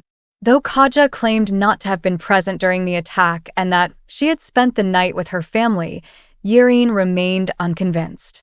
Chaol, trying to mediate, decided that Kaja should leave and not touch anything else in the room, as everything could serve as a clue to understand what had happened. With his mind still troubled, Chaol checked the desk, confirming that all the books and scrolls had been stolen. Yrene also realized that most of the information had disappeared, except for one scroll still hidden in one of Chaol's boots. The gravity of the situation became clear. They were dealing with a desperate and dangerous enemy. Yrene, worried, suggested they should leave immediately and seek refuge in the tower, where they would be safer. As Chaol reflected on the damage and the situation, he was filled with deep guilt thinking of Nesryn. He had dragged Nesryn to this place, and in his search for answers, while she risked her life, he had allowed himself to forget the promises he had made. Although Nesryn would likely not hold it against him, he knew he had failed her in many ways. Finally, he decided to send her a message to return as soon as possible and face the consequences of his actions. Speaking with Yrene, he suggested she stay at the tower that night, to avoid exposing herself to more danger, though he also knew that would mean a difficult separation. Yrene, showing a steely glint in her eyes, agreed to take the scroll to Hafiza personally, though her tone revealed disappointment and sadness. Chaol realized that he had also failed Yrene by not being clear from the beginning and allowing his life to become so complicated. As Yrene prepared to leave, Chaol couldn't shake the feeling that, despite his efforts to change, he was still the same man who had made mistakes in the past. A fool who had believed he could leave his failures behind, but who now found himself once again trapped by the consequences of his own decisions. Chapter 53. Yrene climbed the stairs of the tower, furious, with a scroll in one hand and the locket Chaol had given her in the other. The destruction of the room had shaken her, but she noticed there was something else troubling Chaol, something beyond the fear of death. Someone had discovered they were close to uncovering a secret and had destroyed the evidence that could help them understand what they had found in the ruins of Axara. She reached the top floor of the tower, where the heat was suffocating. Hafiza was in her workshop, working on a tonic that emitted dense smoke. When Yurine entered, Hafiza greeted her with a comment about the party they had attended, suggesting that Chaol had finally given her his heart. Yurine, blushing, tried to steer the conversation away, but Hafiza wasn't fooled, commenting on the locket Yurine wore around her neck. Without further delay, Yurine explained to Hafiza what had happened in the room, the theft of the books and scrolls, and the theory that the healers had been planted in that place long ago to face the Valg and their kings. Hafiza's reaction was one of utter astonishment. The head healer, who had always been an unshakable figure, paled at hearing the story. Yurine showed her the scroll, hoping Hafiza could decipher it. Although she couldn't read the language, Hafiza remembered something and went to an iron cabinet in a dark corner of the room. Inside the cabinet were ancient books marked with WIRD symbols. Hafiza explained that these texts were not meant for human eyes and that she had been told they should remain locked away and forgotten. Despite the temptation to open them, Hafiza had always refrained. With an unusual seriousness, she said she would have to think carefully about whether it was wise to bring those books out of the tower. Hafiza shared with Yurine a story she had heard from her predecessor about how, long before humans arrived in these lands, a small Fey kingdom had existed in what is now Antica. This kingdom had left behind a knowledge of healing that, over time, had become the foundation of the tower. And now, it seemed that someone was trying to erase that legacy. Yurine, concerned about the implications, left the scroll with Hafiza, trusting that the iron cabinet was the safest place to keep it. However, she couldn't stop thinking about what had happened with Chaol. They had made significant progress in his recovery, only to return and find their room ransacked. There was a connection between those advances and the attacks, and Yurine was determined to unravel that mystery. Seeking clarity, Yurine headed to the cloister, a place of peace and meditation within the tower. After washing up, she donned a lavender robe and entered the steam-filled room. The cloister was empty, allowing her to focus on her thoughts. As soft bells chimed around her, Yurine let her instincts guide her, moving toward an ancient corner of the room where a small rusted bell hung silently. Reading the name on the bell, Yurine felt a profound impact. Yafa Towers, a healer from 200 years ago, had left her mark in that place. Yurine realized that, although she was far from home, she had never been truly alone. Yafa's bell had been ringing all this time, a testament to the strength and legacy they shared. Yurine understood that the dark power residing in Chaol not only fed on him but also on the fears she carried within her. She knew she had to face that power to free him completely. She summoned her magic, letting the white light fill the room, resonating with the bells and the memory of her ancestor. And when the magic faded, Yurine smiled with determination, knowing she was ready to face the darkness. With that thought in mind, she touched Yafa's bell, sealing her resolve. Chapter 54. Chaol woke the next morning in such intense pain that he could barely move. The previous night, they had managed to restore order to their room and reinforce security with more guards. However, the unease persisted in his mind, especially since he hadn't seen Yurine since then. He wondered if she and Hafiza had discovered anything useful in the scroll, but his main concern was the pain that incapacitated him. As night fell and Yurine was still absent, Chaol sent Kaja to gather information from Shin. When Shin returned, somewhat flushed by Kaja's company, he reported that Yurine hadn't left the tower all day. Despite the unbearable pain, Chaol decided not to call her, knowing that her presence could further complicate things if Nesryn returned before he could explain the situation. With that concern weighing on his mind, Chaol tried to relax with a bath, but the relief was brief, and he had to drag himself to bed. At dawn, The pain had intensified to the point of being almost unbearable.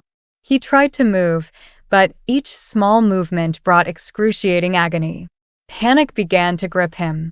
Although he could move his toes and legs, the pain in his hips and back paralyzed him. Just when he thought he couldn't take it any longer, Yrene appeared in the room. Yrene, with her usual calm, approached him and began preparing to treat him. She asked him to describe everything he had done the previous day, and upon hearing his account, she scolded him for using heat instead of ice to relieve tired muscles. Despite the pain it caused him, Chaol followed Yrene's instructions and managed to turn his body, letting out a scream of agony in the process. Yrene, always compassionate, soothed him with a gentle touch and calming words. As she began to work her magic, Yrene revealed her decision to confront and eliminate the darkness that still lingered in his body. Chaol, though fearful, accepted her determination, knowing it was the only way to free himself completely from the evil that plagued him. Yrene, without hesitation, plunged her magic into him, seeking the source of the darkness that continued to claim him. The battle waged within his body was fierce. Yrene, like a spear of light, confronted the cold, hollow rot that represented the Valg's darkness. The pain Chaol experienced on the surface was indescribable, but he knew it would all end that day. Yrene fought with all her strength, knowing she was close to the truth and that this battle would be the key to freeing Chaol from his torment. Chapter 55. Chaol was plunged into agony so intense that he quickly lost consciousness, falling into a dark, bottomless abyss. As he descended, he found himself in a place of nightmares, a pit that seemed like hell itself, where the foundations of everything he was crumbled until there was nothing left but an absolute void. The first thing he saw in that abyss was his father, mother, and brother, along with the cold fortress in the mountains they called home. He saw the ice-covered stairs, stained with blood, and remembered the man he had become, the one who had sent Aelin to Wenlin, believing it was safer than a Darlin, only to expose her to certain death. His father, the spitting image of the man Chaol could have become, emerged from the darkness. The disappointment in his eyes was palpable, and Chaol realized that, despite his hatred, his father had tried to save him from the evil that was coming. However, Chaol had broken promises and betrayed everything he had ever valued. Then, the image of Aelin appeared before him, reclining on a divan, with her characteristic golden hair and turquoise eyes. Her lazy half-smile and sharp gaze filled him with hate. Aelin had shattered his life, made him renounce his honor and the vows that were sacred to him. And then, as if he were nothing more than a broken toy, she left, straight into the arms of Rowan, the Fey prince who seemed to reflect everything she was. The ease with which Aelin and Rowan understood and complemented each other filled him with resentment. But as Chaol sank further into that darkness, he also remembered Yrene, the woman who had changed his life in ways he had never anticipated. He realized that, just as with Aelin, he had also failed Yrene and Nesryn, starting a relationship without properly ending the previous one. However, the vision of Aelin and Rowan changed. He saw in them not just passion and intensity but also the pain, regret, and vulnerability that Aelin had hidden for so long. He understood that, despite their promises, Aelin had changed, just as he had. Shame overwhelmed him as he realized that while Aelin had found a way to honor what they had shared, he had failed to do so with Nesryn. Aelin and Rowan disappeared, leaving him alone with the image of Dorian, who had also suffered because of his inability to act at the critical moment. The darkness showed him over and over the moment when Dorian revealed his magic, giving Chaol the opportunity to escape. Chaol understood that his fear had led him down this path, a fear that cost him everything he valued. And yet, despite all his mistakes, there was still something worth fighting for. A promise he hadn't yet broken. In the midst of that darkness, Dorian waited for him, with a smile that offered forgiveness and hope. And Chaol, realizing that this wasn't the end, decided to move forward, determined to keep his promises. With a smile directed at his brother, his king, he whispered that he would come home. Dorian disappeared, leaving Yrene, glowing with white light, standing behind him. Yrene explained that the darkness surrounding him now belonged to him, that only he could decide whether to give it power or render it harmless. The darkness was no longer of the Valg but part of him, a scar, a reminder. Chaol, understanding the importance of forgiving himself, took Yrene's hand. With her help, he was ready to emerge from that abyss and face whatever awaited him, knowing he had a life worth fighting for. Chapter 56. The agony Chaol had experienced mingled with a feeling of rebirth. Instead of feeling fear at the darkness that had tormented him for so long, he looked at it directly and smiled, knowing he was no longer broken but reborn. When the darkness tried to cling to him, Chaol caressed it with one hand and kissed its forehead. The darkness, cautious, retreated, leaving him free to ascend, guided by Yrene, whose light lifted him like a star rushing toward the night. Suddenly, the white light became daylight, and Chaol felt an absence of pain, numbness, or any discomfort. His legs, which had hurt so much, now moved smoothly, without a trace of stiffness. When he looked at Yrene, she simply smiled at him, happy to see him restored. Chaol, astonished, asked how she had managed to heal him. Yrene explained that her theory had worked, although the mark representing the darkness was still there, though much smaller, as a reminder of what he had been through. As he sat up, he marveled at how easy it was and thanked Yrene for helping him reach this point. She, visibly exhausted but content, warned him to be careful, that his body still needed time to adjust to the healing. Chaol, with his characteristic humor, joked about the necessary rest, which prompted a mischievous smile from Yrene, who suggested that some things were only discovered by special patients. However, before they could explore those suggestions, Yrene noticed that Chaol was covered in vomit, a sign of how hard the healing process had been. Still amazed by the lack of pain, Chaol got out of bed and headed to the bathroom, feeling light and free. As he bathed, Yrene watched him from the door. Without saying a word, she slowly began to undress, letting the dress fall to the floor. Chaol, with his blood roaring in his ears, watched her approach the tub, and when Yrene joined him in the water, everything else faded away. They didn't attend dinner, dessert, or even the midnight kov. Kaja, the maid, had to change the sheets while they were still in the bath, but Yrene didn't care what the maid might have heard. All that mattered was what they shared at that moment, which stretched on for hours. Finally, exhausted and sweaty, they separated, though they knew they would soon need another bath.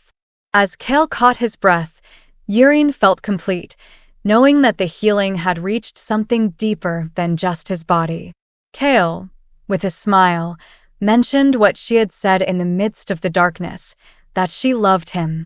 Yrene, feeling a knot in her stomach, tried to downplay it, but Chaol, with a calm look, interrupted her and asked if it was true.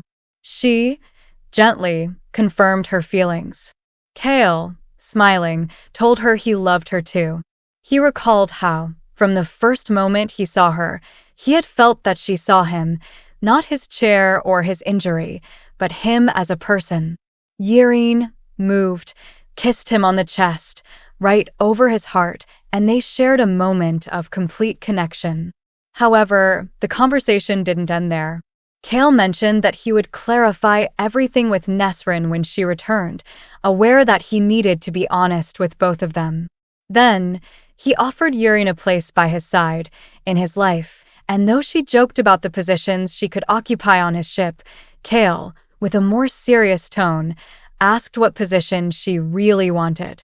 Yrene, with a smile, replied that she wanted the position that would allow her to yell at him if he ever pushed himself too hard, and Chaol, with a knowing smile, said he knew exactly the right position for her. Chapter 57. The Eridan nest was in chaos when Sartaq, Nesryn, and the others returned. Khagan, though barely conscious and in his spider form, had survived. His appearance caused such a commotion in Alton that Holuin had to intervene to prevent the Ruks from attacking, ordering him to be taken to safety immediately. Sartaq, though visibly wounded and exhausted, remained standing long enough to embrace Katara, asking for medical attention for his loyal Ruk. Then, he hugged Borte, who was covered in black blood but smiling victoriously. Yrene, also present, received a gesture of acknowledgement for his bravery, though Borte still maintained her distant attitude toward him, which Sartaq took as progress in their relationship. Nesryn, keeping watch over Khagan, observed the interaction between the others while ensuring the Ruks didn't attack the shapeshifter. Yrene explained that Borte had insisted on going on the dangerous mission, defying her mother hoster's prohibitions, but Sartaq, despite his concern, couldn't help but laugh at his friend's tenacity. Holuin, visibly irritated, promised to speak with Borte's mother hoster, while ordering Khagan to be taken inside for treatment. Borte, despite everything, let a small smile escape toward Yrene, suggesting that their relationship was in a state of change. Nesryn noticed Sartaq staggering and quickly moved to support him, feeling a pang in her own body as she did so. Despite the help, Sartaq remained standing, and when their eyes met, he thanked her with a soft smile. The connection between them was clear, and Sartaq whispered to her not to cry, jokingly reminding her that the arrow of Neith shouldn't show weakness. Nesryn, though moved, laughed and clung to him, resting her head on his chest while he embraced her tenderly. 2 days later, at dawn, the Council of Clans gathered in a crowded hall. Nesryn, who had slept next to Sartaq in his chamber, prepared to face the leaders alongside the prince. Healing and rest had revitalized them, though Sartaq still limped slightly. However, when they entered the hall, the atmosphere was tense, with all eyes on them. Sartaq spoke first, informing everyone about the reappearance of the Karanki and the danger they posed. When Nesryn stepped forward to share what they had discovered in Daggle, the hall fell silent. With a firm voice, she explained that the threat they faced was not just an army of men but demons, and if they didn't unite their forces, they were doomed. When she finished speaking, the hall filled with uneasy murmurs. Sartaq made it clear that he wouldn't judge those who decided not to join the battle, but that he would fly under the Khagan's banner, leading those who wanted to face the threat. Then, he took Nesryn's hand and left the hall, leaving the clans to discuss their decision. In a private space, Sartaq left Nesryn and Khagan alone, promising to return with food. While Nesryn warmed herself by the fire, Khagan, still in pain, joked about never doing anything so heroic again. Nesryn's laughter mingled with the crackling of the fire, but the conversation turned serious when she told him about Lysandra, suggesting that the woman could be his lost niece. Khagan's emotion was overwhelming, and through tears, he promised to accompany them north, determined to find his only remaining family. Sartaq returned with food, but before they could enjoy it, they were called back to the hall, where the clans had made a decision. With trembling hands, Nesryn walked to the door, but just before entering, a messenger appeared, running and delivering a letter to Nesryn. It was from Chaol. The message was urgent, requesting her presence in Antica immediately. The desperate tone of the letter alarmed both Nesryn and Sartaq. If Chaol, who rarely asked for help, was doing so now, it meant something was terribly wrong. Without wasting time, Nesryn asked the prince how quickly they could depart, knowing that every second counted. Chapter 58. The morning dragged on slowly, and both Yrene and Chaol enjoyed a leisurely wake-up. They stayed in bed, relaxed, sharing a quiet meal in the sitting room, not bothering to get dressed. The day before, Yrene had spoken with Hafiza, who would decide when the right time was to let them see the ancient books that might contain crucial information. In the meantime, all they could do was wait. As they ate lunch, Chaol reflected on the importance of the texts. If they were indeed from the time they suspected, they could hold a treasure trove of information, particularly about the Valg and possible connections with the healers. Chaol shared with Yrene how Aelin had found ancient books in Rifthold, saved from destruction by some quirk of fate or divine intervention. The conversation turned to the figure of the king of Adarlan and the Valg demon that had possessed him. Chaol recounted how Aelin and Dorian had managed to purify him with fire, an extreme measure that had freed the king, though only temporarily.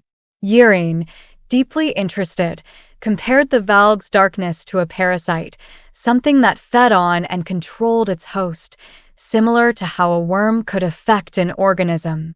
Yrene explained that she had noticed a parallel between the parasitic nature of the Valg and her feelings of hate, fear, and rage, which had been consuming her for years.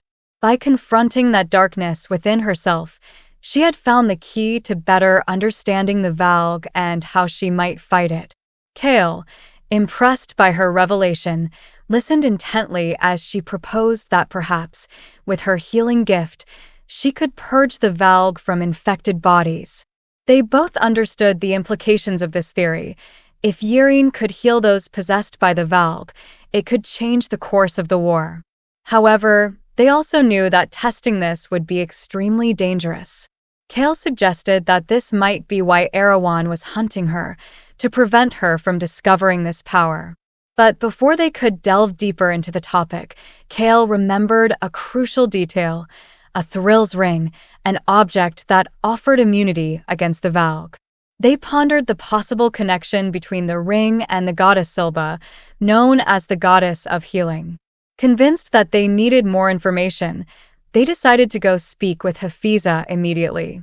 But just as they were about to leave, the door burst open, revealing Princess Hazer, who entered quickly, with an expression of urgency. Noticing her presence, Yrene and Chaol felt a chill run down their spines. Hazer, with her characteristic air of authority, informed them that news had arrived from their lands. With an enigmatic smile, she revealed that Queen Maeve's fleet had found and attacked the group Aelin Galathinius had been secretly gathering. The mention of a great battle left Chaol and Yrene on edge, aware that the war, with all its consequences, was drawing ever closer. Chapter 59. Chaol wrestled with frustration as he stood nearly undressed before the smiling Princess Hazer, while his mind was focused on the news she brought him. The tension in the room was palpable as Chaol demanded to know what had happened in the naval battle between Aelin and Maeve. The details began to emerge slowly as he clung to the hope that Aelin had managed to survive and triumph. Hazer, in an almost nonchalant tone, revealed that the battle had been spectacular. An army of Fae, led by Aelin, had clashed with Maeve's human forces, and against all odds, Maeve's fleet was defeated. Chaol collapsed onto the sofa, relieved to hear that Aelin had found a way to prevail. However, the battle had left a trail of destruction and death, though none of the principal players had fallen. Hazer continued to recount how a third of Maeve's fleet, under Whitethorn's banners, had joined Terrasun, and how Dorian had fought alongside Rowan on the battle line. The climax came with the unexpected appearance of a pack of wyverns, who joined Aelin in the fight, leading Chaol to think of Manon Blackbeak and how her intervention might have changed the course of the war. Magic had played a central role in the battle, with Dorian and Rowan wielding ice, wind, and water, while Lysandra, the shapeshifter, had also participated. However, something unsettling had been noticed. There were no traces of Maeve's characteristic darkness, nor of Aelin's flames, suggesting that the battle between them might have moved elsewhere. Despite the victory, questions remained unanswered. Aelin had returned with her fleet and was heading north, but the uncertainty about Maeve's fate and her army persisted. Chaol feared that the Dark Queen might return for revenge, and the possibility of facing her in the narrow sea filled him with concern. The conversation took an unexpected turn when Hazer revealed that Aelin had called in an old debt with the silent assassins of the Red Desert and Wenlin. The news that Wenlin's navy, commanded by Prince Gallen, had arrived to join Aelin filled Chaol and Yrene with hope, as they saw in it a sign that Aelin had more allies than they had imagined. Finally, Hazer, with a thoughtful air, confessed that many people believed in the vision Aelin was selling. A vision of a better world, a promise that resonated with Chaol and Yrene, filling them with renewed determination for what was to come. Chapter 60. Chaol and Yrene hurried through the narrow streets of Antica, amidst the bustle of the crowd retreating to rest. Chaol's irritation wasn't from anger, but from the intense determination driving him. Aelin's recent victory had ignited a spark of hope in him. If they could join forces with a contingent from the Khaganate, there might be a chance, however slim, to win the war. But first, they had to convince the royal family to join their cause, and for that, they needed one last push. Chaol's decision was firm. He was willing to humble himself before the khagan if it meant securing his support. However, they first needed to visit Hafiza and consult the ancient books that might contain crucial knowledge, a weapon more powerful than any sword. They raced up the tower's endless stairs, with Chaol, smiling, commenting on how strong and beautiful Yrene's legs were, causing her to playfully slap him, blushing. Despite the urgency, the atmosphere in the tower was relaxed. The young healers laughed as they passed Chaol, and Yrene felt a mix of pride and shyness realizing that he was hers, that he would share his life with her in the near future. However, the initial euphoria began to fade when they reached the top of the tower and found Hafiza's office empty. Their search led them to the workshop, which was also deserted. The healers they questioned claimed to have seen Hafiza enter and not leave, which increased Yrene's unease. Something didn't fit, and a feeling of alarm began to grow within her. Finally, they found a disturbing clue: Hafiza's iron key, hidden under Yrene's room door. This detail, along with the absence of signs of an attack in the office, made Chaol conclude that Hafiza must have foreseen an imminent danger and hidden the key intentionally. With their hearts racing and tension mounting, Yrene and Chaol decided to start searching for Hafiza, mobilizing the guard and questioning every healer they encountered. However, the tower was vast, and the possibility that Hafiza had been captured or hidden in some unknown corner filled Yrene with growing despair. When they reached the base of the tower, Yrene suddenly stopped, recalling a rumor about secret tunnels in the library that might connect to the outside. With new urgency, they headed toward the library, where Nusha, the caretaker, confirmed the existence of the tunnels and showed them how to reach them. With a mix of fear and determination, Yrene and Chaol ventured into the tunnels, aware that every second counted and that danger lurked in the shadows. Hafiza's fate and the possibility of finding crucial answers were at stake, and they both knew they couldn't afford to fail. Chapter 61. Yrene counted each step as they descended through the vast library, as if with each number she could push away the dark thoughts that assailed her. They passed from 100 to 1,000 steps, plunging deeper and deeper into the gloom, searching every corner, every hallway, finding nothing but silent acolytes, unaware of the growing unease in Yrene and Chaol. The lights grew dimmer, the shadows thicker, and the books filling the shelves began to turn into ancient scrolls and engraved tablets, signs that they were delving into the darkest secrets of the tower. Finally, they reached the bottom of the library, where the temperature was lower, and the marble of the floor and walls became rough and unpolished. Chaol stopped Yrene, pointing to a dark, dimly lit hallway. At the end of the corridor, a single candle illuminated 4 doors, 3 of them sealed with heavy rocks. The 4th, however, was open, revealing a tunnel deeper and darker than Yrene had ever seen. The dust on the floor showed recent footprints, 2 people side by side. Chaol and Yrene knew they had to move forward together, though the trap was evident. With caution, they entered the tunnel, following the footprints and the flickering light of the candle that seemed to guide them into the unknown. As they advanced, the candlelight faded, only to be replaced by another, brighter one, as if someone was waiting for them at the end of the path. Chaol knew it. The senior healer was not the target but the bait. Even so, they could not afford to be late. Finally, they reached the source of the light. The sight before them left Yrene breathless, an enormous chamber, as vast as the throne room in the palace of Rifthold, filled with unimaginable riches. Gold covered the walls, statues, armors, and chests overflowing, while sarcophagi of impenetrable stone rested on the floor, reminding everyone that this place was as much a treasure as a tomb. At the back, on a golden platform, they saw Hafiza, the senior healer, gagged and tied to a golden throne. A woman stood beside her, with a threatening knife over her rounded belly. Seeing her, Chaol froze in horror. It was Duva, the youngest daughter of the khagan, but her expression was not human. She was Valg. Chapter 62. The thing inside Duva, the princess, mocked Chaol and Yrene, letting them know they had taken too long to find her.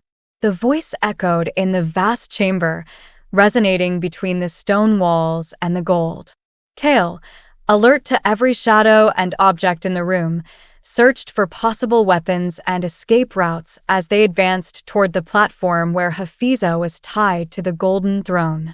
As they approached, the Valg's presence in Duva became more evident, and they both realized that the princess, pregnant, had been infested and controlled by that darkness. Duva, in a mocking tone, gave Chaol and Yrene an impossible choice: save Hafiza, save Yrene, or stop her.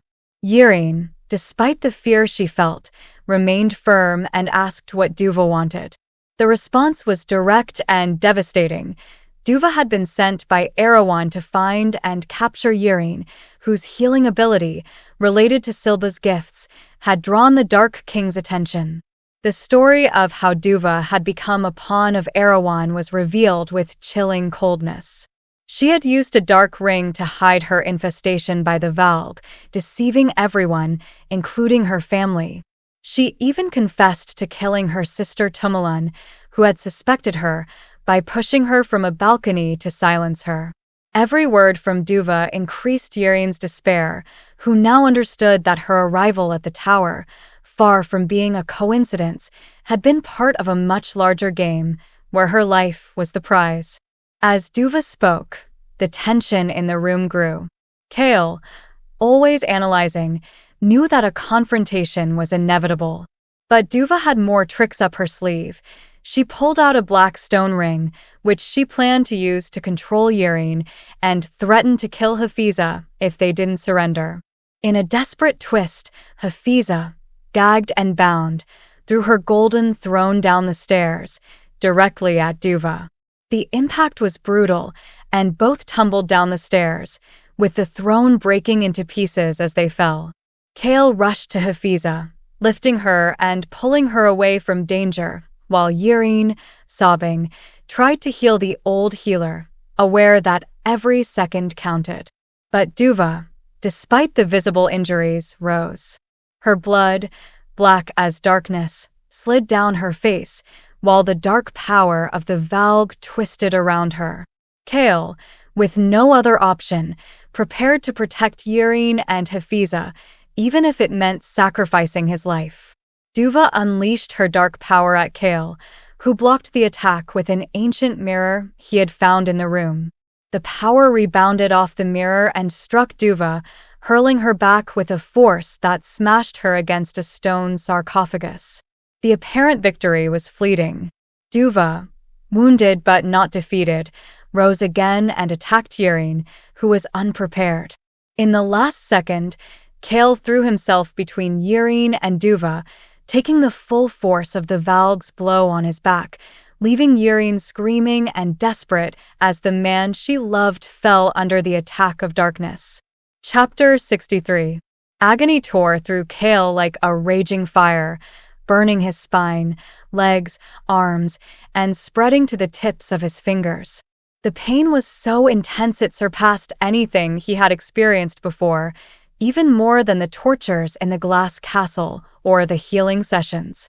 But in the midst of that storm of suffering, the only thing he could think of was Yireen, the dark power threatening to destroy her. Chaol collapsed, and Yireen's heart-wrenching scream echoed through the chamber. Despite the pain pinning him to the ground, he desperately tried to get up. Duva, with chilling coldness, mocked him, using her power to strike his back again and again until finally, Chaol stopped feeling his legs. Yireen, through tears, begged Duva to stop, while Chaol once more tried to push his body up, refusing to give in. Duva, savoring her power, pulled out a black ring and threatened to use it to enslave Yireen if they didn't surrender. Chaol resolutely refused, but his shattered body wouldn't respond. With desperate resolve, Yireen grabbed Chaol's sword. Duva watched her approach, certain of her victory. But when Yireen threw the sword at the princess, Duva easily dodged it. Yireen, in one last act of desperation, fled among the treasures and corpses of the necropolis, with Duva pursuing her like a predator after its prey. As Yireen ran, she tried to find something, anything, that could stop Duva, but the Valg princess caught up with her and trapped her. Duva, using superhuman strength, dragged her back, forcing her to face Chaol, lying motionless on the ground, bleeding and with his life quickly slipping away. In an unexpected move, Yireen freed herself from Duva, striking her on the instep and then on the elbow. The princess, surprised, fell to the ground and Yireen, without wasting time, took Chaol's dagger and launched herself at Duva, determined to end the threat once and for all. Chaol, barely conscious, pleaded with Yireen not to do it, but he knew his body was on the brink of collapse. Yireen, crying, held the dagger over Duva's neck, ready to take the princess's life. However, upon seeing Duva's young face and feeling the life growing in her belly, Yireen couldn't do it. The dagger slipped from her hands, her oath as a healer outweighing the need for revenge. At that moment, a gentle hand touched Yireen's shoulder. It was Hafiza, supported by Nesryn and Sartak, who had arrived late but at just the right moment. Hafiza, with supernatural calm, blew into Duva's face, sending her into a deep sleep. Yireen, overwhelmed with emotion, ran to Chaol, who lay on the ground, barely breathing. Her magic struggled to save him, but the damage was extensive, and Yireen felt Chaol's life slipping through her fingers. Desperate, she asked the magic to heal him, no matter the cost. As Yireen fought, a voice, both Hafiza's and another entity beyond comprehension, spoke to her, warning her that the healing would come at a price. Yireen, without hesitation, offered to pay that price with all her heart. The light of the healing magic intensified, enveloping Chaol and mending his shattered body. In the end, Chaol opened his eyes, and in the silence of the chamber, Yireen assured him he was alive, as tears fell from her face. Surrounded by the light and power of the tower's healers, Chaol and Yireen shared a moment of relief and hope. Chaol smiled, his face free of the scar he had borne for so long, a symbol of the new life that awaited them. Chapter 64. Chaol felt a general ache throughout his body, but it was a different kind of pain than he had known before. The pain of recovery, of sore but intact muscles. Breathing no longer burned his lungs. With Yireen's help, he sat up, though his head spun. As he opened his eyes, he saw Nesryn and Sartak in front of him. The healers who had surrounded him were slowly retreating with grave expressions. Sartak, with shorter hair, and Nesryn, dressed in leather riding gear for rucks, bore the marks of a recent battle. Chaol, still dazed, asked in a hoarse voice what had happened. Nesryn explained that they had received his note and returned as quickly as they could, guided in part by the bast cats that mysteriously showed them the way through the darkness of the necropolis.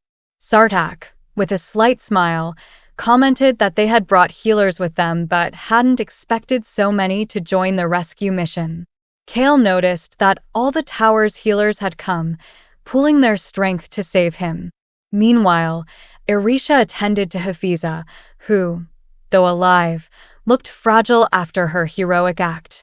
Sartak looked at Duva, unconscious on the ground, and asked if she was asleep despite wearing the Valg ring. Hafiza confirmed she was, thanks to the combined power of the healers. Sartak, seeing his sister, thanked Yurine for sparing her life, to which Yurine, still affected, could only nod. Chaol, concerned, realized that Yurine was hurt. He tried to get up to examine her, but Irisha, with a reproachful tone, joked about how nothing could change Chaol's concern for others. Hafiza interrupted, and with a serious tone, revealed that there had been a cost to save Chaol. Tension filled the air as Hafiza explained that the damage to Chaol's body had been so severe that to save him, they had to bind his life to Yurine's through a vital bond. This bond would allow Chaol to use his legs as long as Yurine was at her full power, but when she was exhausted, the injury would reappear, limiting his ability to walk. Chaol accepted this reality without bitterness, assuring Yurine he didn't consider it a burden. She, however, was visibly distressed, but Chaol comforted her, reminding her that she had healed him in the most important ways. Still, Hafiza warned that this bond meant that when the time came for one of them to die, the other would also go. Later, at the audience with the khagan and his children, Sartak presented Duva, explaining how she had been possessed by a Valg demon through a ring sent by Parrington, who was really Erewhon, the Dark King. Despite Argan's doubts and accusations, Hafiza and the witnesses confirmed the truth. Kashin, affected by his sister's situation, asked Yurine to try to save her, to which she agreed with determination. Amid the tension and pain of the revelation, Chaol and Yurine prepared for the next battle, aware that the war against Erewhon had already begun and that their bond, though now vital, wouldn't change the fact that they had to face the darkness together. Chapter 65. Yurine faced Duva with steady hands, without hesitation.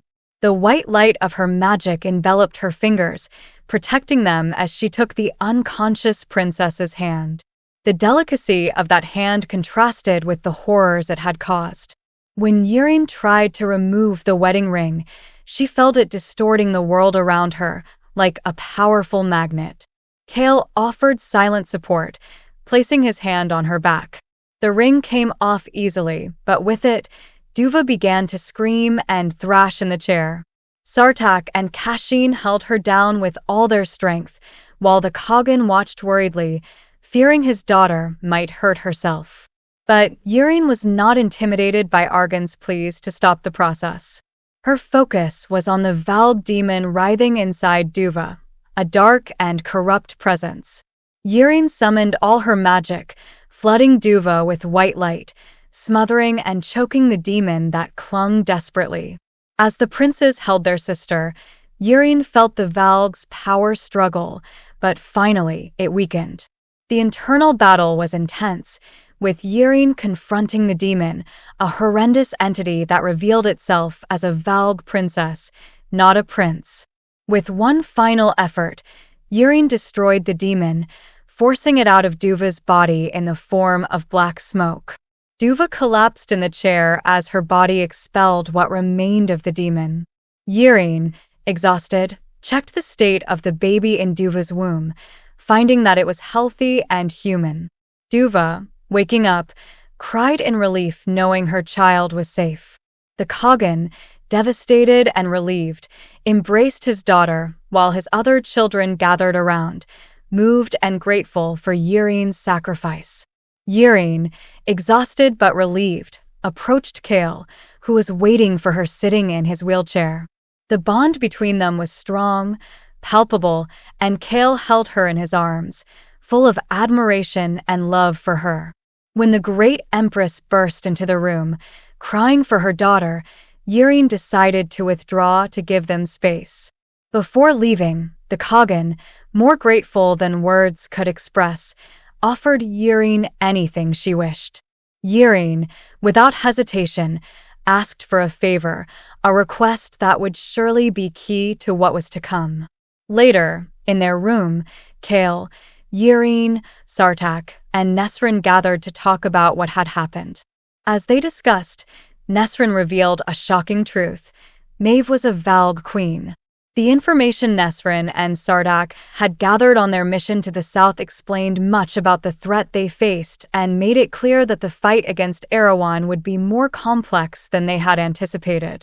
As they shared their discoveries, it became clear they would have to face not only Erewhon but also Maeve, and that they would need all the help they could get. The conversation was filled with plans and strategies, knowing that the war was underway and that each of them would play a crucial role in the coming confrontation. Just when they thought the meeting was over, Hazer entered the room. With firm resolve, the princess announced she would join the fight, ready to march with her solda to the gates of Moreth to avenge her sister and protect her family. In a gesture of gratitude and promise, Yirine stood and hugged Hazer, sealing their alliance in the battle to come. Chapter 66.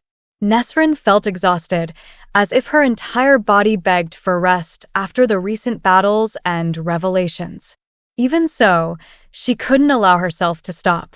Instead of seeking a place to sleep, she found herself walking through the palace corridors, heading to the Katara minaret alone. Sartaq had gone to speak with his father, the khagan, accompanied by Hazer, and though there were no tensions with Chaol and Yirine, Nesryn decided to give them space, aware that after what Chaol had lived through, they would need time alone. As she climbed the minaret stairs, a page caught up with her, panting from the rush. He handed her a letter, dated 2 weeks ago, in her uncle's handwriting.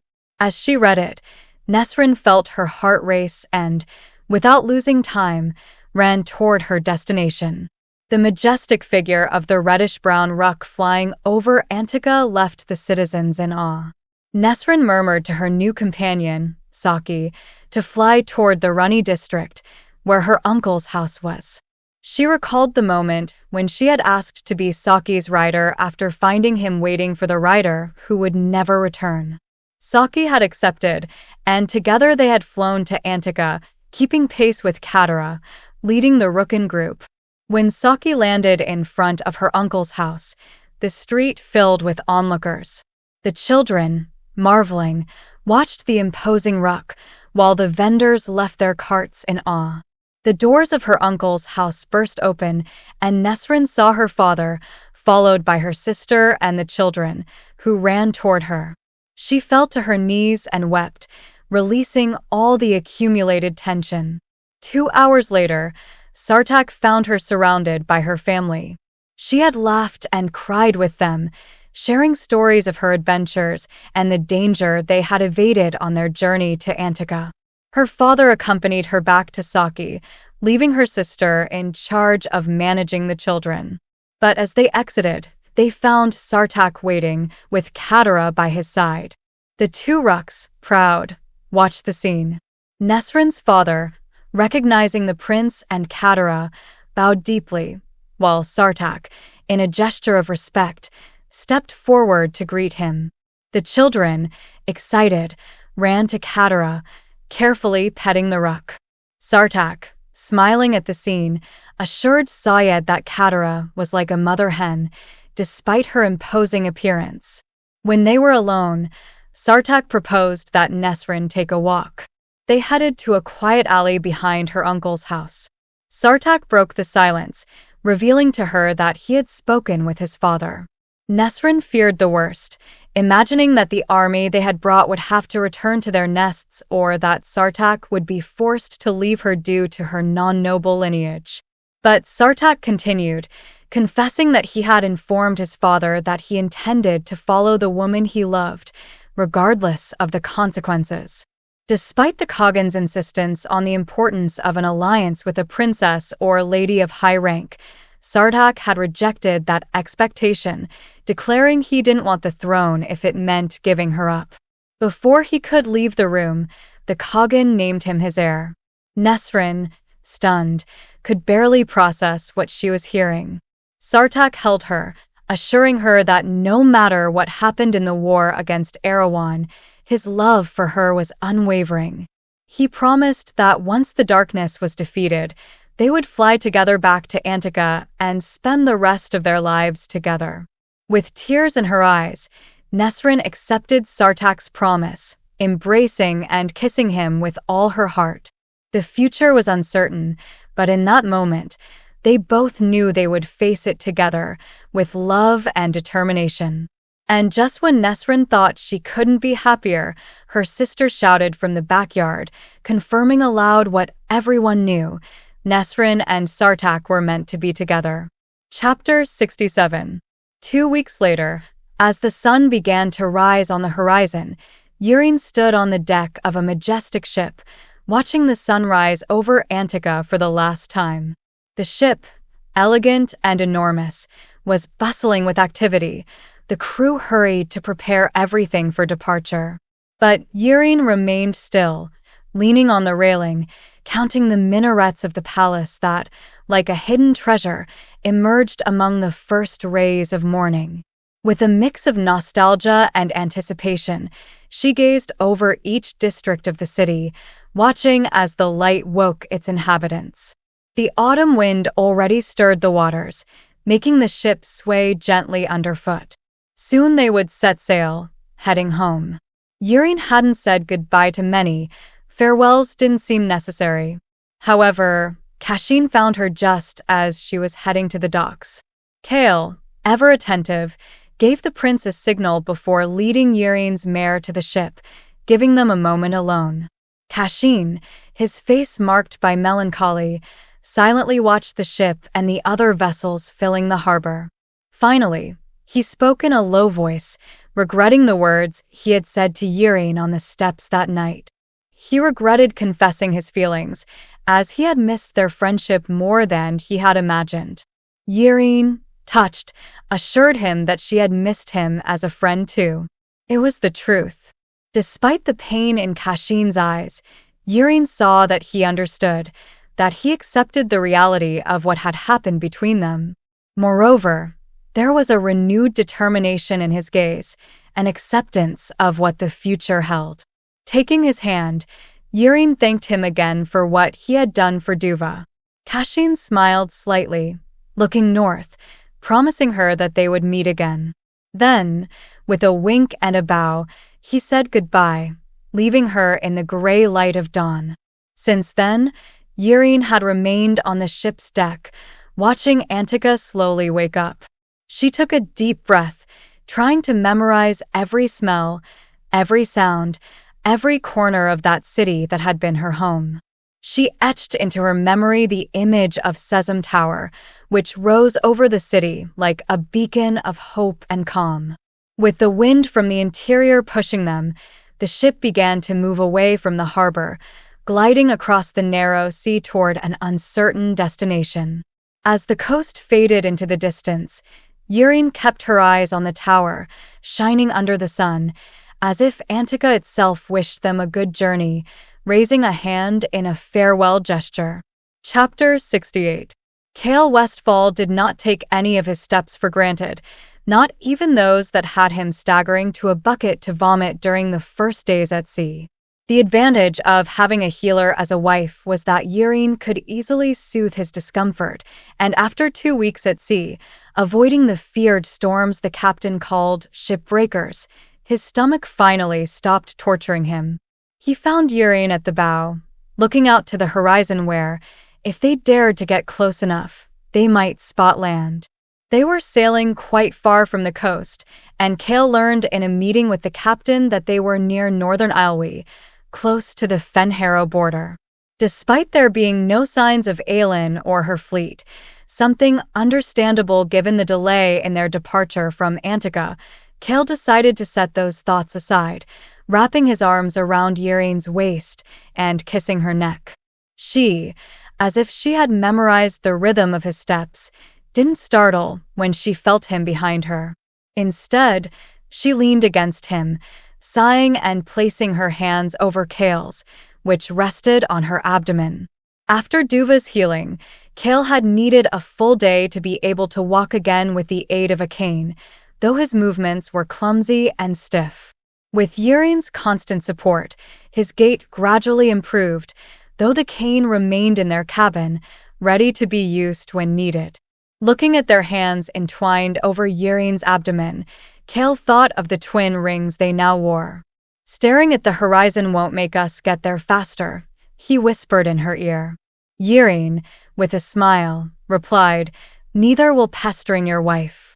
Chaol, enjoying the moment, kissed her neck again, eliciting a giggle from Yirine when he called her Lady Westfall.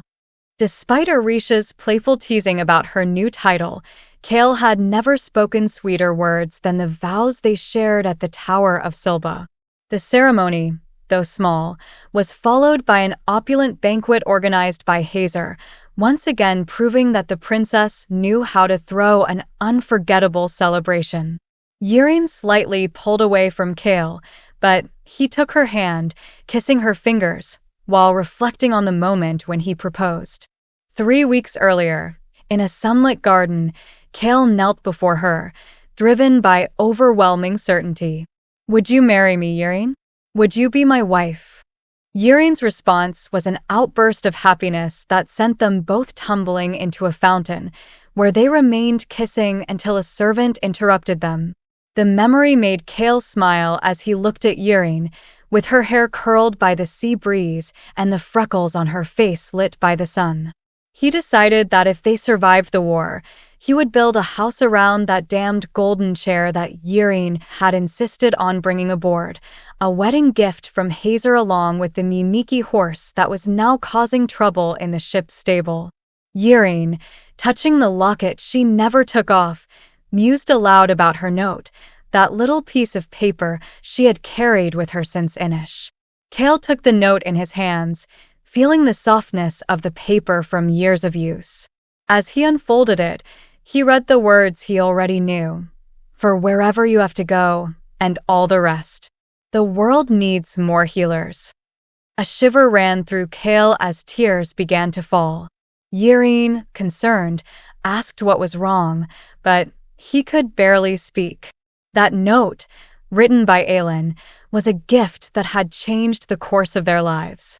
Aelin's act of kindness toward a young healer in distress had set off a chain of events that led them to this moment, on the brink of a war that would decide the fate of the world. Overcome with emotion, Chaol returned the note to Yirine's locket, assuring her that soon there would be someone else who would want to see it. Without questions, Yirine accepted his explanation, and Chaol embraced her, knowing that every step they had taken had brought them exactly where they needed to be. With a smile, Yirine asked if she would one day hear the story behind his reaction. Chaol, laughing, assured her it was a long story, but he would tell it over lunch. Together, they headed to the cabin, where Chaol began to recount the incredible story of how an act of kindness had changed their lives forever. Heart of Fire. Enclosed in an iron coffin, the princess, trapped in a dream induced by a sweet-smelling smoke, floated in darkness. Her prison, a creation of an ancient queen, had plunged her into a deep slumber, without time or space, where the boundaries between fire, darkness, and song blurred. Within this sarcophagus, she dreamed of endless seas and was enveloped by nothingness, singing to the darkness and flame, which responded to her melody. This state of dreaming was abruptly interrupted when a blinding light broke the gloom, accompanied by a cool breeze scented with rain. However, the princess couldn't feel the wind on her face, as she still wore the mask of death, an unbreakable chain that kept her imprisoned. With great difficulty, she opened her eyes, but the intensity of the light, after so long in darkness, distorted the shapes and colors around her. A face appeared before her, illuminated by the brightness emanating from outside. It was the ancient queen, a figure with dark, silky hair, skin as pale as the moon, and lips as red as blood. Her smile, as cold as it was beautiful, revealed teeth white as bone. With a voice capable of devouring stars, the queen addressed the princess. "You're awake." "Good." From that blinding light emerged rough, scarred hands. They were the hands of the queen's hunter, her loyal sword, who took the chains binding the princess and lifted her from the coffin. Though her body felt distant and sore, the princess resisted returning to it, longing to go back to the fire and darkness that had enveloped her, but which now receded like the tide at dawn. The hunter held her firmly as the queen, with a sinister smile, watched her closely and murmured in a tone that promised torment, "Let's begin." Thank you for joining us on this new literary journey. If you enjoyed the video, don't forget to give it a like and share it with other book lovers. Which part of Chaol's story surprised you the most? Leave your answer in the comments. And if you haven't yet, subscribe to the channel so you don't miss any of our illustrated summaries. We'll see you in the next video.